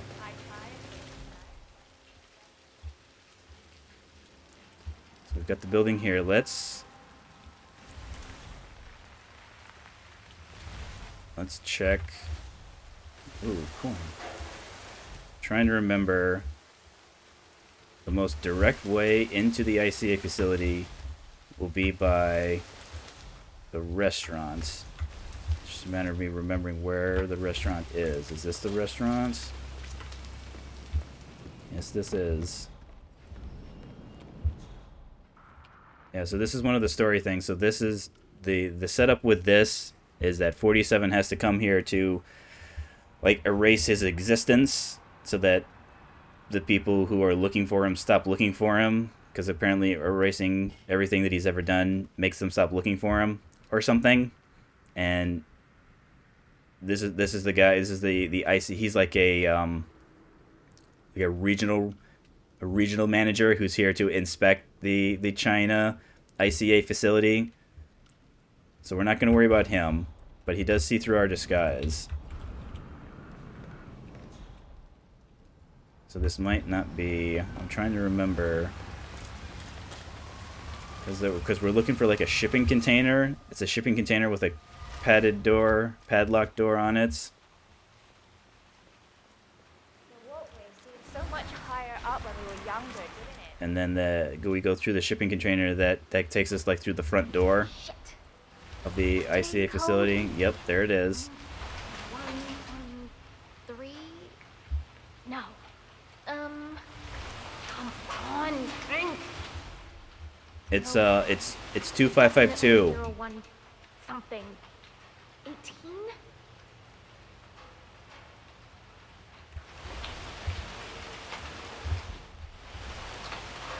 Oh. Got it. 0118. Oh, it is the same as the 0118.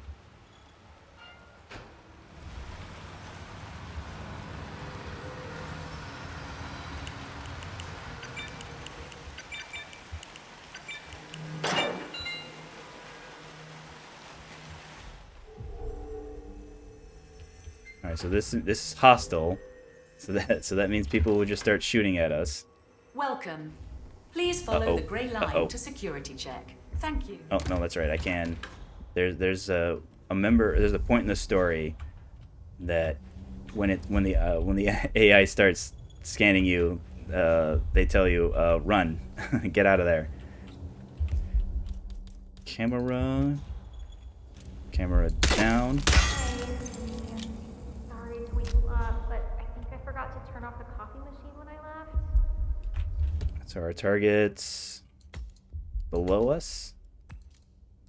Yes, because I think we're on the top level. Just make sure it doesn't catch You enter on the top level of the IC facility. This also does some stuff with the camera. The camera that you as 47 have on you, but I don't remember how much of that stuff works in the ICA facility. Okay, that's an exit. We're not interested in exits. That's the area that I think the second tier of security are only allowed in. There should be like a nice area we can hide underneath here. We are gonna have to get some sort of disguise. I think I forgot to turn off the coffee machine when I left. Yeah. Hey, it's me. Sorry to wake you up. And I guess we'll check and see. Yeah, sorry. Ooh. Just make sure it doesn't catch fire. Ooh, who was spotting me? Maybe she was turning around. Me too.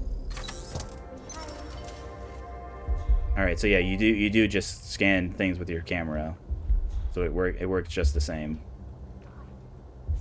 The way it does in the campaign.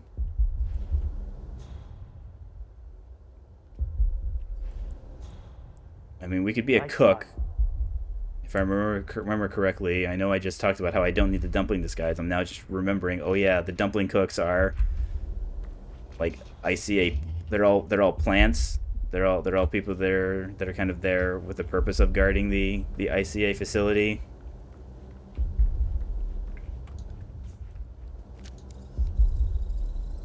So that will turn. Yeah, so this now covers up this area. So I now should have an easier time taking down those people, but again, let's see.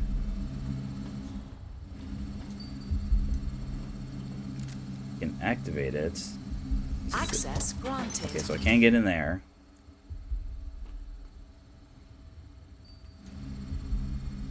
That's a guard room. Yeah, so this is where we can hide the body of the person that we incapacitate here. So let's do that again.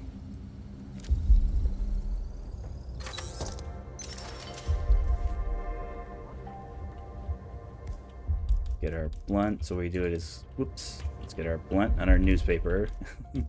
Let's get our blunt so we can incapacitate him as quick as possible.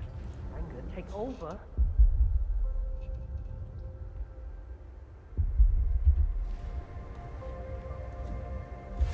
Great. Yes.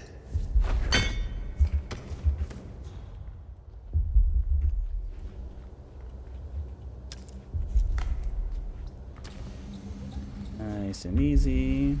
One dumpling cook uniform. Now, I don't think we'll be able to get past the security checkpoint, but this will at least allow us to wander around. Maybe even, am I allowed in here? I'm not, but it's just trespassing. That just means they'll politely tell me, hey, follow me to the not trespassing area, as opposed to hostile where they start shooting. I do not believe, I'll just double check, I think I have to get pat down here. Good job, Chef. Sir, I will Yep, have to I pat do have you to down get, if do you have want to to get come through. frisked. Security measures.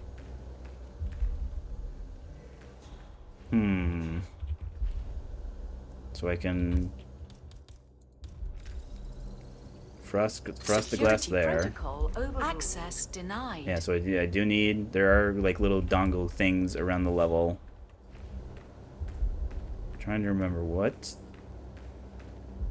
am I allowed to vault and where am I not allowed to vault? Access denied. So that's probably in the security room, but I could vault here. But again, I have the problem of being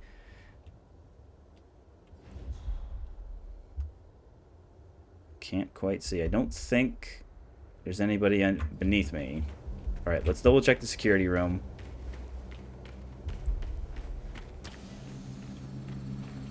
Because again, I don't want to be stranded someplace.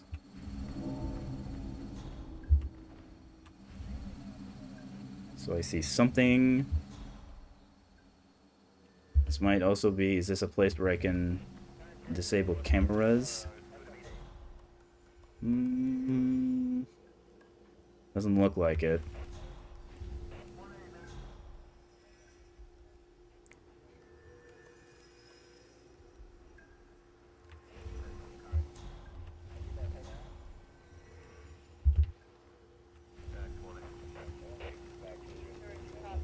Alright, so there's our access dongle that might get us in that other area.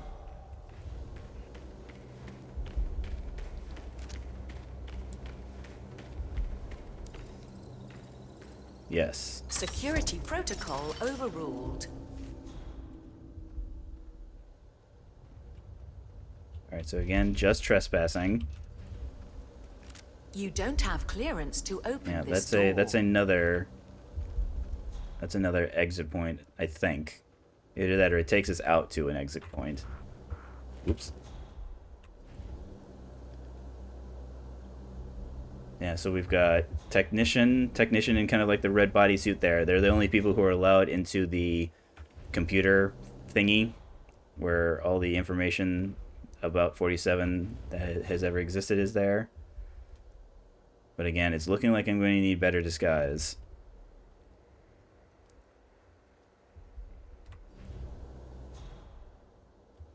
Now, if I do remember correctly,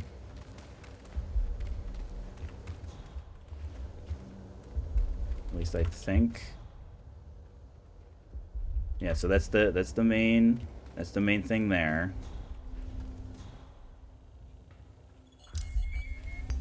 Oops. Got it.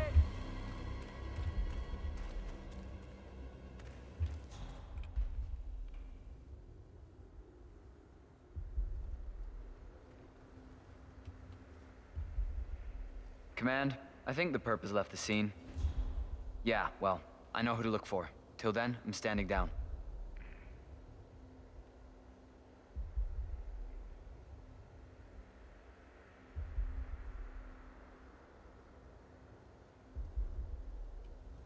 So where was it? Directly behind?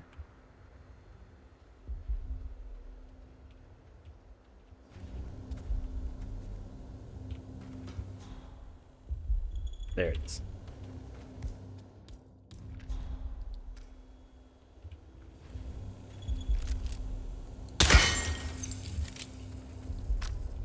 Okay.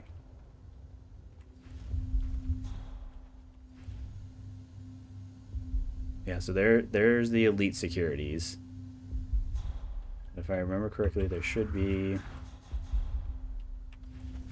Alright, I might have to... Can I do that from here? I mean, kind of. I can kind of do it from there. There we go.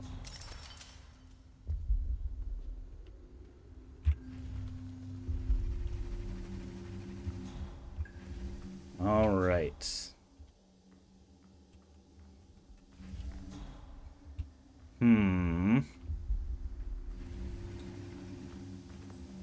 I don't know who's going to respond to these.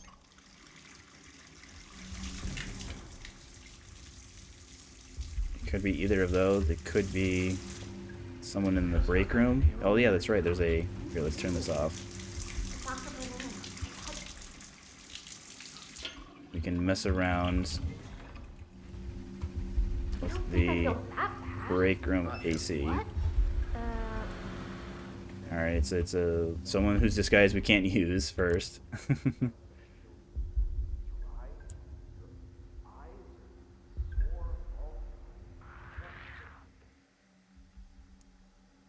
Problem is there's someone who kind of walks back and forth there.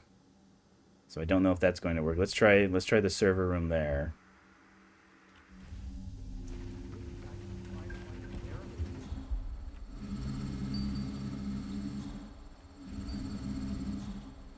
Okay, I think this is a... What is this? Oh yeah, this is something that... Yeah, so if I had... I could knock people out the way you can in New York. If I were to put like a sedative in there. So nothing of use in here, unfortunately.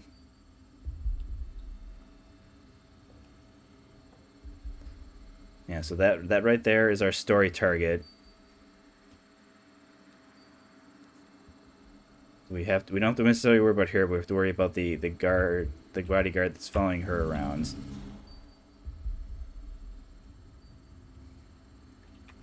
Yeah, I'm thinking since I'm completely on the wrong side of the map. Let's see. Alright, this is security over here.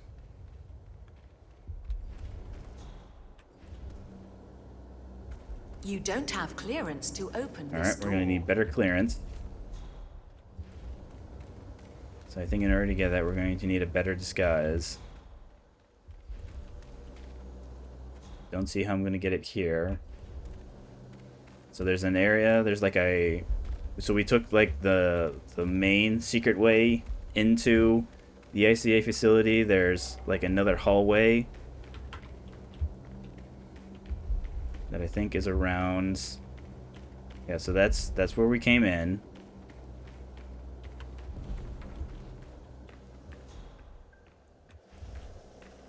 am I allowed out this way? Alright, so I can get out. It's not trespassing. Is this door locked, though? It's not.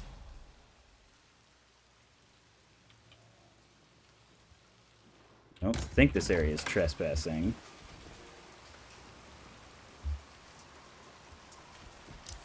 Yeah, it's not telling me I'm trespassing. This will probably be a rusty crowbar. Yes, it is. So basically, anytime we try and use it, whether it's to open a door, but we won't need it to open the door because we have our lockpick. But if we try and incapacitate somebody with it, it'll break.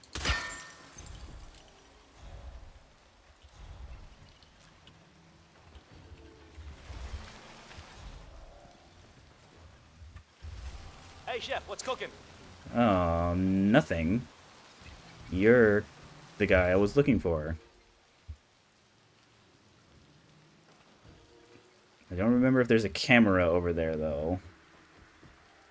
I mean, I think he patrols. Even though we're kind of have a... Yep, he patrols. We're kind of having a closed arm off.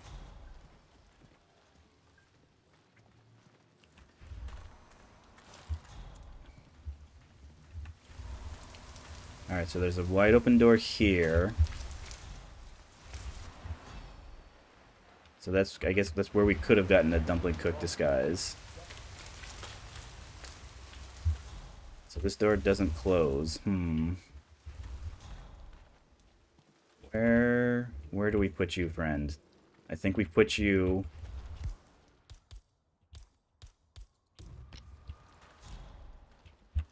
in the container in front there.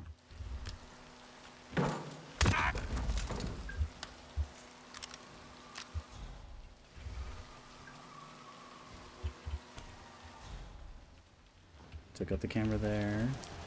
It'd be really unfortunate if these guys turned around right now. Alright, they didn't. Alright, we've used more than one disguise, that's fine.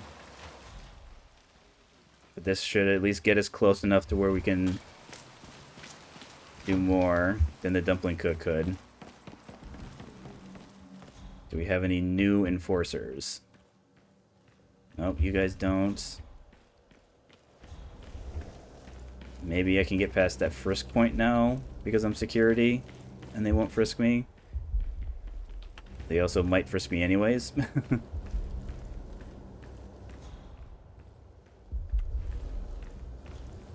Sir, if you want to come through, I'm gonna have to pat you down. Interesting. I mean... It doesn't, so fortunately the game is like, there's nothing that would cause you to fail a frisking, so because it's letting me get frisked. This'll just take a sec, sir. I don't know what exactly is they're looking for.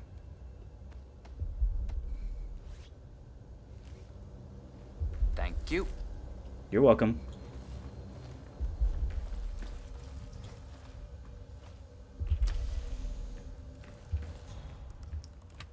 Alright, am I closer to the target at least? Yeah, I'm on the same floor as them. Camera over there, or enforcer over there. Alright, so target's in the room there.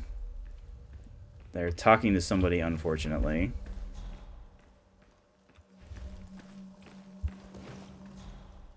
Alright, so it's a dumpling cook. Who's, I mean, I guess not having a good day. I'm about to make his day worse. What is it, Jamie? What's wrong? I don't know. I'm just worried about the scan. What? But why? It's just something you walk through. You've done it 100 times. It's completely safe. I don't mean the scan itself. I mean that my results won't let me pass. My level's been just within the tolerance the last couple of days. Really? Mental or physical stats? Yeah, well, it's all connected, isn't it? Blood pressure, perspiration, stress hormones. And now I start to fear the scan itself. And that's not exactly improving my numbers. Hey, you'll be fine. Calm down. Just take a few deep breaths, okay? You're fit and good at your job. Just focus on that and you'll swoop right through. Don't worry. So what they're referencing, one of the mission stories, is that one of the facility assistants kind of is making the case of, hey, we have the magic formula to everything. So we have, you know, if we're able to observe somebody doing something in such a way, or if their blood pressure is one way, or if they're behaving in a certain way, we can, you know, predict what it is that they're going to do. And I guess this is one of the areas that when you go in the campaign, you scanned, your handler's like, oh no, if they scan you, they'll know who you are because you're 47, and nobody doesn't know who you are because you're 47. Haha. But unfortunately, since our target's not moving,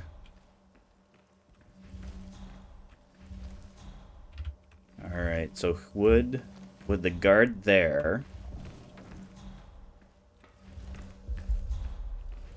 see?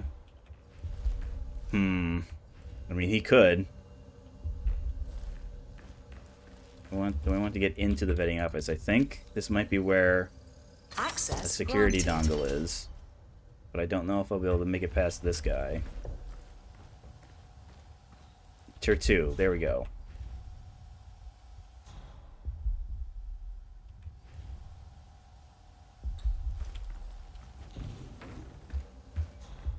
So I guess the plan is... Can I do anything with the bathroom here? Because I don't want anybody in the bathroom seeing me. Oh, super rare. Now we're talking. Where to hide in here? Closet there.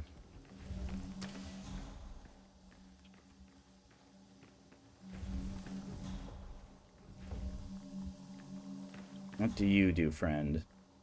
You walk up. You walk in. You let yourself get scanned. Do you walk further back, or do you just randomly turn around?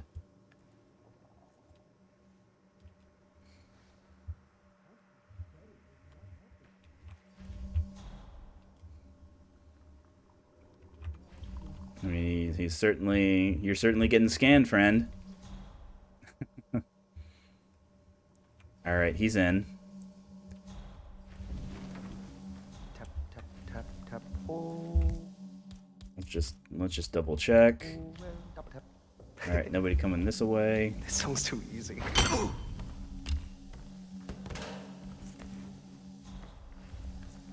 Because this is where we might have to hide. Because the plan will be... We're definitely going to have to take our target out. The question is whether or not his BFF sees it as well. Can I get an angle from here? Not really.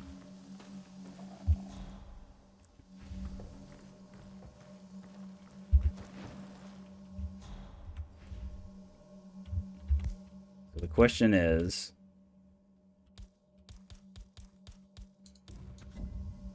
who is distracted by this? Aha.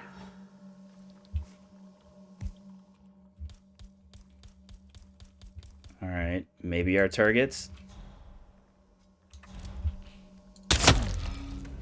Syndicate member eliminated. Well done, 47.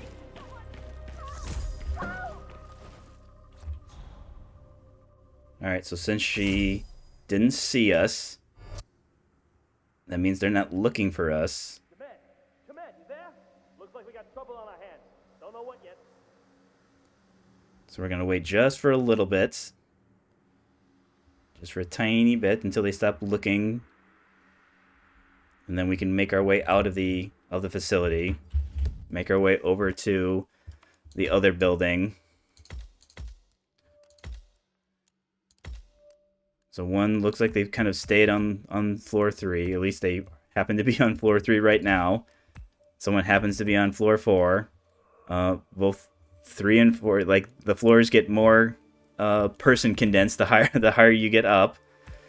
So it's entirely possible we may have another situation where we might have to try and distract people the best we can, but we might have to start blasting. I don't think either of these are snipeable targets. I think we will try and go get our Amenic dart gun because we'll have 2 shots. Because I'm sure these are, it's like a repurposed apartment building, so there'll be plenty of kind of nice secluded bathrooms that we can get them in.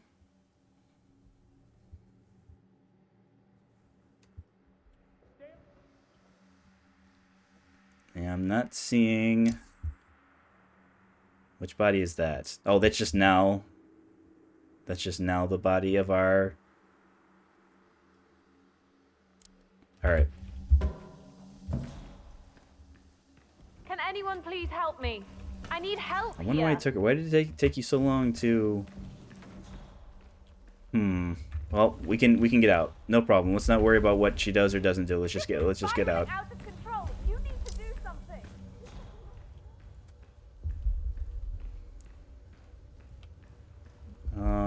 We should be able to go out the main entrance. Now, us being ICA security isn't going to help us to get into the other building. They have their own set of security guards. But again, one of the nice things about that building is there are plenty of ways to scale it.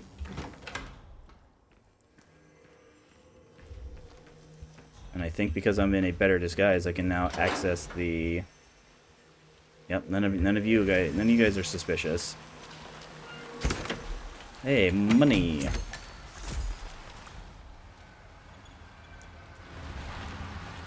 Alright. Gentlemen. Let's head back to our supplier. So it's the building right there.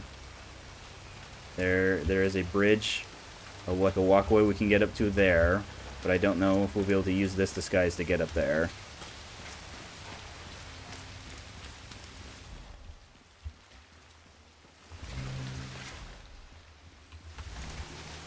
Want to buy something? I do.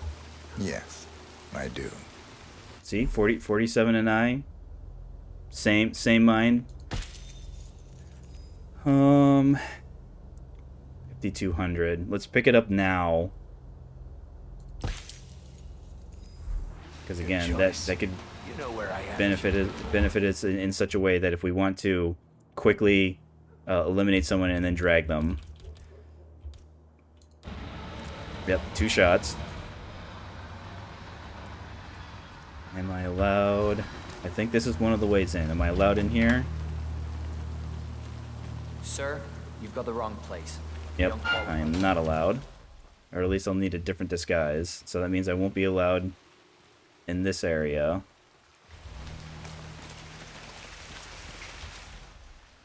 There is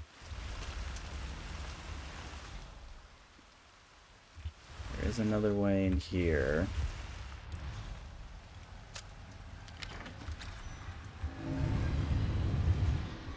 Ooh, a tank.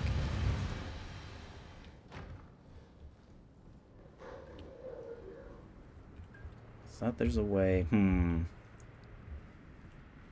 thought there was stairs. Maybe back this way. There's our screwdriver. Street guard. This is the... Alright, this I believe is the 255.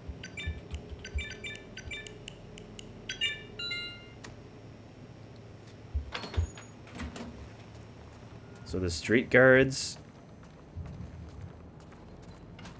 I should be able to access the areas that I need to. I might not be able to get on the roof though. But I don't think there's elite security for this building. Alright, that's either a scientist or a guard. There's our courier, that we're not going to worry about. You accept that you may suffer partial or complete memory loss. You understand full complications of And I'd prefer a key. Yeah, I don't have it. Who would you like to benefit from the proceeding if you yourself are? Which building would have a key? Yeah, that's one of the ways you can get in.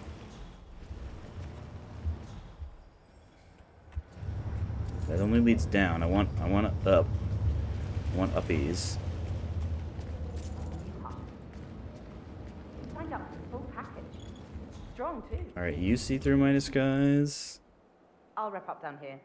Thanks, Junli. I was just informed that we don't need any more test subjects tonight. Well, I just have to lockpick it once, because once the door is open, the door is open. So if... Alright, you're facing away. This is fine.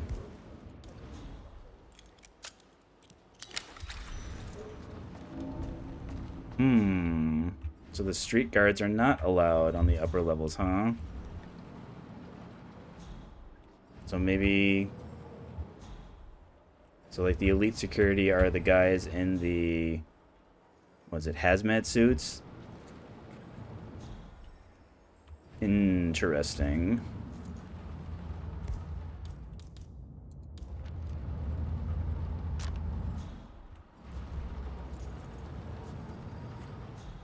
Where? Camera where? Oops. Camera where?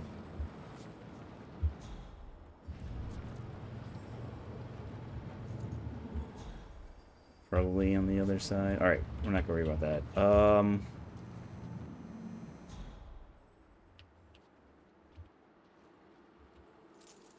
So target there.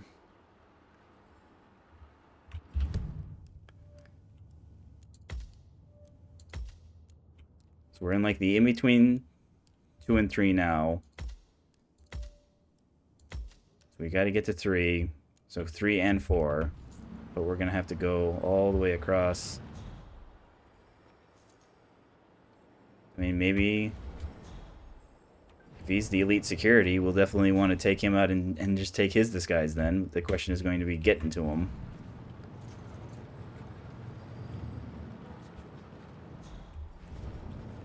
You know, I enjoy your company. That's nice. Me too. Yeah, that last guy wouldn't shut up about the experiment. Uh-oh. An hour. What are those experiments about? I overhear stuff, but I Okay. Wasn't sure if they were coming down someplace else. Mind control. It is a little Well, freaky, though. we did see an area where we could climb outside the building. Let's see if we can climb.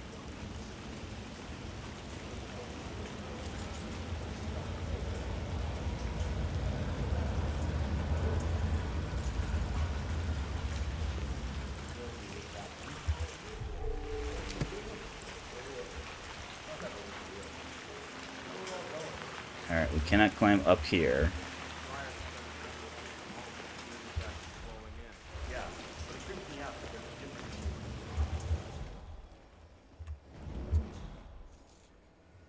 So we have, do we have just the one enforcer there?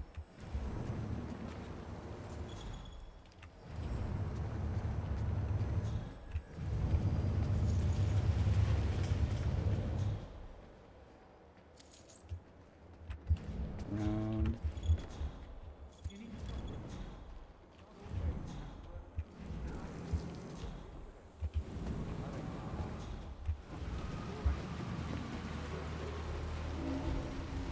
Trespassing.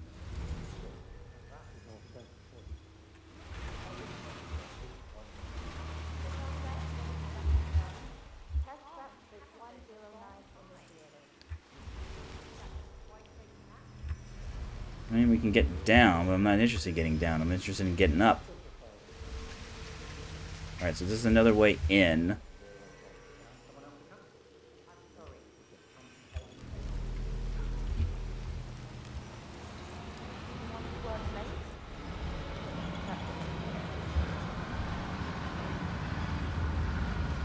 Ooh, apples. I think all fruit, like including the banana, it's not that it won't incapacitate someone. It's just that it's one use only. So I'll throw an apple at somebody and they'll explode into what I would presume would be applesauce. Is this a fire extinguisher? Okay. So you guys are guarding. And I suppose that's one way to get at this guys. The question is, how far back does our courier go? Because I could just knock out both of them and then not worry about whether or not anyone will see them. But if our courier, we might have to incapacitate our courier. I mean, I guess.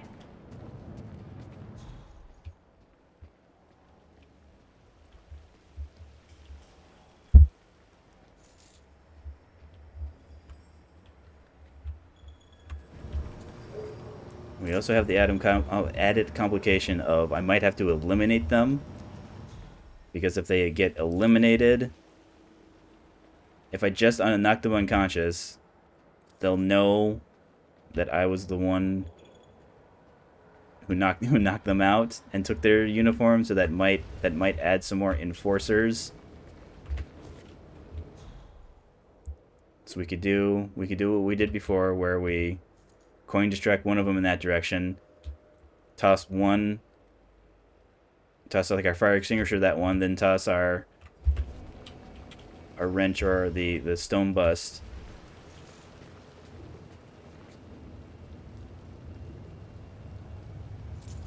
I mean, you might see.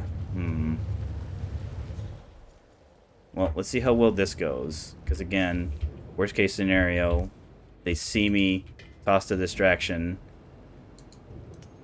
What? Hey, check that out. Acknowledged.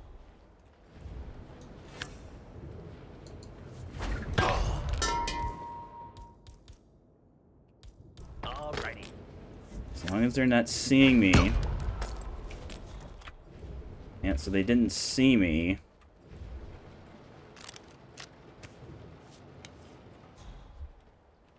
Let's take your disguised friend.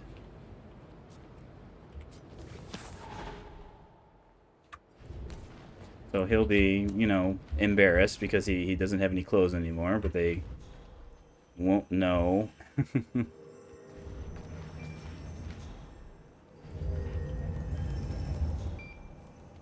You're asleep.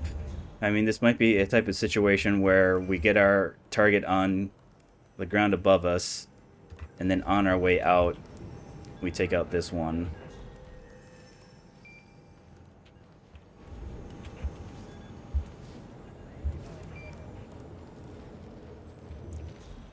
You see through us. We have to get up one more floor. So I have to abandon my precious fire extinguisher. I'm prepared to do so, because 47 unfortunately can't carry a fire extinguisher and... Alright, emetic gas. This will help. Because it will poison a large area.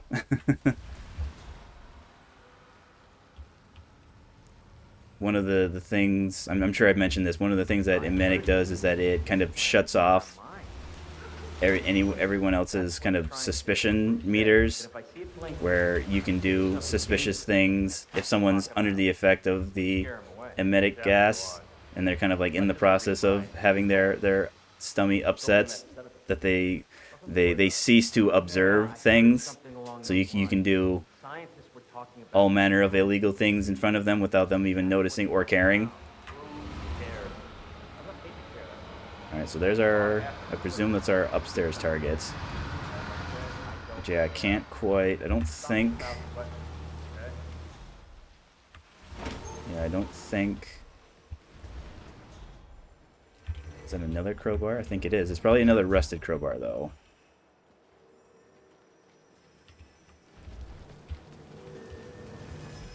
It's just a matter of where are the stairs. Alright, stairs, there's.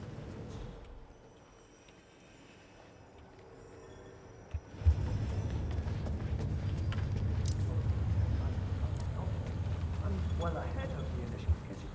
Any news on your end, Sister? Alright, so there's bodyguard guy. Yeah, this is like where the main research facility is. Oh, is that gonna be one of the scientists? I have great expectations. So I believe he's only here because he's waiting for the story target to finish talking with someone. I think when he has a patrol that he goes on, and his bodyguard follows him around. But the bodyguard, again, the ultimate enforcers will see through almost every disguise. Couldn't get into the academy, huh? I don't understand what I don't like this. Yes, I think you're a bit confused. Scientist.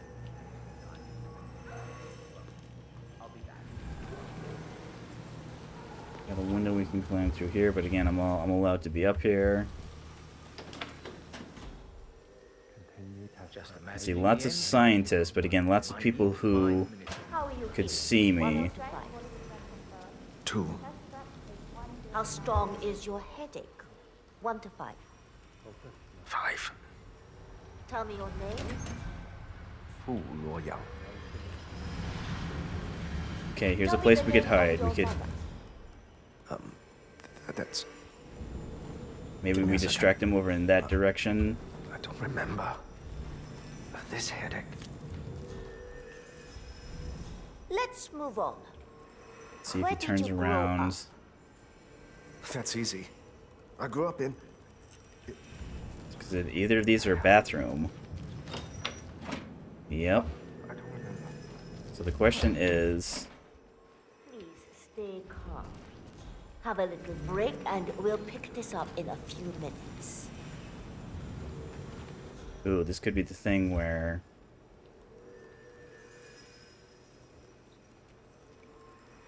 I just read the design One of the I don't remember if it's a story or if it's one of the like unique things you can do. Is you have like as 47 you have like a mind battle between you and your targets, and if you incapacitate like his main research assistants. Because one of the things he's like, turn up the power, and she's like, no, if we turn up the power, it'll kill you. But if she's not there to say, no, you can't turn up the power, whatever research assistant will just keep turning the power up. And again, 47 being a malevolent force. Okay. Of course he mentally overpowers his target. What kind of video game protagonist would 47 be if he didn't do that?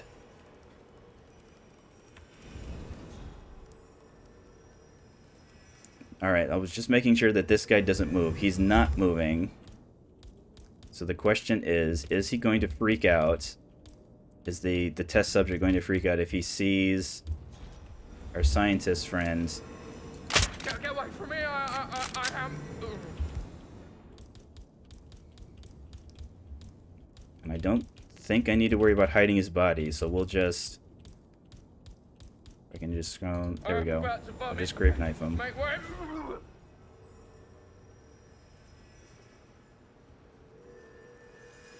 Okay. Let's continue. What is the come on, last friend. thing you ate?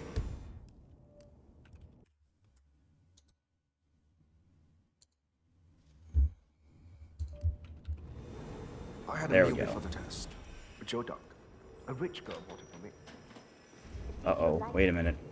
Friendo.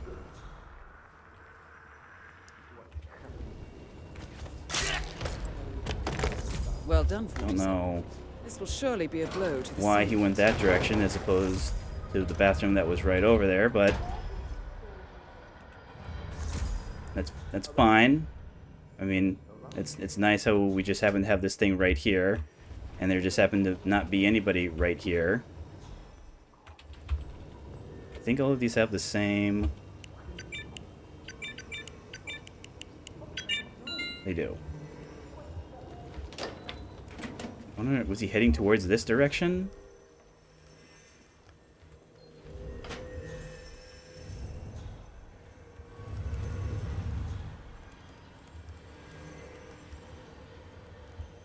I do not believe the aminic gas grenades come out with us. So if it's something that if the situation presents itself, I'm definitely going to use it. I do want to see what's in that supply crate, though. But if this enforcer doesn't move, then it's not worth it.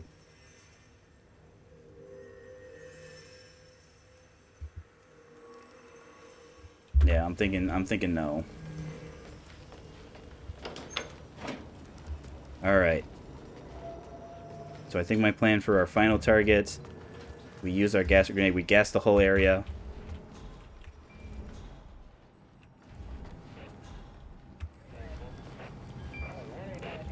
So we take it from a position, say like here, because I'm pretty sure both of the, even though this guy's asleep, I'm sure when he hears something. I mean, unless. Excellent work, 47. All right. You've spread fear within the Syndicate. Get back to the safe house. I'll be in touch. So we need to be gone before they start looking for him. So let's get out. Let's move at 47. Double time.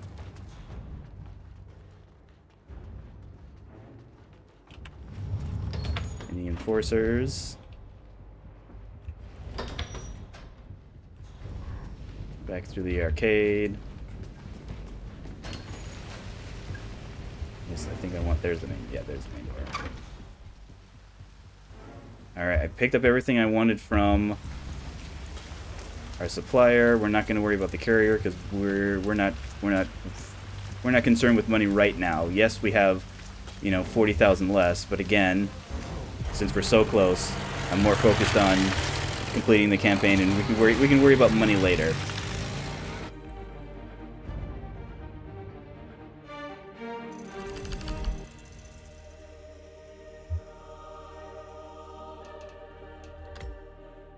I mean, fortunately got the deadly throw. Actually got the deadly throw twice.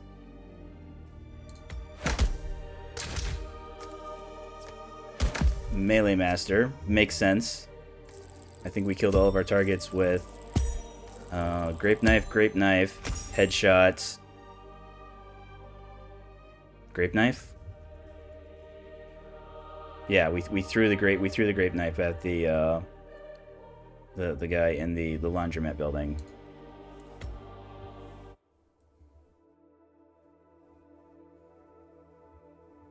I mean, I would make the case that the best weapon in the game is the grape knife, and you get the best weapon for free.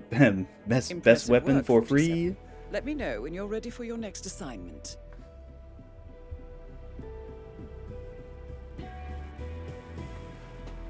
Over gear, I absolutely am, because I picked up.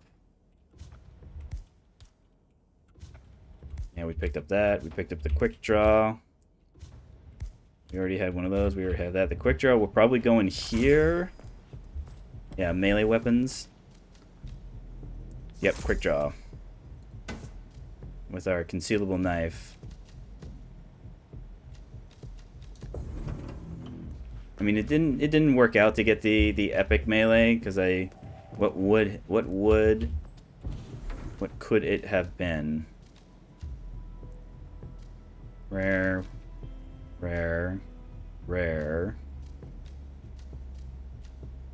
Maybe it has to be. Maybe these are all where the epic melees are. Yeah, so it would have been spooky bats, the regular fiber wire. I wonder what the. So if the quick draw is 1, this is probably also got to be 1, but it counts as epic, as opposed to the quick draw, which is rare. Yeah, the quick draw is just rare, but there's no way. I mean, as cool as it would be having 0 cost items, probably that's like the big kind of controlling factor in this, is what gear you can and can't bring with you, and having something that doesn't add to your gear cost at all would be pretty amazing. All right, so in our next episode. Yeah, we've been going for over 5 hours now. This is a good place to pause. We'll pick either Sapienza or Whittleton Creek. Both have 4 targets. Both will be on high alert.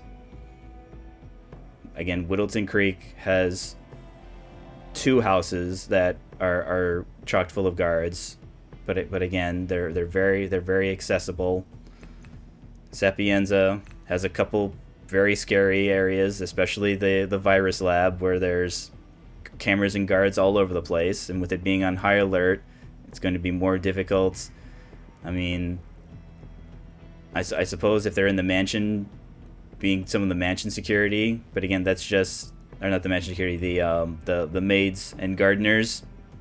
But again, that's just the targets that won't see through those disguises. Any enforcers still will.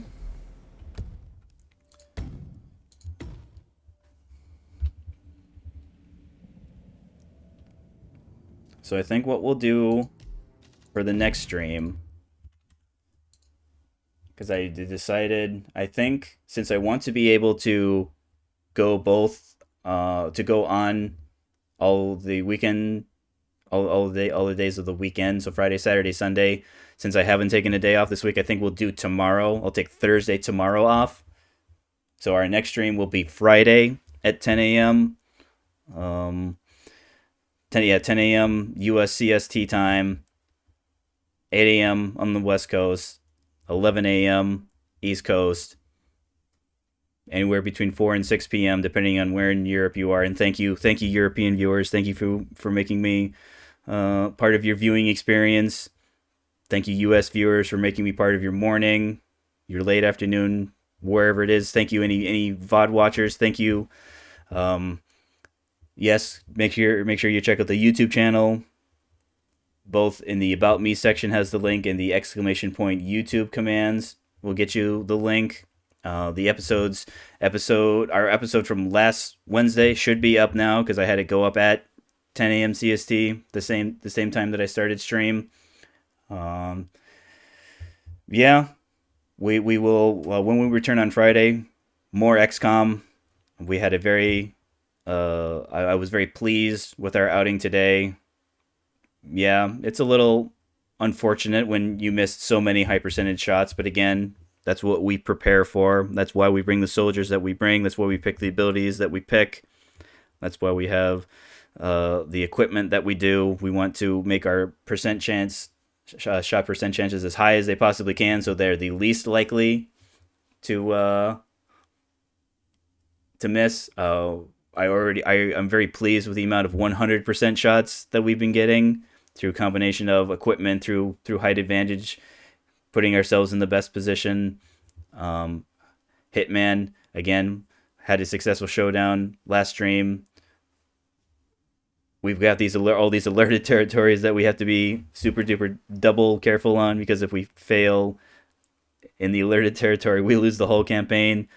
So we want to put ourselves in the best position to complete those, have the regular missions, the regular territories go smoothly, because if 47's incapacitated, we only lose our gear and some of our mercers, but we don't fail the campaign immediately. However, all the other territories go on high alert, so that if you then are incapacitated there, it's why I like how much synergy there is between Hitman and XCOM, about how they're both about your strategic layer and your tactic layer. The decisions that you make on one affect the other. The resources that you get impacts them both. So it's about preparation. It's about putting yourself in the best possible position to succeed, because there are lots of times that there are things that are out of your control, and we want to minimize the things that are out of our control. When we make mistakes, we want it to be because it was a decision that we made, and not because, a random civilian looked in the wrong way at the wrong time and saw us do something particularly nasty. But again, thank you for stopping by. Thank you for joining me. Whether it's your morning, whether your afternoon, your evening, whenever it is that you view, this has been I'm very pleased with how well this week has gone. I like how I made it all the way to was it my 5th stream? Whatever the stream yesterday was, where I made, before I made my first like colossal, ridiculous mistake, and I ask for your most humblest and sincerest forgiveness from me. I will strive to do better than have the wrong scene card up. In my defense, the audio is still there, so use your imagination. Think of it as like a test to kind of, maybe, can you imagine an XCOM mission, how that would have played out without with only hearing it, without actually seeing it. But again, we'll see you again on Friday. Again, 10 a.m. CST, 8 a.m. West Coast, 11 a.m. East Coast, late afternoon, early evening, wherever you are in Europe. And again, thank you for stopping by, and we'll see you then.